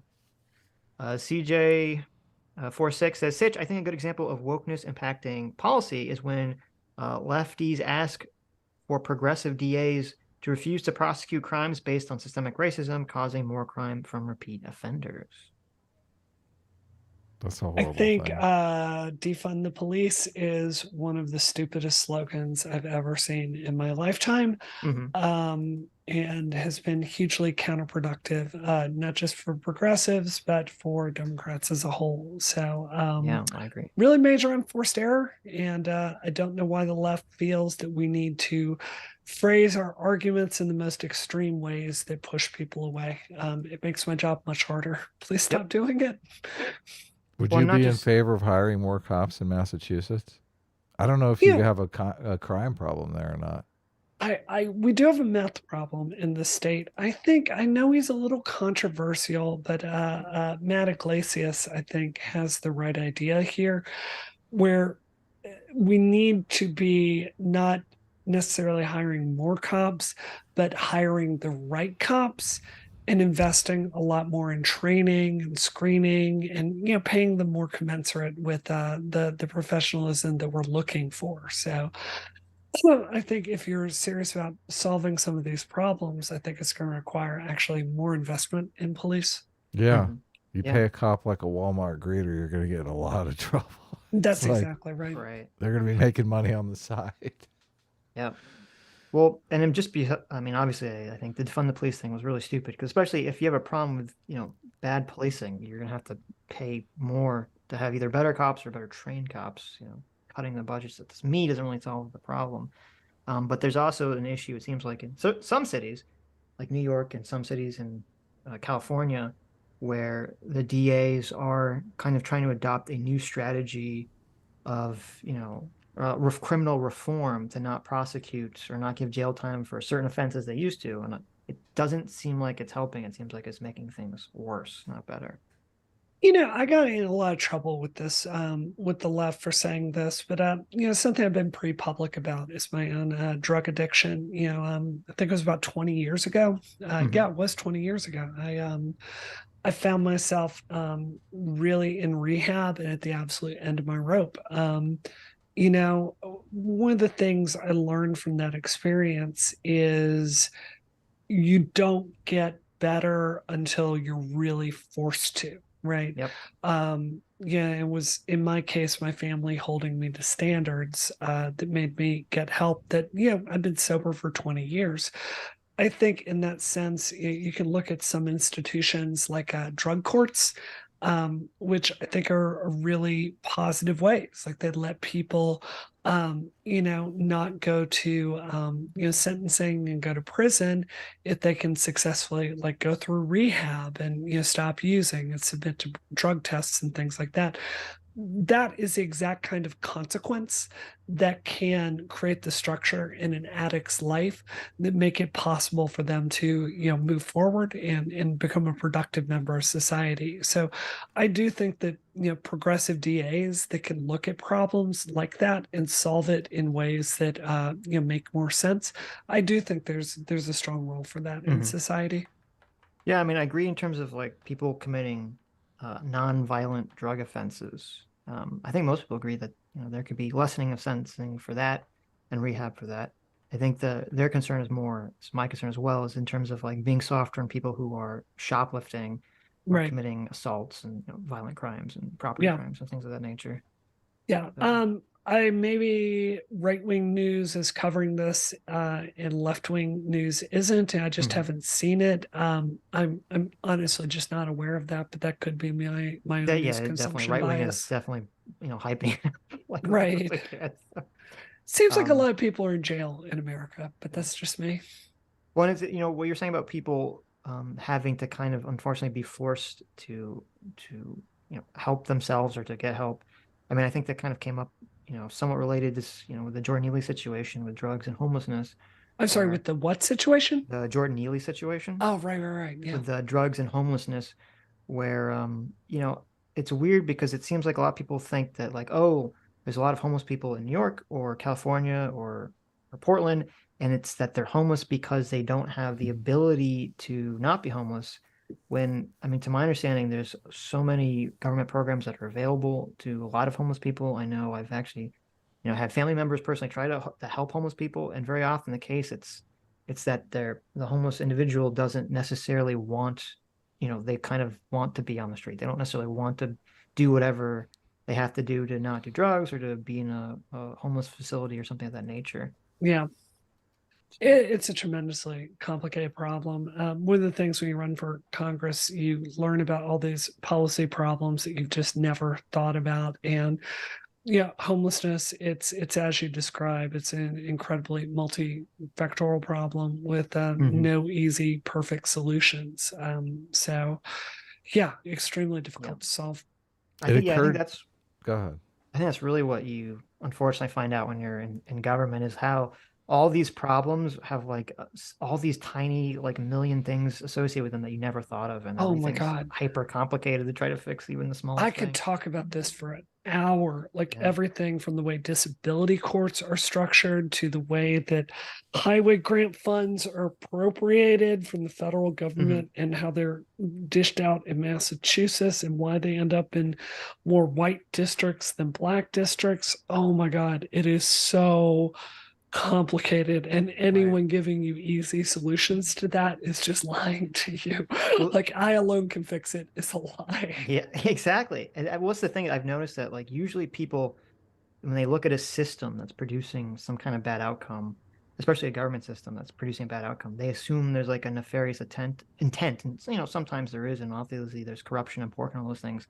But I find that usually when you look at these systems kind of come into being piecemeal. And Mhm. it's like there's always when you kind of start untangling the web, there's some complicated reason for why the systems are kind of structured the way they are. It's and it causes a lot of negative outcomes, but it's not just like, oh, some bad person said, we're gonna just give money to, whoever, right, and screw everyone else over. 100%. Um, Did you say that crime is being overblown by right wing media? I said that my news diet, which does tend to be, New York Times, blah, blah, blah. I just personally haven't read stories about that. I Okay. think that right wing media tends to focus more on crime than I I think left wing media does. that I is true. do I do think right wing media does focus on crime. Obviously, they Hmm. want to say the country is falling apart so that they can win in the next Left election. is soft on crime. Well, no, I do, but I live in Los Angeles, and in Los Angeles, the local news I would not describe as right wing in any way, shape, or form. But there is so many more crime stories going on in Los Angeles that it's hard for me to imagine crime is not getting tangibly worse in Los Angeles. Yeah. We have all these homeless people stabbing people, beating people up, and stuff like that. And it kind of occurred to me that it might be being driven by the inflation situation, because things are getting so much more expensive, and people are probably less likely to part with their own money to give to homeless people.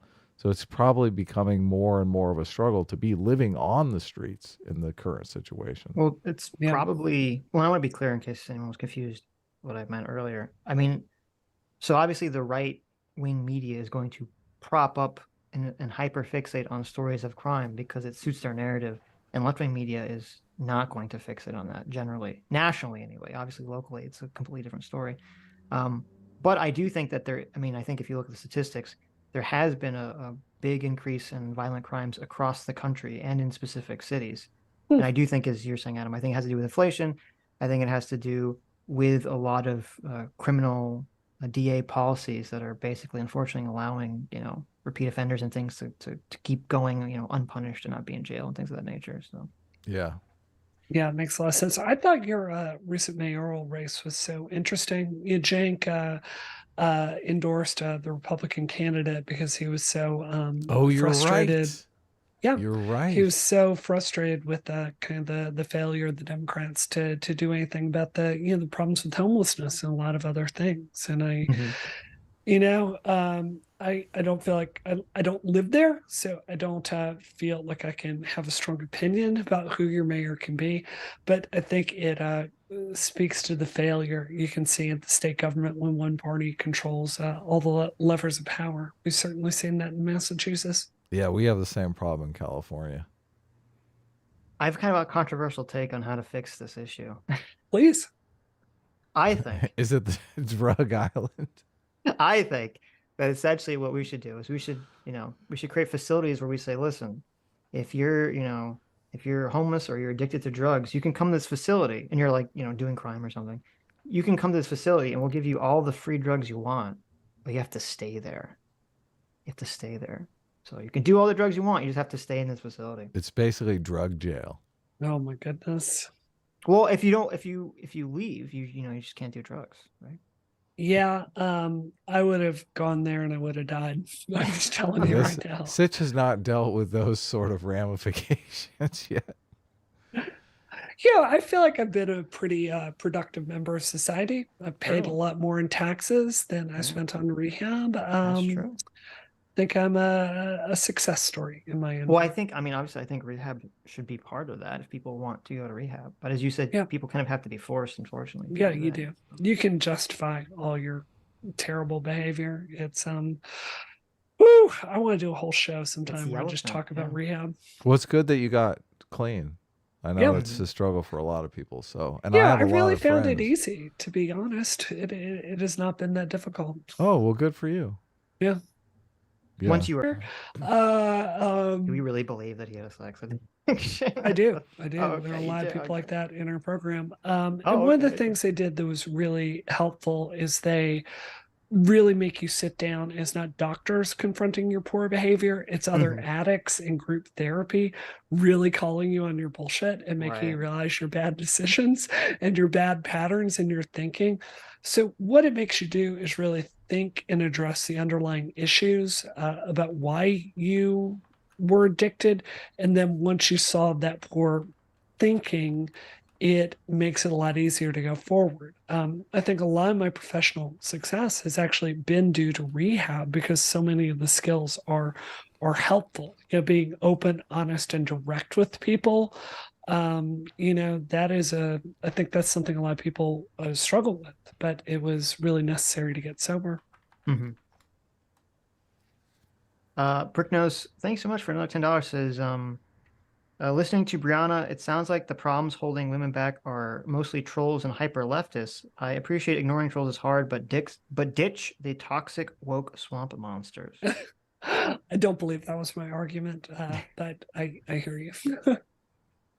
CT for 5 Canadians says, I think 3 people have seen my vulnerability in my adult life. That's 3 too many. They're liabilities now, but they get to live because no one will believe them anyway. True. CT made another thing about CT for $2. Disagree, losers. I like not being vulnerable. She's saying, CT's a woman, and she's saying, I like being a girl boss. She wants invulnerable. Yeah. I feel like I'm a leader. You know, I don't know if I would describe myself as a girl boss, but I would certainly describe myself as a leader. And I don't think I can be any other way. I do think that women tend to need to lead differently than men do. I agree. yeah. Yeah. And they're more, there is that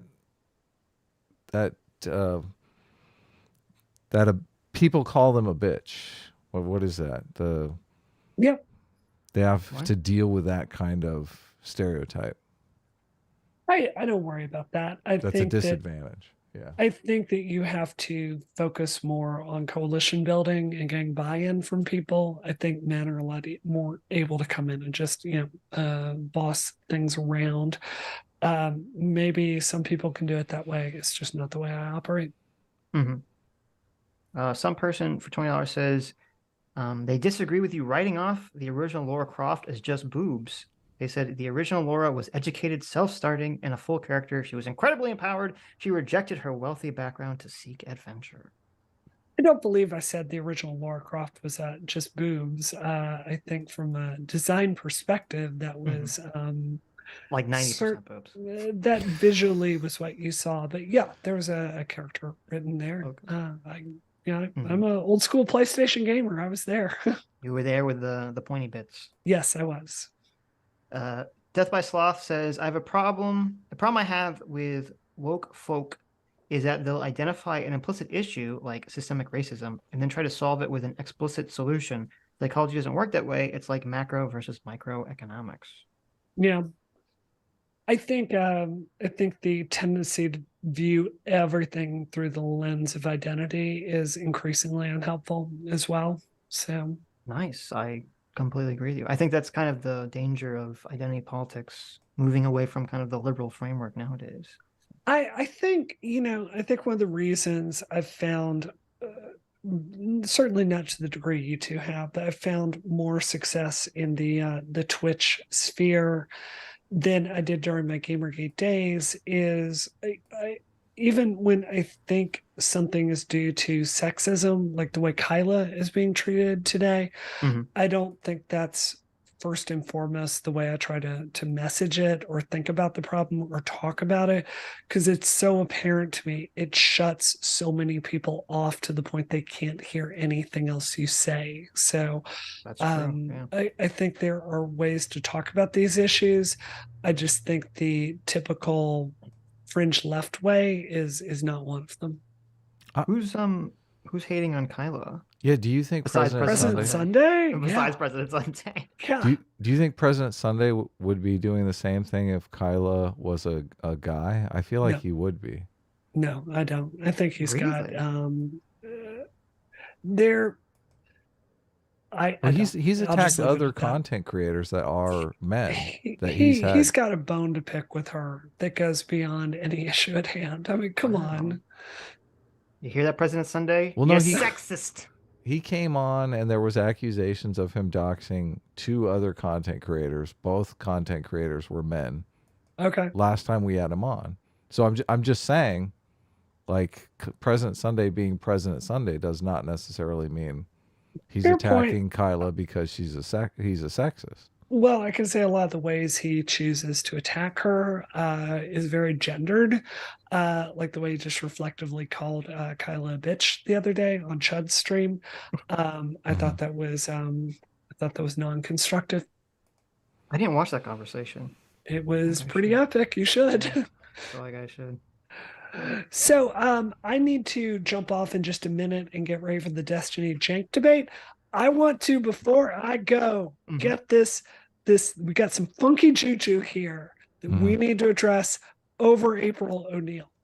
So I want to talk about this sure. before we go. So You're getting a can little you robot-y. sum up the difference, the thing we had a little tiff about on Twitter? Sure. I posted a meme that someone had made of the difference between April O'Neil in the Ninja Turtle comics and April O'Neil in the new movie. Is it out? I'm not even sure it's out yet. No, but it's going to come out soon. Right. So it was just in a trailer. Yes. And the old April O'Neil from the comics was a sexy redhead. And the new April Okay, we'll come to it. Go ahead. And the new April O'Neil is like a fat, dumpy, like maybe black, maybe Latino woman. Yes. Maybe lesbian. I don't know. It's hard to say. But not a great character design. Definitely not. Yeah. Definitely not attractive in a conventional sense. And not even attractive. I think there are ways to do like characters that are black or sure. overweight that are compelling. I think it's just a bad design, period, in my view. Yeah. And the general consensus, the clapback that I got was, this is a kid's movie and she's, 14 years old, and are you perving on a 14? Like, it was basically accusing me You're of a being groomer, Adam. attracted to an underage girl. I mean, you could go to the Wikipedia and the April O'Neil character design. Maybe she's 12, but she looks like she's about 26 in the character design.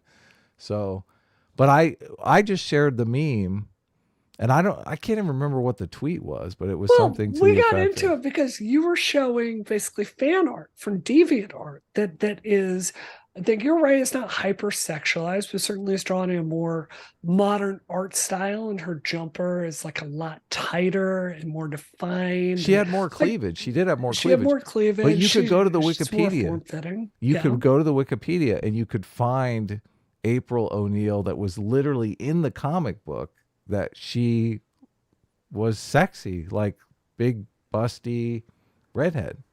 Also, the cartoon, kind of. Yeah, I think most people, when they think of TMNT, they think of that cartoon. I think if you watch it, overall, April's in kind of baggy, not really, like, she's trying to just be a character in a jumpsuit, right? So I don't know. What was my tweet though? It was just something to the effect of, I don't remember, but I don't know. I think there's a way to critique that character design. I don't think it's true that April has to be this conventionally attractive, redheaded character, though. I think there are other ways to do that character. The comic book itself had her drawn in many different ways. So I don't know. Well, I don't, and it doesn't seem like you're against objectification in the way that it's described by like ANITA Sarkeesian, feminists. Right. They say it's bad to objectify women because society will start only viewing them as sex objects and not thinking that they have any sort of value beyond that, which I completely disagree with. And as an artist myself, I think, if you want to develop a character that, they have sex appeal, and that's part of their character, that's fine. I don't know if that's the original case in the original comic or television show. No. So, but the change is obviously being driven by, we want to encourage a female audience, and the super sexy stuff is not necessarily appealing to women because they feel it's unreal beauty standard that they can't achieve. The 80s cartoon April O'Neil is not an unrealistic body standard. I mean, she's just a woman doing her job, right? Well, but what's the new one that's coming out? It's a terrible design. So I don't know what they're doing there. I don't. It doesn't look like April. Yeah, they're doing a race swap. They're trying to achieve that. I mean, they may just be doing it for marketing reasons because everyone loses their minds. The racial swap, I don't I think you can look at the original comic, which was drawn in black and white, but there's a way to look at April where she had an afro Mm-hmm. for a large part of that. And there are certain stills that have been drawn where she looks biracial. So I have zero issue with making April a black woman, or, I think there's a way you could do it where April was a guy and Casey Jones was the crazy like woman sidekick, right? I think That'd be there, awesome. like Felix Leiter, there's a lot of different ways to interpret that character. I just I take a I don't agree with you that the only way to interpret that character is like this sexy wank material for guys. I think April's fundamental quality is she's a reporter, and is kind of the fun sidekick for the turtles in my But view. but it's okay to have wank material for guys, right?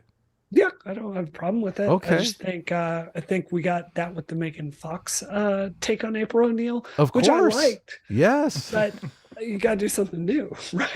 Right. Well, I mean, also, there's a difference between like having the character.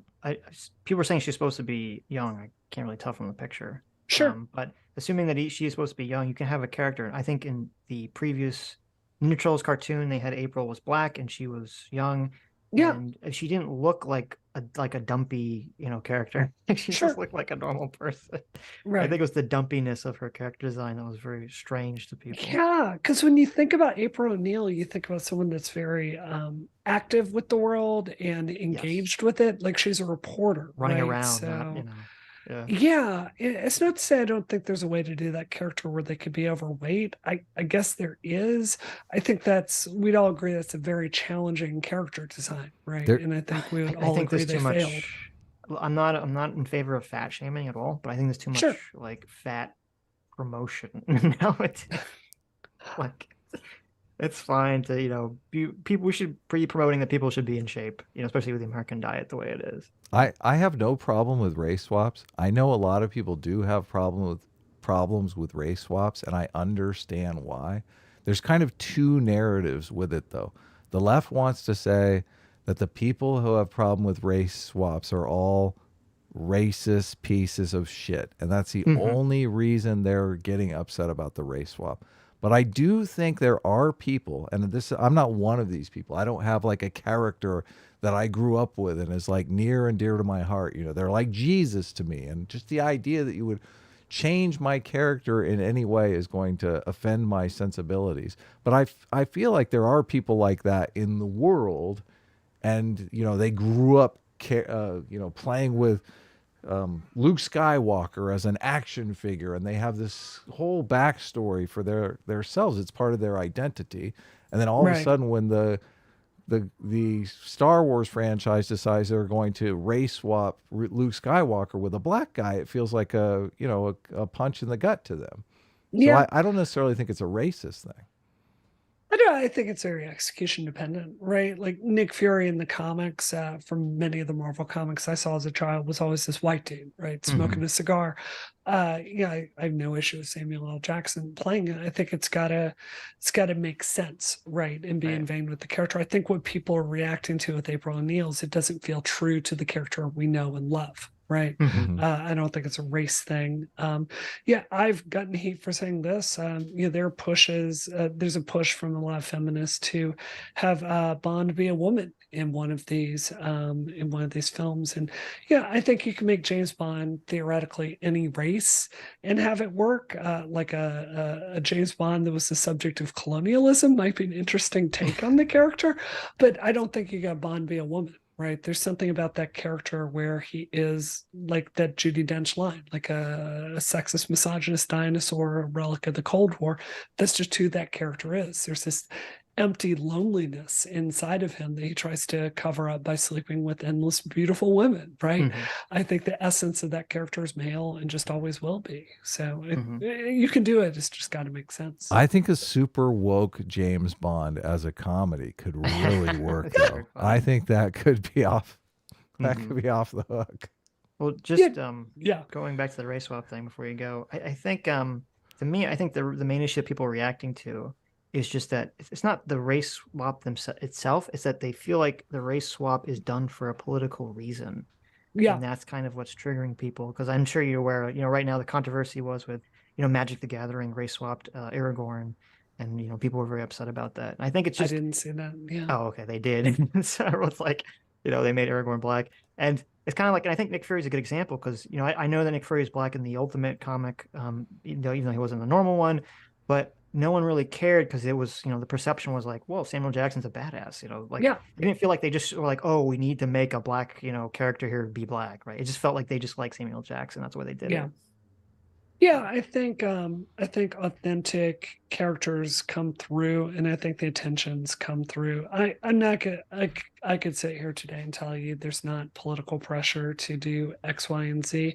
There is, but I think it can sometimes lead to interesting art, like looking at something from a new point of view. But I think the problem is it's often done clumsily. I would certainly agree with that. Well, thanks for coming on. This was great talking to you. Yeah, I really enjoyed it. Sometime I'd love to even off stream, like talk about your show sometime and see if Connor and I end up doing ours. I'd love to get your insight on that. Sure, we can do Oh, that. you're gonna do? Oh, that'd be awesome. You do a show with Connor, yeah. Yeah, Hit me up. he's a great guy. Great guy. We'll set up a call. Yep, sounds really good. Talk to y'all soon. Thanks for having me on. Have good luck with your debate. I'm sure we're all very excited for it. So. We're gonna be watching it as well. Be easy on Jank if in your coverage, please. We'll try. I tell you what, if he really blows it, I'll come on your Sunday show and apologize. Okay, well, to do that. All right, we'll talk soon, y'all. All Bye. right, take care. Bye-bye. Bye. There you go. I'm sure we'll see. Hopefully, it'll be exciting enough for us to cover on Sunday. So, it'll be a fun conversation. That'll be cool. Yep. Okay. I don't remember what my tweet was. I actually found it. I was questioning whether I'd read it, but I figured you guys seem to have moved past it. So, what was the tweet? What was it? So you said, the woke Puritans of today have enacted the kind of, quote, sex and media prohibitions that the 1980s evangelicals could only dream of. Oh, that's a spammer tweet right there. It is. I retweeted it. And it's the picture of 1987 versus 2023. Yep. Yeah. Back in 1983, they were like, how dare you, the children? This is a children's show. April's tits are hanging out. My 7-year-old is whacking off after school. Yes. Yeah. Yep, essentially. And then Brianna's reply to you was, my dude, this is how April was depicted in OGTMT. You're tweeting some horny fan art from an undersexed incel. So she used the incel She pulled the incel card. Did. Yeah. Hilarious. Though, and I don't think what she posted wasn't really, in my opinion, a good counterpoint, because it's like, you have a picture of April from a game art, like the Super Nintendo game art cover, and it's like she's wearing the yellow jumpsuit, and it's like a conventionally attractive woman, but it's not like, she's not like, it's not, her cleavage isn't showing. It's not super tight. She does have some cleavage though. It is. Send me the tweet. Send me the link. I'll send it too, so everyone can see it. I have Shoes tweets too, because Shoes tweet was very funny. It was hilarious. Yeah. Maybe they can bury the hatchet too. That would be interesting. I saw Shoe did a poll on who is more responsible for being the alt-right pipeline. The left or the right? Or her? I know people are calling her like a groomer now. So. Yeah, her or Chris Reagan. Oh, yeah. I saw that. She was hilarious, man. It was very funny. The blast from the past. I'm sure you saw my tweet. Brianna, what's her name? Ramcheski, Francis. I saw that. Ramcheski, whatever the fuck her name is. Francesca Ramsey. Yeah, she randomly attacked Chris Reagan for his "Ain't No Rest for the Triggered" video from 7 years ago. I was like, Jesus, this is talk about like your tweet was hilarious. Bones. Look, you're obviously still seething about this. I said, considering you're still upset about a humorous video from 7 years ago, aren't you just proving the song title true? Ain't no rest for the triggered. Right. Yep. Look, this was a big problem back in the Gamergate days, because I think Sargon was saying things like, don't attack these people. You're not doing us Yeah, of any course he was. favors by Everyone was, yeah. doing this. Please stop. Yep. People get out of control though. That's the problem. You can't really stop them. Yeah, So, I mean, you can definitely, as a creator. Well, also, I mean, the environment was so different back in those days. It's not like today, I mean, that was really the beginning of like the internet political sphere in the first place, where now you have all these different creators. Like that's what spawned it all, and everyone's very new to it at the time. right. It's not like today where people are a little bit more organized, a little bit more mature and understanding of kind of how to try to engage with their audiences a little bit. I do think that creators have some responsibility for like kind of the mood they set with their audience. But obviously, like, there's always going to be crazy people out there that are going to go and do, bad shit, right? They're going to harass people, send death threats, and do all that really bad, fucked up shit. Well, I'm happy you guys made a good impression on Brianna. I guess some of our audience messaged her and said, you seem reasonable now. Yeah, So that's good. Cool. Yeah. I mean, not really helping us when you message her and attack her. So, I mean, right. Yeah, there were some super chats to be a dick about it. Yeah. That were a little, but well, it's fine. I mean, if you're paying us, it's fine. I'm just saying, like, just don't go and get annoying her on your own. It's not really helping us. So here is here's the art that I shared, and there's cleavage there. She's but the art cleavage. You shared is not so the gotcha that was kind of happening is the art you shared was not original. Right. It was from DeviantArt. It was like fan art. Yeah. Yeah. Right. I mean, so. But I'm saying, like, even in the tweet I sent you from Brianna, when she has the picture of her from the TV show, even though she doesn't have like the zipper pulled down so I see her cleavage, I mean, she's still got, pretty big milkers underneath that yellow jumpsuit. So I'm just saying, like, I don't think it's like it's not the dunk I, think you would think it would be. So I know. Well, the reason this tweet blew up was because people obviously like the connection to the puritanical ways of the 1980s evangelicals. Right. So nobody was really talking about that. True. Because they don't want to be compared to 1980s evangelicals. But good on her for I think I responded like, look, you seem so chill on streams. Why are you being mean to me? Oh, look at that. Oh, wait, I probably shouldn't show that. Someone retweeted the Heavy Metal. You've never seen that movie Heavy Metal, right? No. I know what? Like nudity and stuff that's in it. Great. That movie's awesome. Gotta check it out. All right, I have to run to the bathroom real quick. You go to the bathroom. We're almost done with super chats, right? I mean, there's a bunch that weren't. There are a bunch that weren't questions. So. Okay, I'll be right back. Okay. CT for 2K says, "Welcome back, Brianna. Happy to have you." Oh, I should have read that one, CT. Sorry. Let's see. Waffles for the people for 3 months says, Wu is explicitly wrong about Trump. Trump was the first president ever to be elected while being pro-gay marriage. Yeah, I was gonna bring that up, and then we kind of changed the topic because I looked into it while he was talking, and it was weird. And he's been kind of all over the place because originally the timeline was, originally he was against gay marriage, and then he was kind of like, well, let the states decide, and then he kind of changed into, well, the Supreme Court says it's fine. And then I think eventually by 2019, 2020, he explicitly said he was in favor of it and was one of the few, if only, Republican candidates to say he was in favor of it. So I'm curious. I predict that coming 2024, he will say he's in favor of it. That'd be my prediction. He will explicitly say he's in favor of it, and he won't do like a pivot to say, oh, let the states decide or anything like that. But I guess we'll find out. So it's interesting that Brianna thought that was very shocking. But I guess that shows kind of where, we all have our headspace and where our kind of where we get our news sources from. What was shocking? That Brianna was so surprised that I thought Trump would come out in favor of gay marriage in 2024. Oh, of course he will. So, I mean, he did in 2020, I believe. Yeah, why would he reverse his position? Yeah, so, well, he did. He was against it at first, but then in 2020, he was in favor of it. So I think he'll maintain that position. Yeah. So what topic of the stream got the most engagement, audience engagement, and interest? I Just don't know what curious. to say. I told you talking about Gamergate was a good idea, Sitch. Oh, oh, is that what? Oh, okay.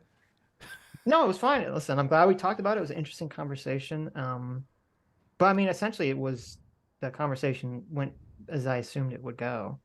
But But that's I fine. It was a mean, good conversation. It was interesting. I thought it was an interesting conversation. I think that's Right. the conversation people want. Right. Yeah. Yeah. So Look, I said my piece. I mean, no, it's just because like this is it's not the thing is that there's not gonna be any movement from either of us on the conversation. I feel like Really. there was. Oh my God, Okay. that's the I mean, thing. well, about Pe- Gamergate, I don't think there was, but People will only see it as movement if Brianna like leaves in tears and is completely dismantled. Like that's what they want to no, see. no, no. I mean, movement in terms of like She admitted that acknowledging that there's this other aspect of it that's worthy of conversation. she admitted that things that were done, throwing the entire gaming community under the bus, was not politically effective. You know what? You're right. That's You a are huge correct. win. That's true. You are correct. That did happen. Yeah. She said if she had it to do over again, she'd do it differently. How's That's that not? true. That's a good point. Yeah. Yeah. But she still seemed like to think that the animus, the animating energy behind Gamergate was the desire Was to harass sexism. women. Yes. Which yeah. I There was fundamentally don't agree with that. no but, movement there. yeah. But you're right. I mean, she did acknowledge that, that it should have been done differently, and throwing out this broad brush at all gamers was a stupid thing to do. So, and I applaud her for that. So that's true. Yeah, we should. That was funny that she she used the insult in that tweet. It is hilarious. Is that why you didn't want to bring it up? Maybe I didn't even think about that. No, I didn't even think about that when I was reading to myself. But anyway, look, she's friends with Jank. What if we get Jank on the show? that would be interesting. That would be amazing. That would be interesting. I'm very, very curious how this debate is going to go with Destiny, because I was watching a video where Destiny was kind of reviewing Young Turk's coverage of Kyle Rittenhouse. Oh, wow. And I forget some other things where they had some like pretty shitty takes on it. So curious how this conversation is going to go. He's going to go down the Kyle Rittenhouse road. Well, I don't know, because the topic was supposed to be, I think, on whether Biden was a good or effective president. Mm-hmm. So unless they're going to change off of that into like other things that are more interesting to me anyway. Yeah, who get that? Nothing like setting up the most boring debate topic ever. Please, no. Yeah, that's a pretty. Look, I'm messaging Brianna right now here. We need to change the topic. I mean, I think that's like an important thing to think about for if you're voting, but I don't think it's going to be like a very riveting debate. So, and I thought, I guess, because I would assume, I'm assuming Destiny's always been Joe Biden has done all these awesome things. I didn't know Cenk was on this like thinking Biden hasn't accomplished anything position. So, anyway, interesting. Anyway, Renoro Zoro is here for $20. Says, as a conservative, I don't think society should support gender/sex transitions. I don't think people who suffer from gender dysphoria should have their unhealthy self-perception affirmed, just like an anorexic shouldn't. Well, as I've always said when we talk about this, if there's an alternative treatment, then yeah, sure. To my knowledge, we don't know what an alternative treatment to that would be at all. Now, I agree that we haven't done to my knowledge, we haven't done a lot of research in alternative treatments, which I think should be done. But until that exists, there's really no other solution to it. So, if guys want to cut their ding dong off, less competition for me. there you go. Obviously, once they're an adult and have been properly given the context of informed consent and properly been seen a doctor who has made sure it's not a different issue. Yeah, adults only. Yeah. Bo Media Steel Dragon for 25 Ronald Weasleys. Thank you. Says you will go question mark percentage mob explosion. Talking about Mob Psycho. If you watch Prayer of Apology for African Americans by Mariana Williamson, bring FD Signifier on for that too. Yeah, what is that about? I'm not familiar. Did Mariana Williamson have some like really paper Some hot prayer take. for apology for African Americans? This is from 6 years ago. Okay, I'll check it out. Mariana Williamson leads whites in apology prayer to blacks. Uh-oh. I mean, I'm not surprised by that because she's like a bleeding heart, but I finished that book. Oh, Which man. Book? The Labyrinth book, the one about LA cops, corrupt cops in Los Angeles. Oh, right, yeah.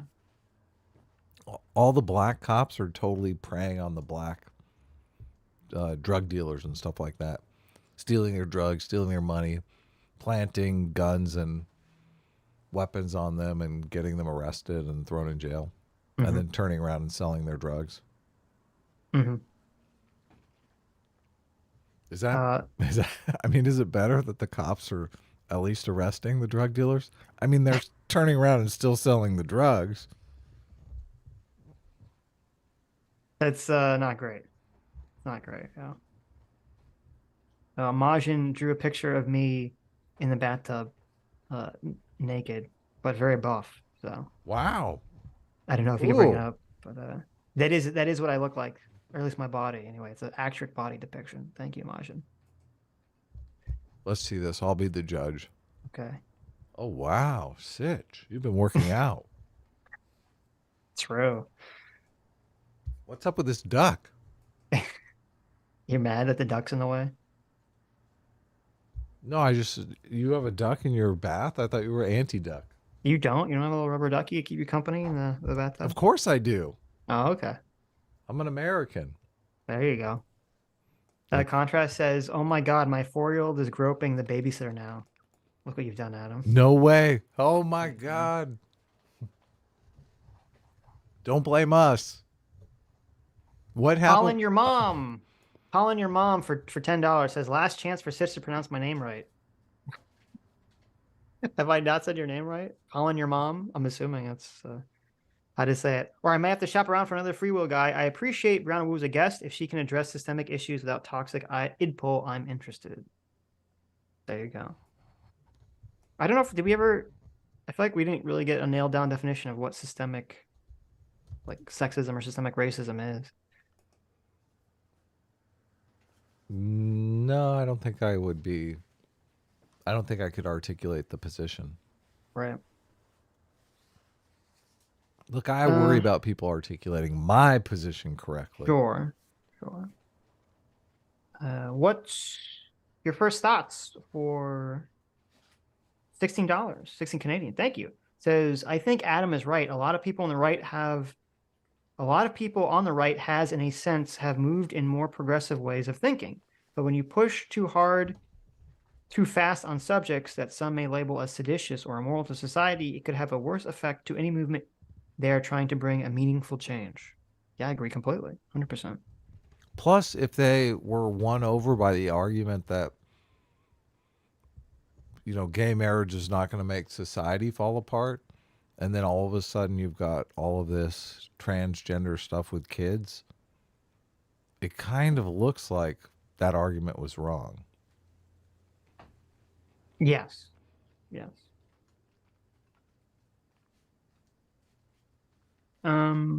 I saw the April tweet up.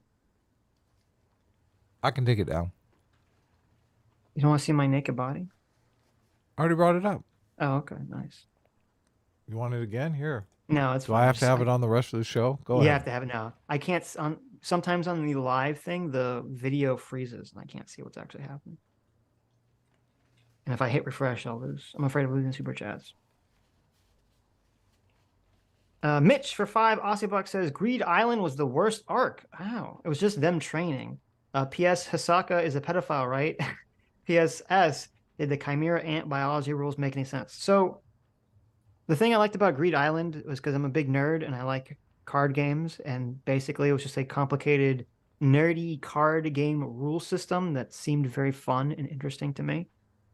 And I would love to have played that game if it was real, and that's why I liked Greed Island arc the best.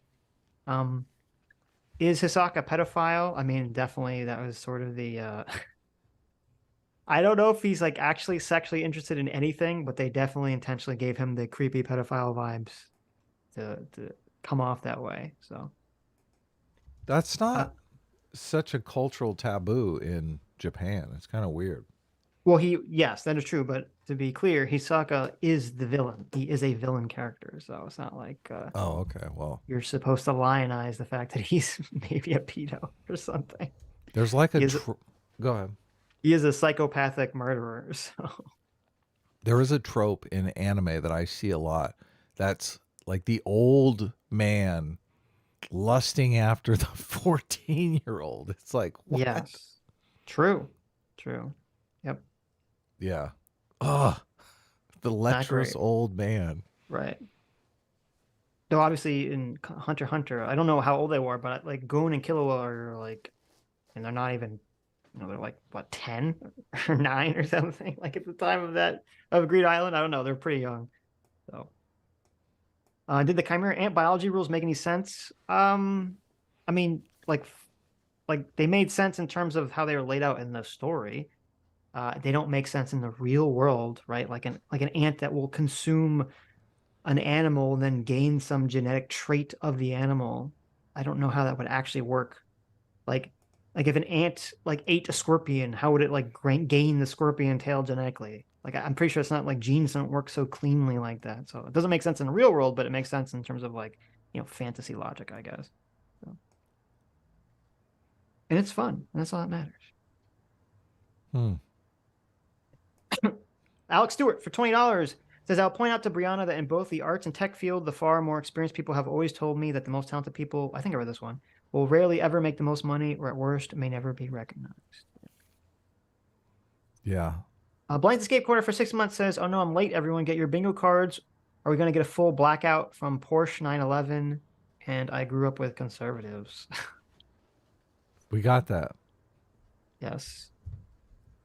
One horse-sized duck for 6 months. Thank you so much, one horse-sized duck, for sticking with us for 6 months. Says, the time has come. Sitch, by your own rules, I believe I'm owed a wrench. I put in my time, and it's time for Sitch to give me what rightfully belongs to me. Whoa. What are you talking about? You don't give everyone a 6 months member a wrench. You're crazy. Get out of here. No. We used to have a rule that someone that would give over $100 would get a wrench, but that rule has disappeared now. That rule has expired. Yes. Inflation. Now it's $1,000. There you go. Inflation has kicked in. Wow. Inflation's out of control. I know. Listen, don't blame me. Blame Washington. Yeah. Blame Biden. Blame Biden, okay, for not giving you a wrench. Renaro Zero is here for $5, says the right conflates systemic and over racism because the left says people of color can't be racist. That's a good point. That's part of it. That's not the whole thing, but it's definitely part of it, yeah. Sad. Christian Baller for $5 says, ask her if she thinks it's convenient that the answer is just misogyny. I should have said that. It's funny. That is funny. Yeah, I don't think saying something is convenient is a persuasive counter. So, because the fact that it's just misogyny would be a convenient answer to the question too. Definitely plays into the worldview. Libertarian Sasquatch for $2 says, is it bias against women or just the law of averages? Yeah, I mean, obviously, I think there's a little bit of both there, but I think it's the difference. I think in our worldview is that I think, and Adam thinks that we think mostly law of averages at play with a little bit of sexism, and I think Brianna thinks it's mostly sexism with a little bit of the laws of averages. So, right. The problem comes into play though, because if we're correct, then the solutions are completely different than if she's correct. Yes, right. And that's why I said, I would need something, I need something specific that shows that the sexism is to blame here, because you can't just look at the outcome, because that's why I brought up the prison example. So I don't think our judicial system is systemically anti-male, and that's why there's so many more males in prison for violent crimes.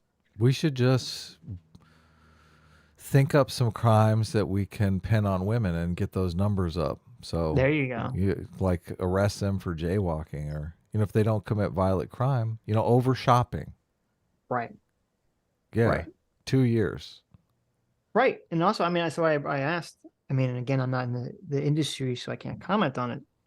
But to me, it is a little strange that, doctors and lawyers and all these other fields are able to basically, over the last 40 years, have been able to sort of, overcome a lot of these gender gaps. But for some reason, programming and the gaming industry doesn't supposedly can't do it. It seems very strange to me. Well, it could be because those industries are predominantly younger people in their 20s, and maybe They should be more pro lefty than not. They should be less sexist if they're younger, not more sexist. you sure? Of course. What do you mean? I mean, I don't know. If you were to pull attitudes, if you had attitudes of men and how sexist they were, the younger they are on average, the less sexist they would probably be by today's standards. I feel like it's the opposite, but that's just I think I completely disagree with you. really. You don't Yeah. think guys in their 20s are more sexist than guys in their 30s and 40s? No, I think I think it's less. I think they're hornier and they want to fuck more, but I don't think that means they're going to be sexist. Okay. I don't know. It's interesting. Just like a law firm is a much different environment than, because you think in a law firm people are probably in their 30s. Right. Well, I mean, she's saying that, it's a different work environment in these spaces, and I mean that's true to some degree. But I don't think maybe that explains some amount of it. I don't think that explains, like, to me it'd be hard to explain like the most of it, the big element of it. So when she brought up the game developer meeting, and I mean, I got to admit instantly I felt like, oh yeah, I'm a little sexist here, because I was like, could you imagine the woman? Look, it's mostly guys. We've got all our characters. We got our Tiffas. We got our Tifas. We got our Laura Crofts. We're attached to these characters for reasons. And then all of a sudden, the women come in, to round out the characters a bit. All of us, that meeting is not going to go well. Well, it depends. As I said, it depends how it's done, right? Depends what rounding out the character means. So, I think that's why I said in the beginning of the conversation, and I think this is the real key here. Okay, is that, and she agrees, men and women socialize with each other very differently, right? And so there's been this attitude that, in order to bump up the numbers of women in fields, men have to start to socialize more like women. And as opposed to saying women have to socialize more like men. And that's sort of the eternal question, is like, well, who has to play the other gender's social game more, right? And I think that's the real thing that's going on here. No, I totally agree. This is why I brought up AOC and politics, because it used to be, in order for women to even enter politics, they had to play the man's game. Right. But that's kind of changed a bit. Yeah. And I vehemently disagree with the idea that AOC's level of hatred has anything to do with the fact that she's a woman. I think the type of hatred she gets, in terms of, like, obviously people sexualize her because she's attractive and she's a woman. I mean, that the type of hate she get definitely is because she's a woman. But if she was a guy and had all the same positions and was doing all the same stuff, I think AOC would be getting, I think Aaron, Cortez would be getting just as much, hatred. Yeah, I think so too. As she's getting right now. So.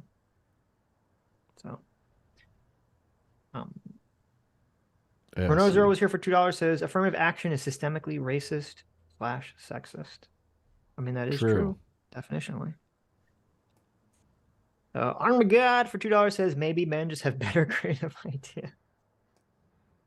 A rat named Mouse for $2 says girls do play video games, they just play the wrong ones. Well, don't they play? I think they do play substantially different games. They do, yeah. I couldn't find that statistic that she was referring to for Call of Duty, but I said that on stream. I would think Sims is probably played predominantly by women.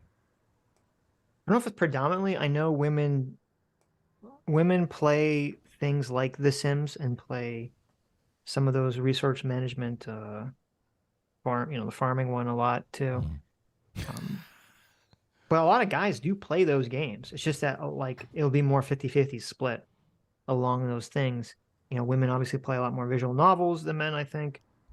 Guys play a lot more FPSs and a lot more war uh, RTSs and things of that nature. So Yeah, just different interests. yeah, I mean, and part of the issue too is like it's literally been very recently. Like it's literally, maybe I should brought this in the conversation. It was only like 10 years ago that it's like started to become acceptable for girls to play video games. And that wasn't, and I should have brought some in the conversation. I didn't think about it till just now. It was literally only acceptable for girls to play video games like 10 years ago. And that had nothing to do with sexism. It was because playing video games was still like a nerdy thing to do, until like 10 or 12 years ago.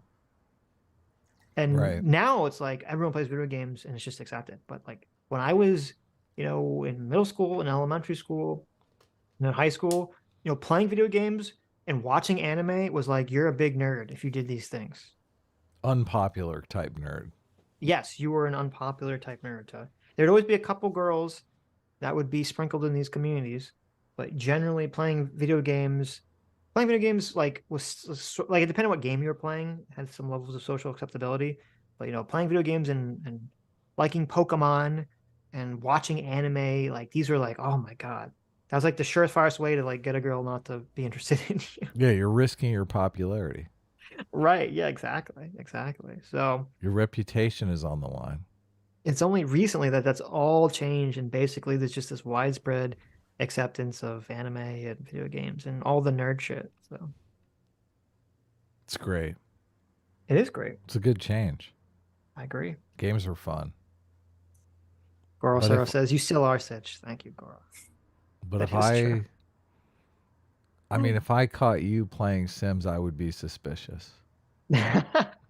I've never played The Sims actually, so there you go. I'd be like, you're playing Sims? Really? You think I'd be gay because I was playing The Sims?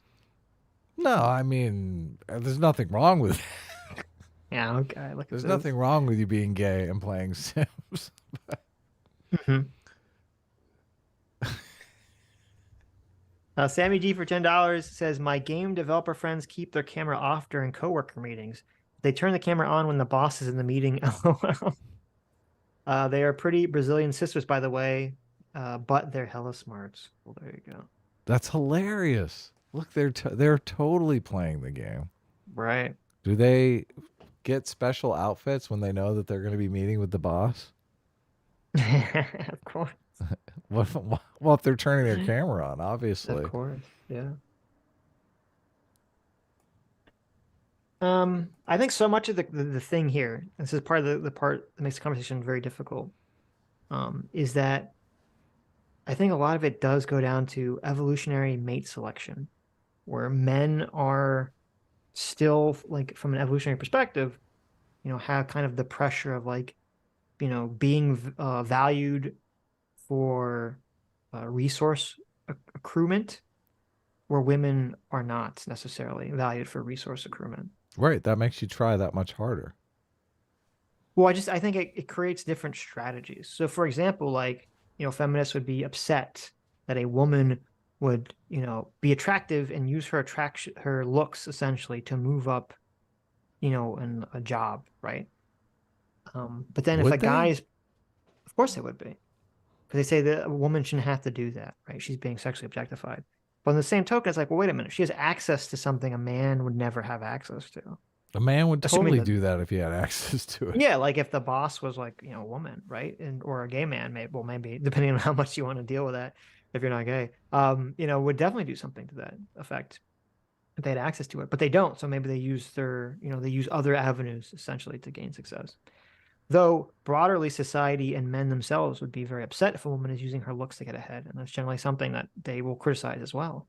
It's not like that's acceptable to do. Wasn't this part of the Gamergate story though? Didn't the girl have sex with people to get that was positive the reviews or something? that was the claim. That was Okay. a claim. Yeah, I don't know if that was ever Unsubstantiated claim. I don't know, and I don't really care if that ever was validated or not. So, because to me, the whole Zoe Quinn situation was so irrelevant to the broader thing about Gamergate that it doesn't really matter. But that was the claim, that she slept around to get positive reviews for this game that she made. So, Wow. Brick Nose for 2 hours says, with all the adult sex mods, Adam would like Sims 4. Well, there you go. Maybe. I mean, I'll check it out. Yeah, what if your little Sims can get naked and have sex? Does that change your opinion? Yeah, it seems boring, to be honest with you. I like first-person shooters. Look, and why doesn't Carmageddon have pedestrians in multiplayer? I have an idea for a game. Yeah. Pedestrians in multiplayer of Carmageddon. There you go. Look, it'd be the most popular game ever made. You want a racing game mode where instead of trying to win the race, it's whoever can kill the most pedestrians win. I want a game where Sitch and I can do a head-on collision with like 5 pedestrians right between us. Look, you're laughing. There you go. You know it would be cool. True. Let's see. Alex Karras for $5 says, exactly what is, quote, the system? In my mind, it seems like humanity and biology are blanketed with the, quote, system, typically to avoid or pass responsibility. Yeah, I agree. That definitely happens. Mystery Guest 01 for 9 months says, is Brianna outraged about not having a 50-50 split in garbage collection? I missed that one. Of course not. Stug for $5 says, AOC being a crazy socialist asshole and getting crap for it proves there's sexism in the gaming industry. Yeah, I thought that was a strange pivot. I thought that was an interesting pivot. But I think it might be J-Mac's birthday today, so happy birthday. is it really? J-Mac. Well, happy. Is that true? Why do you think that? He tweeted happy birthday to me. Isn't he a Gemini? Oh, he did? Too? I didn't see the tweet. Happy birthday, if that's the case. Yeah. J-Mac, our surrogate father. If it is indeed your birthday, happy birthday. Yeah. To our surrogate father. Live long and prosper. Yes. J-Mac, the father of us all.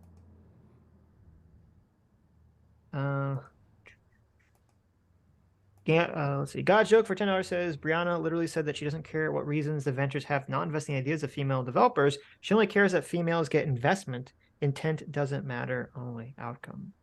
Yeah, that's why I brought up to her. That's the danger of this sort of only looking at the outcomes isn't going to really tell you anything valuable, in my opinion, about what's going on here.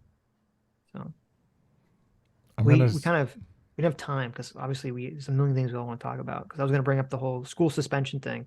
To me, that's such a good example of the failure of systemic racism. Was they essentially said, black students are being suspended at higher rates than white students, and so what did they do? They just basically stopped the ability for teachers to suspend children, and it only made the situation 1,000 times worse, not better. So, I think I'm gonna try to see Spider-Verse on Friday. Oh, nice. You haven't seen it, right? I haven't seen it yet, but you I want to see it, right? Yeah. People are talking like it might be woke. I don't know.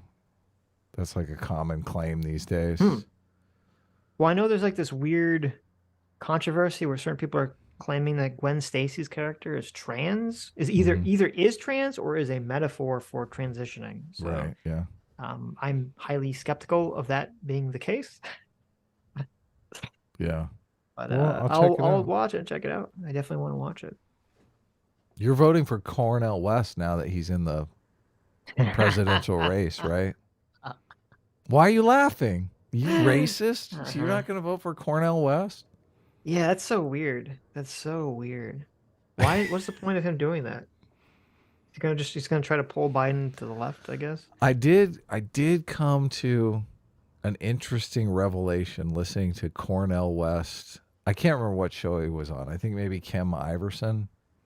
And I mean, I know everything that's going to come out of this guy's mouth. Everything he says is like I've seen this story before. I've seen the sequel. Right. I've seen the reboot. This is just, I mean, it's boring.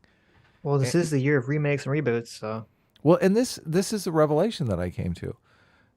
Trump will come up with these ideas that just are really never even, you've never heard in policy prescriptions. Like the whole idea of buying Greenland. It's like, oh, okay, that's a thing we can do? I had no idea, right? And this is one of the reasons why the drill baby drill, when he did his town hall, was so out of place, because it's like, this is your boring ass policy prescription from like 30 years ago. It's like, right. you're Trump. What? Come on. You've got, he always has these ideas. Didn't he come up with an idea for like a homeless city or something, or building a new city with affordable housing and shit? I was like, I don't wow, remember. this is kind of a crazy idea. But it seems reasonable. Yeah. I always feel like Trump has these policy prescriptions that are completely original, and that creates some sort of interest because it's something that we just haven't heard a million times before. And contrasting to Cornel West, I mean, he's got no new ideas. Yeah. I know. Did you see the big news about the aliens? I did see something about it. I saw Michael Shermer arguing on Twitter that aliens aren't real or something, and Elon Musk said, I haven't seen no evidence of aliens. So it's interesting. There's a guy whose literal job it was to be the liaison between Congress and whatever department of the Navy is supposed to investigate UFOs. Okay, that's interesting. And he did this job, I think, for 2 years. And he's come out now as a whistleblower to Congress claiming that the government is hiding information about finding extraterrestrial crafts, and that they're hiding this information from Congress. Who is hiding it? The military. CIA? The Navy. Okay. The military or whoever. The military is hiding it. The thing now, I don't know. It seemed like from the articles, it didn't seem like he firsthand witnessed any of these things, but he's saying that he's heard or seen reports of these things existing. And I think the thing that's making this story interesting, because I'm very skeptical about the government having UFOs or aliens or any of that shit. But the thing that makes it interesting is that supposedly this was his job, was to be the liaison to do this. And I think that's why this kind of makes this claim an interesting one. Whether it will show anything, whether it will result in anything or not is another question, but it's kind of a fascinating development in the UFO sphere. Well, the Navy pilots were the ones that pressured them to release all the footage that they had because they felt their lives were in danger. Like these things were tailing them in ways that were unpredictable. Right. Yeah. Right. So, and they have some of that footage. I mean, I think we looked at it on the show before. I mean, it's crazy footage. It looks like something is following them and moving independently as it's like going in one direction through the air. It just seems physically impossible. But isn't that footage like the footage is, it's like, isn't it radar footage? You're not really seeing like the visual image of what it really looks like. No, it's footage from the aircraft. Oh, that's right. But they also have it was like a visual distortion or not. Right. Yeah. But the reason why I don't think it is a visual distortion is they also have it on radar on the aircraft carrier. So they have two independent sources verifying this object. Right. Yeah. Yeah, that's true. That is true. That would seem to contradict that. Yeah. So, yeah. No, I mean, listen, I'm excited. We'll see. Well, we'll see. Maybe they're just observation decks for the people outside the simulation. Maybe we are in a simulation. Okay, Scott. And the people who want to watch the simulation people go to these observation decks. And that's what we're perceiving. Lennendorf is saying that footage was debunked. So. Oh, it was? I don't know. I don't follow the UFO stuff enough. Debunked by care. What? I don't know. The Navy released it. Let's see. I mean, they could be releasing it just to fuck with the Russians and the Chinese, just to be like, look. Aliens. Yeah. Stark for $5 says, Brianna believes that if a woman had Bernie Sanders' policies and Bernie Sanders' charisma, but was a man, that she would be president one day. That's funny. That's a good point. That's a good point, Stug. But that was Bernie Sanders. No, it's because we said we thought AOC is going to run for president, and Brianna said that if AOC was a man, she thinks she could be president. He could be president. And then Stug is saying Bernie Sanders is male AOC, and he didn't, Right, win yeah. this election. So. AOC has a much better chance than Bernie Sanders ever did. Right. I mean, I agree with that. AOC may be the first woman president. I think that's within the realm of possibility. It's possible, but again, I do think there's going to be a big woke backlash long before she gets to the age of running for president. So will definitely hurt her. They're going to pull the woke carpet right out from under her. I think they will. She's going to have a lot to apologize for. She's terrible. Libertarian Sasquatch for $5 says, criticism of someone isn't inherently sexist. It seems like you're contributing motives to people you don't like the criticism of. True. Magor for 4 months says, Sitch, happy 37th unique guest this year. Adam, happy 55th stream this year. Hopefully I don't mix those numbers up with something else. Well, thank you, Magor. Oh, okay. Is that true? Is this our 55th stream this year? No, I think he's pointing out our ages. Oh, I'm not 37. Yeah, I'm not 55 either. So okay. But good guess, I guess. Yeah, good guess. You're in the ballpark. God's joke for $5 says, people hate AOC because she's a socialist, not because she's a woman. If she was a man, she would be Discount Hassan. True. Discount Hassan. Isn't Hassan Discount Hassan? I should have brought up Hassan. I mean, Hassan gets so much hate, and he's a man. So I think that Brianna has a tendency, unfortunately, to assume sexism first until proven otherwise. And we have a filter of assuming not sexism until proven to be sexist. So. Which one's a better filter? I feel like the not sexism is safer. I don't like to wrongly accuse people of things. Yeah, I agree. I think we're more right than we're wrong. So, Jason Angel Fire for $10 says the fundamental difference in all man office that AC is going to be blasting, and all woman office will be hotter than the depths of hell. True. Right. Yeah. Good point. Yeah. But the question wasn't there is something why? I thought there was something that showed that men and women internal body temperature is off by like half a degree or something on average. Oh, really? There's something about that. Yeah. There's some biological reason for it. Men like the AC. Yeah, I think men's bodies run slightly hotter than women's. I know women regulate their temperature better than men do. That's interesting. They should be better than like maybe they're better at regulating when it's hot and when it's cold.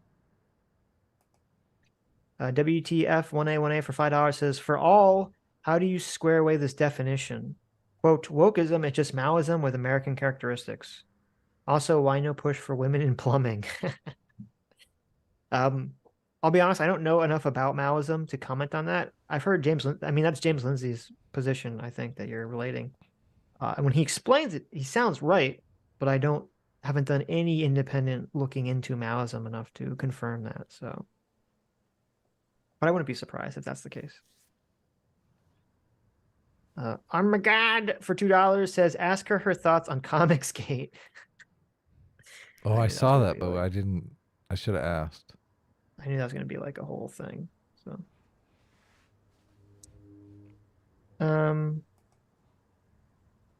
let's see. Did I read this one?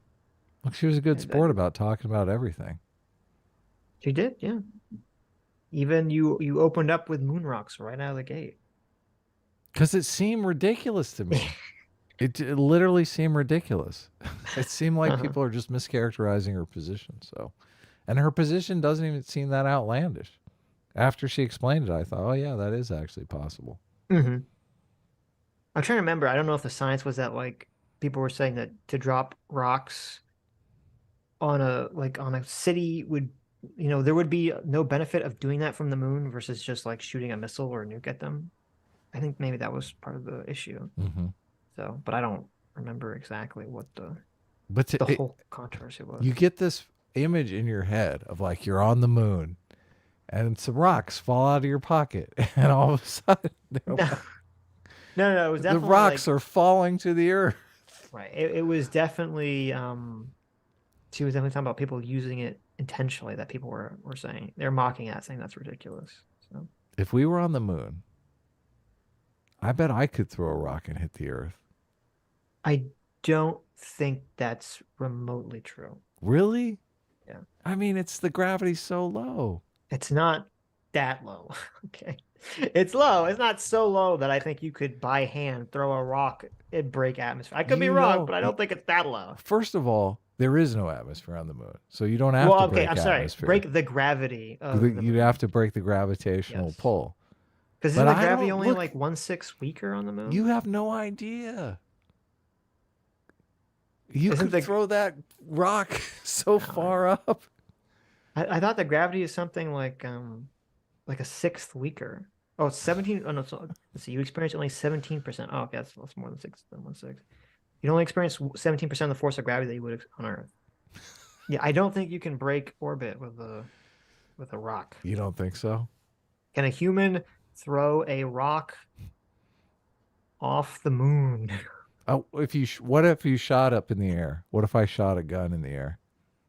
Well, I don't know. There's no air, so would that affect the bullet? Everyone's making fun of me in the chat. Chitachi, Adam did not do well in physics. No human is strong enough to throw anything from the moon and escape the moon's gravity. There you go. The moon's surface has 1/6 the gravity. Oh, I had it backwards. Okay, the moon's surface is 1/6 the gravity of the Earth. So you'd be able to throw it a few times higher than the Earth, but that's it. So no, you can't break. No one's strong enough to break the. Wouldn't you be able to moon's- throw it 6 times higher? You would presumably, yeah. But 6 times higher is not breaking. But it's the still orbit of the coming planet. down. Yeah. Damn it. Damn it. No, sorry, Adam. You can't go on the moon and just lob rocks at cities and just blow them up. Okay? Oh, that'd be so incredible. It would be. It would be. Libertarian Sasquatch for $2 says, "Devil you know is better than the devil you don't." There you go.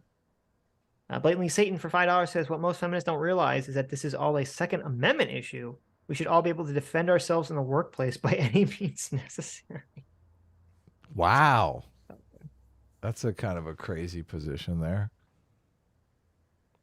Bra Moment for 7 months says, "Ask her if there's a trans genocide happening. If she brings up rhetoric or bills, how does that not relate to the sentiment for white people on the left?" Yeah, I saw it. I didn't want to go into the whole. You already had so much on our plate. I didn't want to go into the whole trans genocide conversation, but maybe we'll bring it up next time. I think she's against women, transgender women in sports, but we never talked about it. I think she said that last time, if I recall correctly. Right. I know she's against the whole blank slate thing. I know she's against the whole anyone's. I think she's against self ID or Yeah, strictly she self. sounded like she was. Yeah. So. One second. Where was I? Her and Anna can do the show together on the Daily Wire. There you go. Renault Rosaro is here for $2. Says, "Give boys their male spaces back like Boy Scouts." Well, unless they changed it, Boy Scouts is still male only space. So the issue was Cub Scouts could be mixed gender. I don't believe Boy Scouts could be mixed gender unless they've changed it recently. It's kind of off brand. Well, Boy Scouts is kind of like dying, so they're kind of trying to open up to save themselves. It's actually funny. Boy Scouts is run so much stupider than Girl Scouts. Girl Scouts, the people that run Girl Scouts are very intelligent because they diversified and they bought a bunch of land and they have a bunch of investment in a bunch of other things. The Boy Scouts never did that. So That's hilarious. They own a bunch of Apple stock. They have Apple and Tesla. Well, no, not like that. Much like so like when you're in Boy Scouts, you go to all these campsites and campgrounds. And very often those campsites and campgrounds are owned by the Girl Scouts of America. Because they had whoever was running it had the wise idea, like, hey, we're going to all these, camping locations. We should just buy them. That's hilarious. Guess the Boy Scouts didn't think to do that. So. They're like charging the Boy Scouts rent. I mean, yeah, you got to pay to go use all the resources there. So evil. Um, and also, I mean, I'm sure Girl Scouts makes a shit ton of money from their cookie sales too. Oh yeah, Boy Scouts don't do any of that shit. No, not. I mean, nothing on the scale of. There's some things. There's some equivalents, but nothing. Girl Scout cookies are a cultural meme. They are, yeah, it's true. Boy Scouts got nothing. No, no one cares about Boy Scout lasagna sales or Boy Scouts selling Christmas wreaths. Those are the things that they sold when I was. Did they really? Yeah. Lasagna? They couldn't even sell pizza? Everyone loves pizza. They got to sell lasagna. Lasagna, yeah. You can't even eat it with your hands. And I don't even like lasagna, so I was like, not a Oh, fan of this. But okay. selling anything that comes with a fork is not really a good business. Well, no. plan, So the guys. lasagna thing, it wasn't. So lasagna, it was kind of like you would go. It was usually to support the local troop. Like you would go to the location and have a lasagna dinner to support Boy Scouts, right? But Right. who wants to do that? It's easier to just buy a box of cookies you can eat in your house in your underwear. Yeah. So Stand out in front of the grocery store, you make $1,000. yeah, it's not. Boy Scouts needed some equivalent, in my opinion, to the cookies. I don't think they ever got there. I think the Boy Scouts did sell caramel corn. I think my troop did. They sold caramel popcorn. So Sweet. okay, let's see. Frito Ut Intelligenium for $5 says, "Hey, Sitch and Adam, been working on your JoJo stands, and I'm making sure you're both extra flamboyant just for you two." Great. That's what I like. Thank you. I wouldn't have it any other way. Right. Oh my God for $2 says Zoe Quinn lied. True. And oh my God for $2 says Zoe Quinn bullied a man to death. Yeah, she made I don't know if you know the story. Zoe Quinn made an allegation against someone. I don't remember if it was sexual abuse. She made some kind of abuse allegation towards someone, and they ended up getting fired from whatever development project they were on, and they killed themselves shortly after. Yeah, that's a sad story. So, yeah, it's pretty despicable. So Zoe Quinn's a pretty terrible fucking person. Didn't she talk with Anna Kasparian? No. Zoe Quinn? Anita Sarkeesian? Yeah, there we go. Anita Sarkeesian in front of Congress. The UN. Oh, it was the UN? Yeah. About bullying online, right? Yeah, I don't know if they did for Congress. I know they did for UN. But... Anita Sarkeesian and Anna Kasparian are kind of similar names. They are. That's true. They definitely are. Kasparian, Sarkeesian. Anita, Anna. I don't know anything about that. Evidently, Shu was involved in Gamergate, though. Yeah, Shu. Tweets that are still alive and on the internet from Gamergate. Shu, I can't believe you were involved with the heinous act, Gamergate. To be ashamed of yourself. I hope you apologize. She has a tweet here from August 28th, 2014 that says, maybe Anita was getting jealous of all the attention Zoe was getting. How dare. Okay. She has another tweet here from, what is it? What's the date on this? I liked her little picture. That was pretty good. This is September 4th, 2014. She says, I drew a summary of the past few days. Gamergate, Not Your Shield, Oppression Olympics, mental gymnastics, Mup Daddy Diddy. I don't know what that is.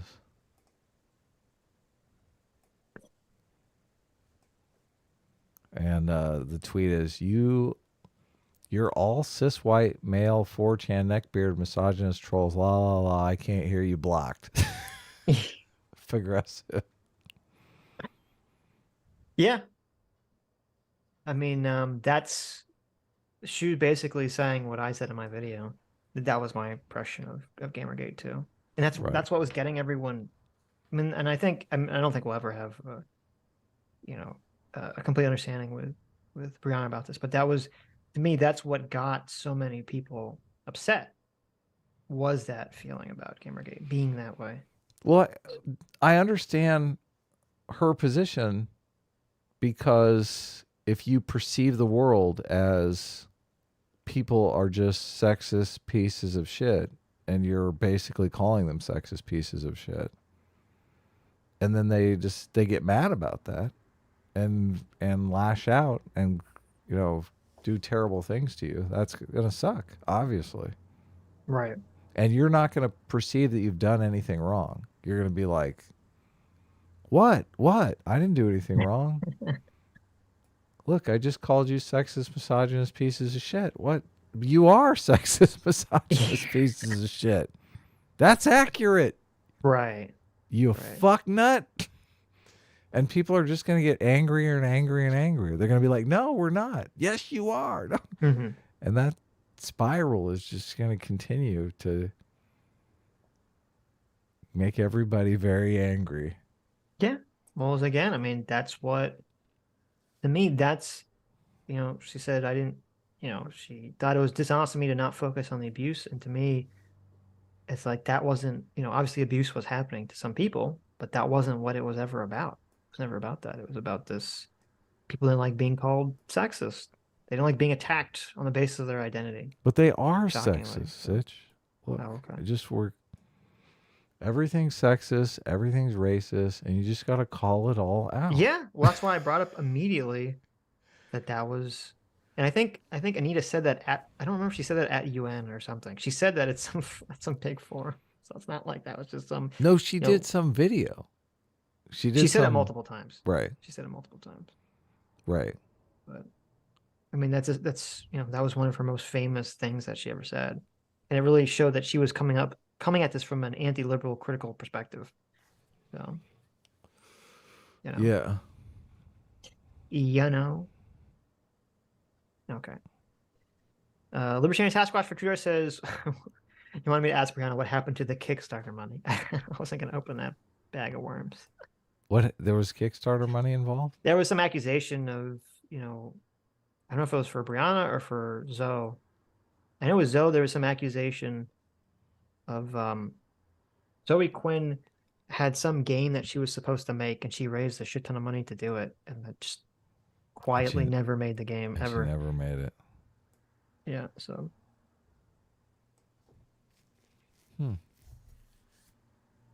Brick Nose for $20 says, you lied to President Sunday about reading $20 super chats during guests. That's funny. No, so it's just with President Sunday, I guess, I don't know if it was just because they were a lot more like, we didn't really have any, I didn't really know what we were going to talk about, and there's probably less to talk about, so we were more like paying attention to the super chats as they came in. And literally President Sunday started looking shit up on the internet. I was just trying to fill time. Right. And also, once he pointed out that it was bothering him, I feel like we kind of made us want to do it more. So. We did play it up a bit more after that. So yeah, you always gotta be careful. That's hilarious, though. But thank you, Bricknose. You were very generous this stream. But I'm glad I didn't get to ask all of them, but I asked, I think, like 95% of the questions directed towards her that we got in. She was a good sport. I even asked her ahead of time about talking about Gamergate.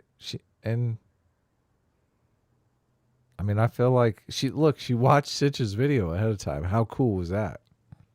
Because you sent it to her. You're like, respond to this.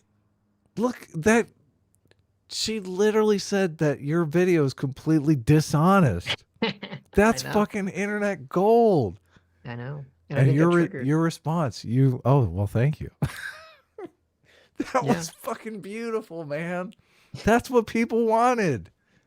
I just give people what they want, Sitch. Okay. Thank you, Adam. Look, if she didn't watch the video, she wouldn't have known about it. True. Your video, 1.1 million views video, yes. She brought that up. That was amazing. Look, I think she was a great sport. I think She her was, yeah. feedback on the video was great. I think Mm-hmm. the disagreement was great. Shu turning up in the chat and questioning the timeline was great.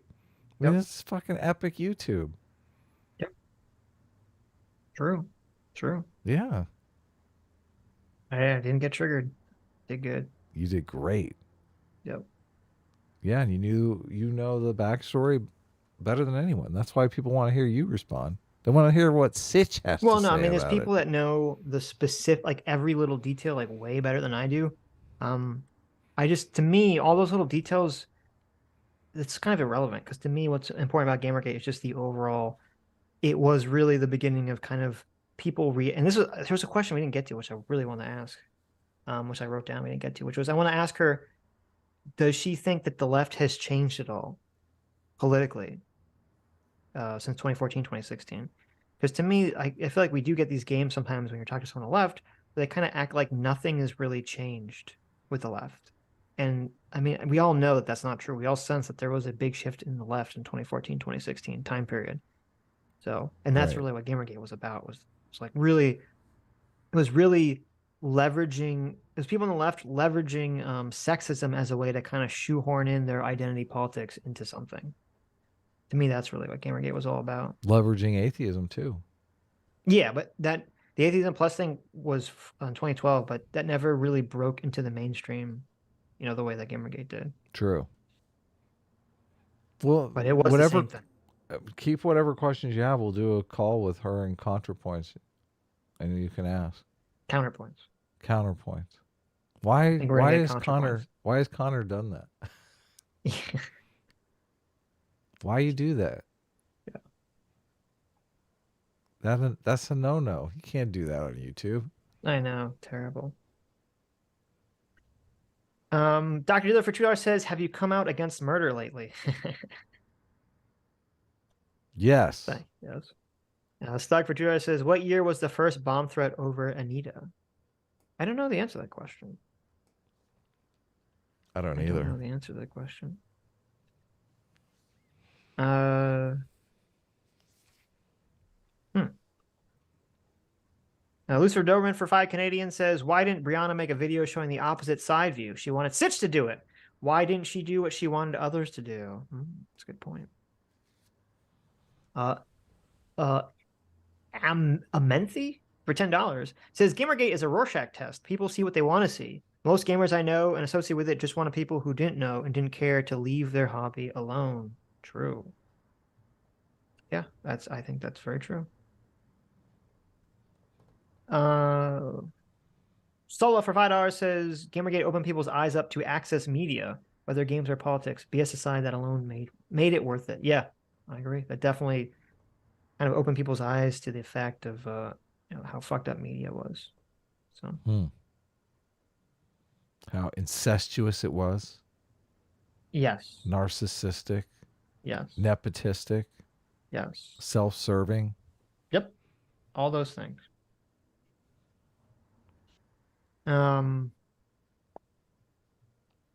Where was I? I read this one. There's some irony that Brick Knows for $10 says, I didn't read this one. Brick Knows for $10 says, "There's some irony that Brianna defended the game industry absorbing criticism from ANITA, but also agreed that modern games are dry and dull, not necessarily casually related, but censorship hurts art." Oh, hell yeah. That's That's totally true. true.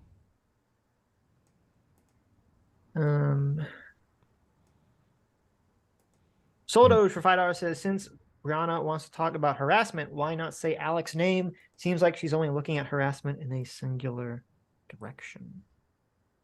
True. True. Alex is the guy that killed himself? Maybe. I don't know. Don't harass Yeah, people. Alec Holowaka. Holowaka? I don't know how to say his last name, but yeah, that's the guy. One of He you was sent her a nasty tweet and she read it. what? Oh yeah. I never heard that name though before. Yeah, I wasn't familiar. If it was like Lucifer the Doberman, I'd be like, Lucifer, what are you doing? Right. He was that he was a composer for a game called Night in the Woods. Oh yeah, I love that game. You've never played that game. No, I've never No, played that game. he said he was a designer for the game, not just a composer. He was a designer and a composer. So, and a programmer. So there's a phone game I have called like Night of the Woods that I play whenever I'm pooping, but it's a different game. Oh, a phone game? Yeah. Night of the Full Moon. That's the game. That's the game I play on my phone. Oh, fun. You don't Um, tweet? I try to spend less time on Twitter nowadays. Oh, good for you. I had some tweet that blew up, and I just muted notifications. I didn't respond to anything because I was just like, it When's just our exploded. When's our Freedom Tune coming out? I think he said Thursday or Friday, didn't he? I think maybe Thursday. Yeah. Yeah, the Carvanacle, you know that guy? Yep. Carvanacle. Yeah. There was some controversy. Socialist. He's socialist. There's some controversy. I'm sure you know. There's a preview for a Steam game about the Aztecs, where you played as an Aztec and you would like kill Spanish conquistadors and stuff. Wow. And there was Sounds controversy fun. because it made it seem like the description of the game and the way it looked, it made it seem like they were doing the kind of noble savage myth, like the Aztecs were some noble people that were just defending their lands from the evil Spanish conquistadors. When, obviously in reality, everyone should know that the Aztecs were like really horrifically brutal to the surrounding tribes, and that the reason the Spaniards were able to conquer them essentially was because they were able to basically have a coalition of other tribes against the Aztec to, fuck them over, Well, to attack them and destroy them. Didn't they go in and basically kill all the Aztec leadership and take over the leadership roles? And they already had all these institutions in place that were subjugating the surrounding people. That might have eventually happened at some point. I feel like that was a setup. That might have been, but I know that they couldn't do it themselves. I know the Spaniards had to team up with surrounding tribes against the Aztec. And as people like to bring out, the Aztec very famously would engage in lots and lots of human sacrifice. Yeah, that was their jam. Which would very often entail ripping someone's heart out while they were alive in a very brutal fashion. Mm-hmm. And so people were just kind of upset that the game seemed like it was making it out like, oh, these innocent, noble, savage, Aztecs, they're fighting for their freedom against these evil Spanish conquistadors. When, obviously once the Spain, came in, it's not like they were all roses and sunshine, and they weren't doing what they were doing to liberate the surrounding tribes. They were just doing it because of, gold and shit. But, people were just upset that it was this very one-sided thing. So after the pushback, it seemed like the Aztec game changed its description to make it sound like that you're going to get to play as a character who can either join the side of the Aztecs fighting the invaders or join the side of some native Mesoamerican fighting with the Spaniards against the Aztecs to liberate them from being sacrificed. Mm-hmm. And a bunch of lefties online got very triggered by this, and they said they caved to the Nazis. This is pro-colonialism. Oh my God, they caved to the Nazis. Blah, blah, blah, blah, blah. Like, I'm very triggered by this. Completely triggered by this. That's great publicity for the game. Yeah. And so the Cavical made a tweet about this, and I retweeted it with that meme. And it's got the Chad and the I saw saying, it. sorry, but the human sacrifices will stop. And the tweet blew up. Some people got very mad at me. So I just muted that. I was like, there's so many replies, I just muted the notifications. So if you replied to that, holy cow, this tweet did blow up. Jeez. Yeah, if you replied to it with something you wanted me to see, I didn't see it because it became one of those threads where there's like a million people arguing with each other back and forth, and they never untag me. So I just mute the whole thread because it's just, I don't give a shit about it. So if you tweeted me anything important the last day, I didn't see it. it got sucked into my mountain of notifications about the Aztecs. And there's so many people that were like, Sitch, the Spaniards weren't they didn't just bring like freedom to the Aztecs when they did that. I'm like, I know that wasn't the point, but okay. It was just a funny meme. People took it a little bit too on the nose, but okay. Did you do this meme? No. What happened here? You stole someone's meme? I stole the meme. I'm a meme thief. Yeah. I'm a meme thief. Yeah. And it's funny. I was looking for the meme that I posted. I was literally looking for it, and I couldn't find it on Google Images, and I couldn't find it on Twitter. So I opened up 4chan, which I haven't done in a long time, just to find this meme, because I'm like, I bet you it's on 4chan. When did you see this meme first? I saw it I saw it on Twitter at some point, but I couldn't find it again. Sorry, but the human sacrifices will stop. Yes. But I was like, I bet you someone on 4chan has posted this meme in relation to this news, and lo and behold, I found it, and I couldn't believe it. They have this new thing on 4chan. I've never seen anything like this. So, like on 4chan, like years ago when I still went on 4chan, they changed it so every time you post a reply, you had to answer a CAPTCHA. But it used to be like, click every car or click the sidewalk. The ones that we're all kind of used to. Oh yeah, those suck. I hate those. Yeah, they've somehow constructed a CAPTCHA for 4chan that's literally the most difficult CAPTCHA in all of reality. I can't imagine. It's like this jumbled picture, and there's a little slide bar, and you have to slide the bar to line up the fucking jumbles to say letters and numbers. And even when you get it correctly, you can barely fucking make out what it's supposed to say. I've never seen anything like it. It's the worst like CAPTCHA a slide puzzle. It's like a slide puzzle, but even when you line it up, you can barely fucking read whatever the message is supposed to be. That sucks. Can you imagine? You they give you like a slide puzzle of just a blue square. It's like, you should really see it. I should show you a picture. It's literally like when you're looking at it, you just see a bunch of black lines on a white background that don't look like anything. Wow. And it looks like a bunch of static, and you're supposed to line up exactly properly to show you letters and numbers. It's just geez. I'm like, what is this? I could probably do it in a millisecond. You would be impossible to do. I was like, what the fuck is this? This is insane. There you go. People chat saying, it's proof that I'm a robot. There you go. He found out. It's true. Let's see. I can't believe you don't know the story of the Spanish conquistadors and the Aztecs. No, they talked about it in Guns, Germs, and Steel, didn't they? Or one of these fucking books. Narrow Corridor, one of these books I read. I remember them talking about it. The Spanish conquistadors asked them to bring all their gold to, I don't know, some hut or something to fill it up with gold, and then they lit the hut on fire and just melted down all their gold artifacts. It's like, what a piece of shit. Right. Can you imagine that? CT says it's in Why Nations Fail. Okay. Yeah, it's one of those million books I read. So.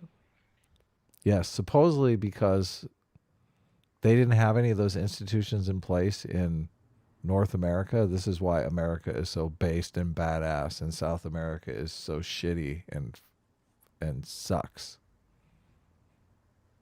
Yeah, but it's but they're saying that the fact that they had these institutions actually ended up hurting them. Yeah. Right. They had all these extractive institutions like slavery and all these institutions in place that the Spanish conquistadors just, took advantage of. Right. And the British were like, hey, we should do that. Let's go to North America and try. And then they showed up, and it was all decentralized with the Native Americans. They were all in small tribes just fighting against one another. Yep. Yeah, they didn't have huge systems of enslaving one another. Well, there's a very interesting theory. I don't know if it's true or not, where they think that the North American Native Americans existed in some sort of post-apocalyptic reality where there was some massive society of Native Americans that eventually collapsed. Yeah. Really? 100 years prior to the Europeans showing up or something. Really? That's fascinating. So they did have some sort of Incan Aztec society, but it all fell apart. Supposedly, I don't know how accurate that is. Yeah, who I know it's a knows? theory. I think they thought they were in like, I'm sure someone in the chat knows. I think they thought they were in like Mississippi or something, or Louisiana or something. Right. Brick Nose for another $5 says, sorry, Brianna, but people getting mad at accusations, quote, suggesting some truth is wrong. Should black people laugh at racist stereotypes if they're true or they're true? No. William Rex for $5 says, watching your Sunday stream, quote, what, why would you think phrenology would be used to justify racism against non-whites? It's high-minded science. There you go. Who said that? That's not true. William Rex, yes. I'm assuming they were joking. Phrenology's terrible. Don't fall for it. Yep.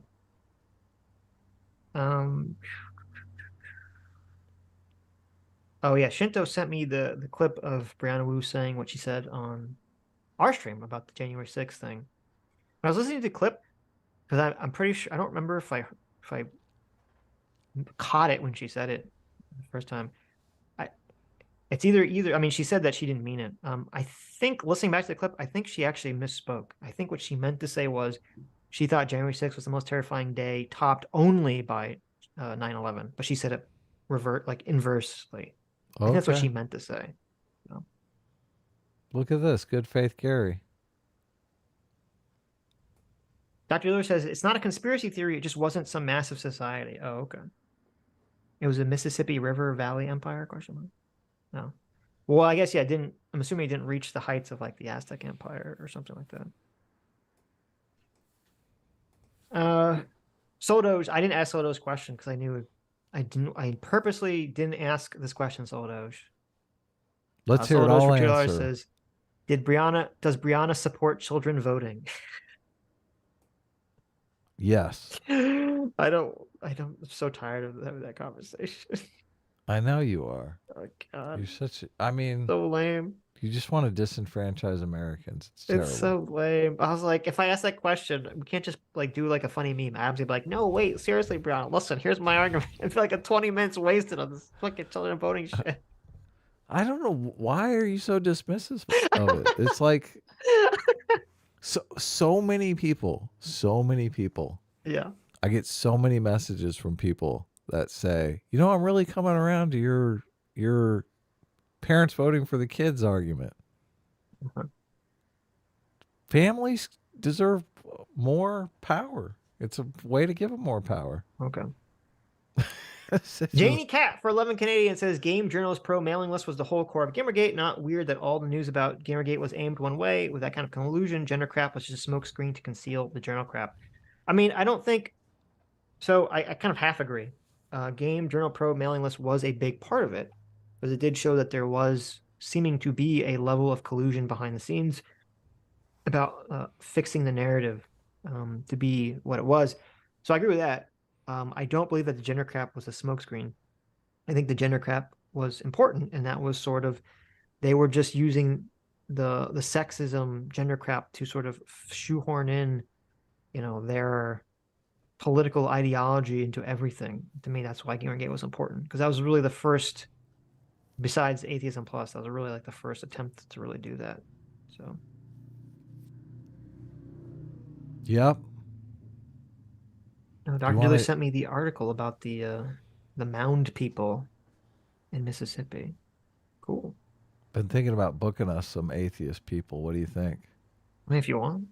I don't think we're really gonna have that much of a disagreement with most atheists, but I mean, I'm not gonna argue in favor of God to an atheist. That's like retarded.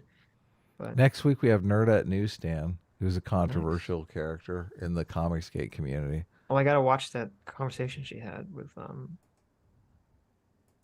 who did she talk to? Organized Chaos. Oh, with Organized Chaos, right? With Dane. Yeah.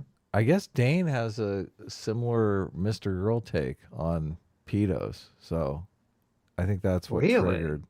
That's what triggered Nerdette Newsstand. Fascinating. Okay. And we have on the 20th, we have Vito. Nice. Is coming on. I don't know if you watched the thing I sent you where Vito basically said that he made a bunch of mistakes on the internet and has really damaged his reputation, and a lot of it had to do with supporting Mr. Girl, and I was like, okay, I got a soft spot for this guy. Well, that's interesting. Wow. Okay, so a lot to talk about. Yeah. Yeah, exactly. So yeah, well, that was an interesting. I guess he was on Flashcasts. So that was interesting, but he's coming on. We actually set up to talk to him before the Flashcast thing. I was a little. I had some trepidation about him coming on because he's kind of a controversial character, and it seems like him and Dick Masterson are kind of at war with Eric July. And to be honest with you, it's a war I don't want to get involved with. So, but on that episode of Flashcast, it seemed like they were trying to bury the hatchet with Eric July, which I thought was a good thing. Unfortunately, the very next day on Twitter, it seems like the war has flared up again. So, yeah. Well, we can talk about it. That'll be fun. Listen, we're not afraid to talk about anything to anyone here at the Sitch and Adam Show. Okay. Yeah. Hypothetically, we don't choose sides. Look, I didn't want to have that conversation with Mr. Girl, so there you go. I'm a little bit of a glass house over here. Well, there's not wanting to have a conversation with someone because you think it's going to be frustrating versus being afraid to have a conversation with somebody, right? So. Well, I don't want to have a conversation over his wanting to normalize pedophilia. I don't. Here's what we'll do. It'll be perfect. We'll have Vito on. We'll ask him his one-sided opinion on the situation. Maybe they'll get Eric triggered enough to come on, and then he'll have to give his side of the situation.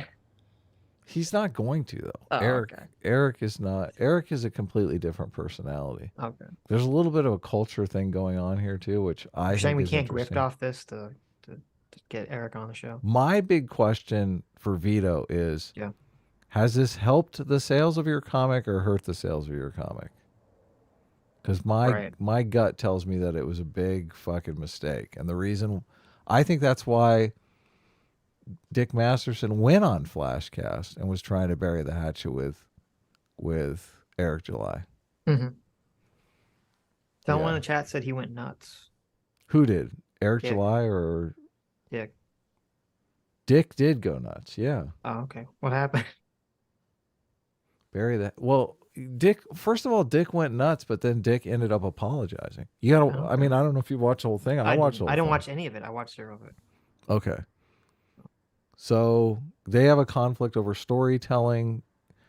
Dick is going in there saying, you made mistakes in your story, and he's going to try to educate him on it. Like Ethan Van Sciver had the best advice. He's like, Dick, this guy doesn't know who the fuck you are. In order for someone to take your opinion seriously, you've got to get them to, respect you. And everything you've done just has created ultimate disrespect. So it's like, it's going to fall on deaf ears, which is accurate, completely accurate. So even if Dick is making good points, it's not gonna land. So and what's the point if it's not gonna land, Sitch? There is no point then. Yeah, might as well just do it to your own audience. Why are you there trying to educate Eric July on your fucking opinion? Ostracy for $20 says, speaking of Shu, I'm very happy to say that all my Gamergate alt-right misogyny is entirely because Shu groomed me. True. Shu did a little grooming of you too, right, Sitch? I mean, she did, yeah. I was a good lefty until Shu groomed me. Yeah. It's true. To be an evil Nazi. Let's see, I read that one. Read that one.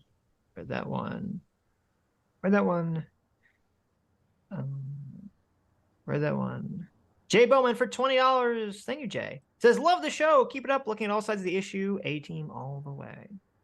There you go. Nice. Thank you. A-team. Woo! Potro for $5 says, if Brianna and Connor start a Sitch and Adam-like show, I think J-Mac would be interested in investing. Sure. Maybe. Read that one. Read that one. Read that one. Read that one. Read that one. Read that one. Read that one.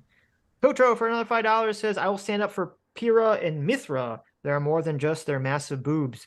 It's just JRPG storytelling, which makes it long, but good storytelling. I haven't played this game, so I can't comment.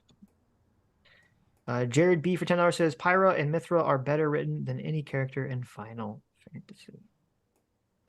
All the busty ladies in our comic all have very fleshed out backstories and storylines and stuff. So why'd you use the word fleshed out? It seemed appropriate. Ostracy for $5 says, as a fellow college dropout software dev, Brianna's correct about the lack of degree in a dev work. Yes, mattering, yeah. Sure. Brianna's wrong about Pyrrha. It's okay, though. Many people get distracted by anime booba and miss the deeper story of her regret, pain, and desire to end it all. There you go. Yeah. Oh, can you take over? I gotta go sure. okay for a second. I mean, I wasn't following along. Where are we at? Doesn't matter. Let me talk a little bit about, I did notice, let's see, I can respond to, who's here in the chat? My Dumb Movie says, My Dumb Movies is questioning my narrative on Dick Masterson bearing the hatchet on Flashcast. And I do think Dick Masterson went in there and was kind of stirring things up in the beginning, but ultimately Dick Masterson apologized to Eric July, and then Eric seemed ambivalent more than anything. And I do feel like Dick Masterson was trying to cool the situation. Dick Masterson left. He seemed to leave on good terms. I think Flash started poking at Vito a bit with some accusations that made Ethan Van Sciver uncomfortable, because they seemed like, the kind of accusations that you'd want to respond to, and Vito was in the chat and wanted to come back on, or wanted to come on and respond to them. So I think Ethan said we should make that happen. Vito came on, and I believe it, because it's Eric July, I think, is kind of sees Vito and Dick Masterson as a team. So he's kind of putting them both in the same characterization over this story dispute. And so Eric July actually left while Vito was on. Vito said his piece, but Eric July came on as Vito was leaving. So they kind of missed each other. But it seemed like Eric July was prepared to engage with Vito, that Vito had done enough, making his position clear, that Eric July felt good enough to actually engage him on whatever he wanted to engage him on. But I think Eric July just wanted to say, listen, my comic book was hugely successful, and you're just talking shit and you're jealous, and I don't need to take advice from you because I'm already a giant success. So, and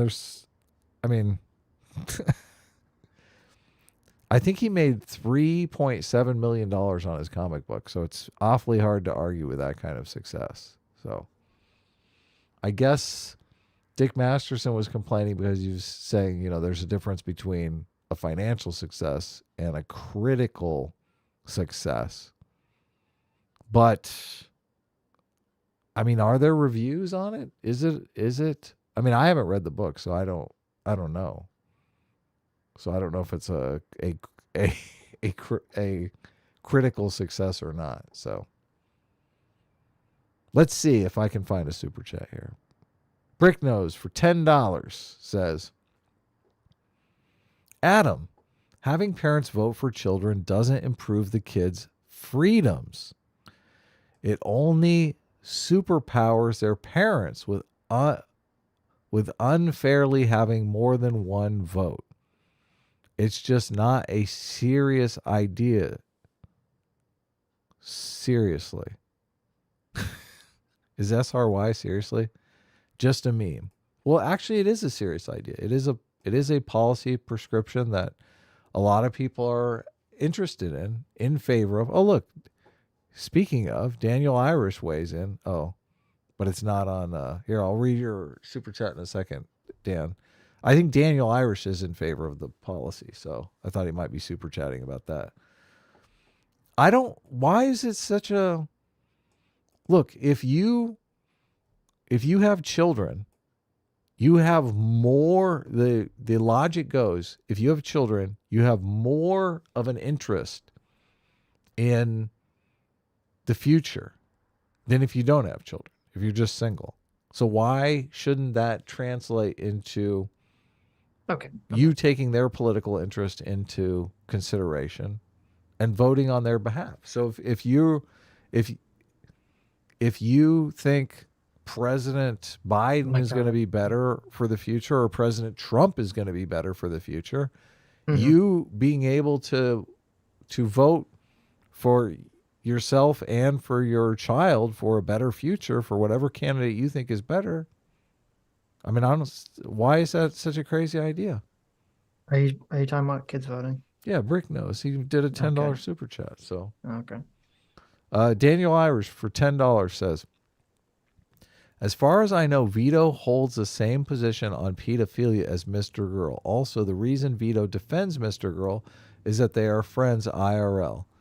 They went to high school together, just FYI. Yeah, Vito made that. Really? Vito made that clear in the Flashcast thing, Daniel. I don't know if you've watched that, but Vito said, look, Vito defended Mr. Girl, and he started getting the same kind of accusations that Mr. Girl gets. Okay. He says unfairly because he says, look, I'm not a fucking pedo. It's bullshit. But Vito, there's this thing called psychological reactance. It's that feeling that you get when people tell you not to do something and it makes you want to do it even more. Vito has a lot of psychological reactance. So when people started making these accusations about him, he thought it would be funny if he leaned into them, which is kind of the same thing Mr. Girl did. Mr. Girl thought it would be funny, if he made a music video about how he's a pedo, right? I don't think that's a good strategy. I think that's a dog shit terrible strategy and a way to just end your internet career just forever. And Vito basically admitted this on Flashcast and said he had come to this conclusion himself, that he made these jokes, leaned into it, and that was a catastrophic mistake. And now he's got this reputation that he has to fix. And it's very difficult to fix because you have all these people out there that just know the meme. Look, his name is Vito. That's not helpful. What does Vito rhyme with, Sitch? Any ideas? Pedo. Yeah. That's not helpful. Yep. I never noticed that till you said it. So yeah. Yes. So he's got an uphill fucking climb. So, but the interesting thing about the situation, like Vito just basically, prostrated himself to the audience and said, look, this is a situation. And Ethan Van Sciver said, this has happened to me, not with the pedo thing, but with the Nazi thing, because when all of his coworkers at Marvel started calling him a Nazi, he did the exact same thing. He kind of leaned into it. He's like, no one would ever believe I'm a Nazi. And so he had fun with the jokes. And then after a while, he started realizing, damn, these fuckers do think I'm a Nazi. Right. Yeah. So he has done a lot of work to kind of rehabilitate his reputation in the same kind of way. And he feels bad for Vito. I kind of felt bad for Vito. So the advice Ethan Van Sciver gave to Vito is good advice. Just don't bring this up. Don't talk about it. Don't try to let it go. Other people will want to bring it up, obviously. But Vito said, look, I'm an honest guy. My audience ribs me about it, and I can't, what am I going to do? Just ignore when they rib me about it? I mean, what's your take on that, Sitch? Maybe he should ignore it. I mean, I think if he wants to bring it up one time and give his take on it, and then just not bring it up anymore, that's fine. Because people will bring it up. People will bring it up forever until the day he dies. So it's But I think it's good to have your correct take out there. And then you can move on. And whenever someone brings up, you just point to it. So what is even going on with Mr. Girl? Is he even a thing anymore? I don't know. I don't know. I saw him try to tweet out his Destiny manifesto the other day, so I guess he's still around somewhere. Oh my God, the video version? No, it was the text version, I think. Oh, okay. So, anyways, did you read? Where are we? Did you read all the ones? No, I just read 2 super chats. Brick Nose on children voting or on parents voting for their kids, and Daniel Irish on veto. Okay. On veto I'll say it. CT for 2 Canadians says, disagree losers. I like not being vulnerable. There you go. CT for 2 Canadians says, we've established I can 1v1 a dragon. I'm immortal. Sci-fi is life for $5 says April had a perm, not an afro. There you go. Oh, she Airplay did? for $5. There's Airplay. Says Gamergate documentary film here. Just watched What is a Woman and absolutely hated it. Working on the written review right now. Really? Wow. Interesting. Asmi for 2 months says, are asexuals incels? Because apparently they don't have a sex drive because of their quote birth ? They could have sex, but then wouldn't that make them vol cells? I mean, if you're asexual by choice, then you're not an incel. Definitionally, right? You'd be a vol cell, but yeah, but if you are an incel because you can't get some, don't have the biological urge, then then you wouldn't involuntary. Oh, I see what you're saying. I mean, I guess technically yes, but that's not the way that people use the term incel. So usually incel refers to someone who wants to have sex but doesn't. No, I think asexuals are incels. I disagree with you, but okay, thank you. We don't need to complicate every term in reality, all right? I think sometimes you have to go with what you know people mean when they say the term. I think heterosexuals should be able to vote for asexuals. Okay. Mason Jordan for $5 says, y'all got to set up a stream once a week or a month, something where you just talk about movies, anime, books, anything, etc. Just something besides crazy politics. Yeah, we've talked about doing that, and we might do that once the comic's done. So yeah, we definitely talked about doing that, and we would like to do that. I think both of us would like to do that. Yeah, we like talking about movies and stuff. Mm-hmm. RBGH fan for $5 says, I don't believe Brianna's stance on objectifying women characters in games is okay in reality, but a problem in perception for hiring practices. That's interesting. Credo Ut Intelligium for $5 says, Sitch, do you like cowboys? Your JoJo outfit is one, but like a little Nas X type cowboy. Oh no. Wow. No. That's a gay rapper, right? Oh no. What have we got into here? I mean, I guess Nas X basically looks like a JoJo character already, so I guess that makes sense. Kind of, yeah. Yeah.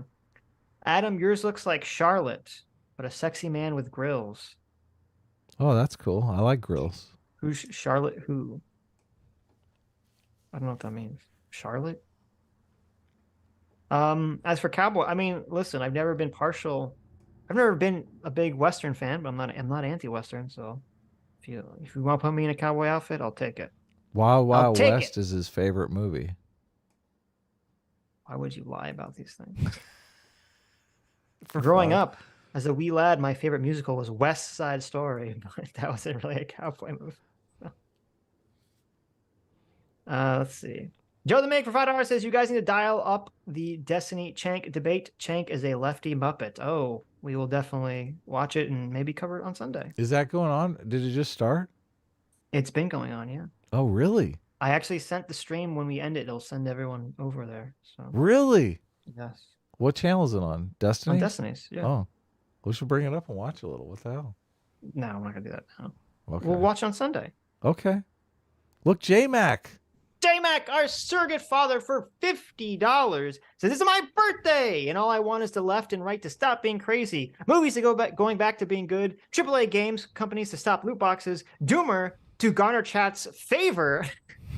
And A Demon S-Class to get along. Is that so much to ask? Well, thank you so much, our surrogate father, producer of the show, J-Mac. Everyone give him a big, Happy birthday. Yes, happy birthday.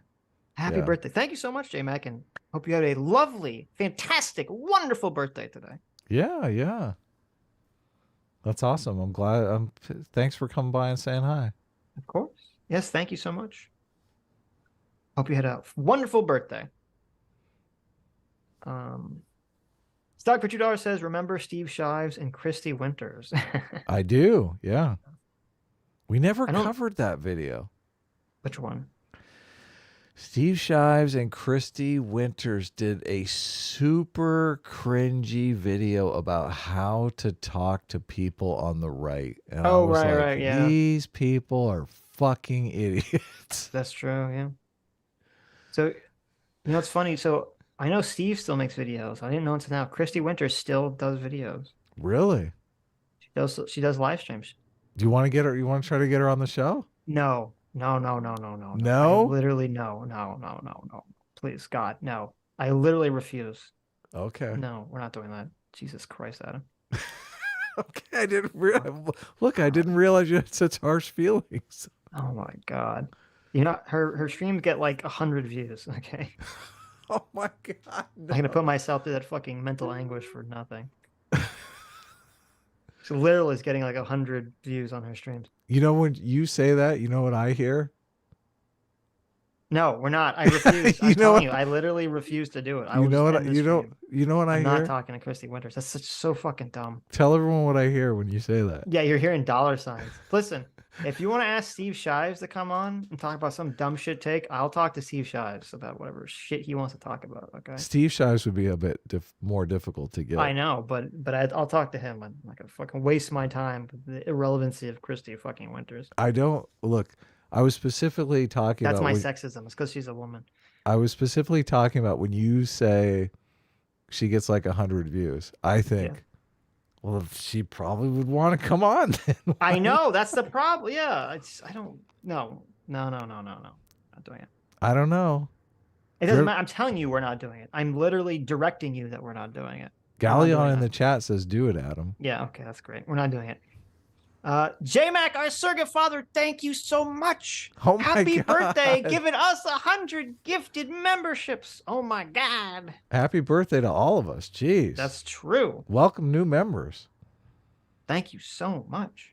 That's literally 25% of the people listening to the live stream right now just became free members. That's right. For all the people that stuck around, even during the Chank debate, you all rewarded with membership. Look at this. There you go. But thank you so much, J-Mac. You're so incredibly generous, the father of us all. J-Mac. Okay. John Benor for 8 months says, I'm in the past, but I got a bunch of books for Adam's reading list. They are real books, not Audible. I got a bunch of books from Adam's reading list. Yoro S-Class is the best class. Well, thank you, John. I'm glad you're enjoying Adam's books. That Labyrinth book that we talked about on the Sunday stream, I finished it. Oh, man, it's so good. It's so good. End Time Memes, thank you so much for being a Funeral Seeker for 8 months. Says Destiny's debating Chank, and it's hilarious. Can't wait to watch it. Yeah, me too. PC for Joe says CAPTCHA are just us training our future AI rulers. True. Yep. Galen the Driven for $10 says get TJ and G-Man to debate God. Drunken Peasant throwback lore. Drunken Peasants is the podcast that killed Milo. Really? I didn't know. Oh, that's true. That's true. It was. Milo said all his stupid comments on Drunken Peasants. I thought he said the pedo thing he said on Joe Rogan, I thought. I don't think he did. I really think he did, but okay, maybe he did. I asked TJ about coming on again, and he hasn't responded, so he might have ghosted me. I don't know. Okay. He didn't unfollow me on Twitter or anything, but maybe he's just busy. I don't know. You read Bricknose's... Oh, yeah, you read Bricknose and Dano Irish, right? I did, yeah. Very Original for 5 Canadian says, hey, I have an Orwellian doublespeak term for your drug prisons for the homeless. Sober exit housing. Oh, that is good. I love it. Sober exit housing. That's great. That is That's good. A great term. Sober exit. You have to be sober to exit. Yeah. But it sounds like nice. Yep. Yeah. DT says no, it was DP, but people were saying it was also on Joe Rogan. Maybe he said it on both. I don't know. Well, I think he said it on DP, and then Joe Rogan asked him about it. Oh, maybe. That would make sense. Because it was like a big controversy. Well, because I thought the whole thing was that I could have swore he said the comment on Joe Rogan like a year before it like picked up traction. Because I remember hearing it on Joe Rogan, and then like a year later, all of a sudden it's like controversial. I was like, oh, that's interesting. Okay. William Vance for 12 months of being discipline equals freedom. Thank you so much. Says all the people saying no to proxy votes for parents are just mad because they don't have kids and believe they never will. They just want to protect their dead end genetic political power. Go A team. Yeah. True. All these genetic losers. Yeah. They don't want the voting power to us. Oh, wait, I don't have any kids. So what am I talking about? To you. Brick Nose for $10. Thank you, Brick Nose. Brick Nose has been funding us today. I know, Says, Brick Adam. Nose. Very generous Brick of you. Nose. Base Brick Nose says, Adam, because most parents don't care about their kids' political takes, nor should they. It's debatable people with more kids care more. Childless adults are focused on working and not just banging. Okay. Bondu for $5 says, I actually used Adam's arguments on voting with the lefty. Kind of tweaked it by saying lower income people have more kids. He came around to it by the end. That's funny. Look at that. Right. When this is when this policy proposal goes into effect, Sitch, I'm just going to laugh. I'm going to be like, Okay. It's never going to happen, by the way, but that's fine. We already have a senator who's talked about it. Okay. PC for $10 says, Adam, you definitely won me over. The kids should receive a vote that their parents claim until they're adults. What's that? No, just because I recently... What's that? It's not just because I recently became a parent. Doesn't make me biased at all. That's true. You did. Yeah. Again, congratulations. A new father. Yeah. Right. It's your extra vote. Look at that. You just got an extra vote. There you go. You earned Stuck it. for $2 says, what's your favorite thing about Christy Winter Sitch? My favorite thing is that she's irrelevant now. That's my favorite thing about her. Blaine's the Skateboarder for $5. Blaine's the Skateboarder for $5 says, not just those watching. I get the free membership email when I'm not watching stream. I'm a 5 JMac months now going to see... Jesus, I'm at 5 months from JMac now going to see FFX no stream tonight. I don't know what FFX is. Well, I mean, it's Final Fantasy X. I don't know what you're referring to it now, but I'm glad JMac was able to procure you 5-month membership at Blaine. So that's cool. Good. I almost got a free membership from JMac on EFAP, but I wasn't quick enough. Oh, okay. So let's see. Let me look at stream mobs real quick. Dr. Diddler for $2 says, I personally received death threats from Alphabet Soup activists on Twitter. Major news outlets have so far shown little interest in calling this out, but I'll keep you posted.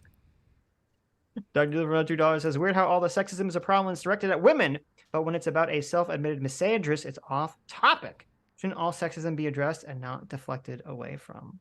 Yes, I'm glad I brought that up. It was interesting. Brianna did want to change subject very quickly after that. So, did she do a whataboutism? No, but just sort of she was talking about that one person that was receiving harassment, and I was like, well, I mean, maybe she was receiving harassment because, you know, she said all this like very explicitly anti-male things in the past. So right. Dr. Dealer for $2 says, I only watched the Sargon debate last night. Man, how did he wrong warp into Christian conservatives of the 90s? Can't help but feel sad and lose some respect. Wow. Well, there you go. Yeah. First of all, hats off for using the term wrong warp. That's a nice reference. But what are you going to say, Adam? What's a reference to?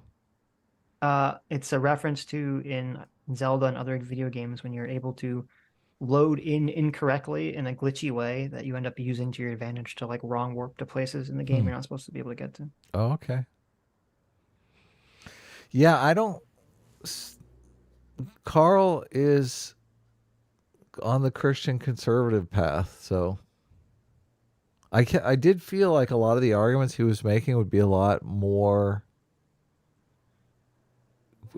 acceptable if you had if you could turn to the God thing. Well, not acceptable, but you understand the basis of what he was trying to lay out. So. Yeah. Yeah.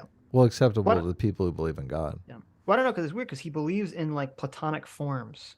And I don't know how that works. Unless he believes in a collective unconscious or something. Without God? Without God. Yeah, I don't You're know how such a Platonic forms works materialist, without God, Sitch. but- Such a Okay. materialist. I literally the only one person in that call out believes in God. So Such a anyway. materialist. Dr. Dealer for 2 hours says the funny thing is we could get footage of a genuine UFO with an alien on top of it, and we become a meme within 2 hours and get tons of edits. That is true. Yeah. That is true. Stock for 2 hours says we need to quote socialize children in a manner which is conducive to positive mental health, not put a band-aid on it with more services while continuing the same socialization approach. Yes, this might be largely gendered. I mean, I agree with that. Socialization is the thing that we're arguing over. Yeah, how to socialize. Yeah, yep. True. Galen, the Driven for $5 says, Adam changing hearts and minds. A-Team reigns supreme. Of course. It's all about hearts and minds. All right. Anyways. Get to go watch the Destiny debate. Thank you all for coming. Thank you all for your incredibly generous donation. Thank you, Brianna, for coming on. It was a very interesting, enjoyable conversation, even when we disagreed. And of course, happy birthday again to our surrogate father, J-Mac. And of course, you who have made it to the end of the stream, you who are the true freedom seekers, we salute you all. And we're going to send you over to Destiny versus Chank, and we'll see you all on Sunday, where we'll probably cover that exact debate. See you all Sunday. Bye-bye.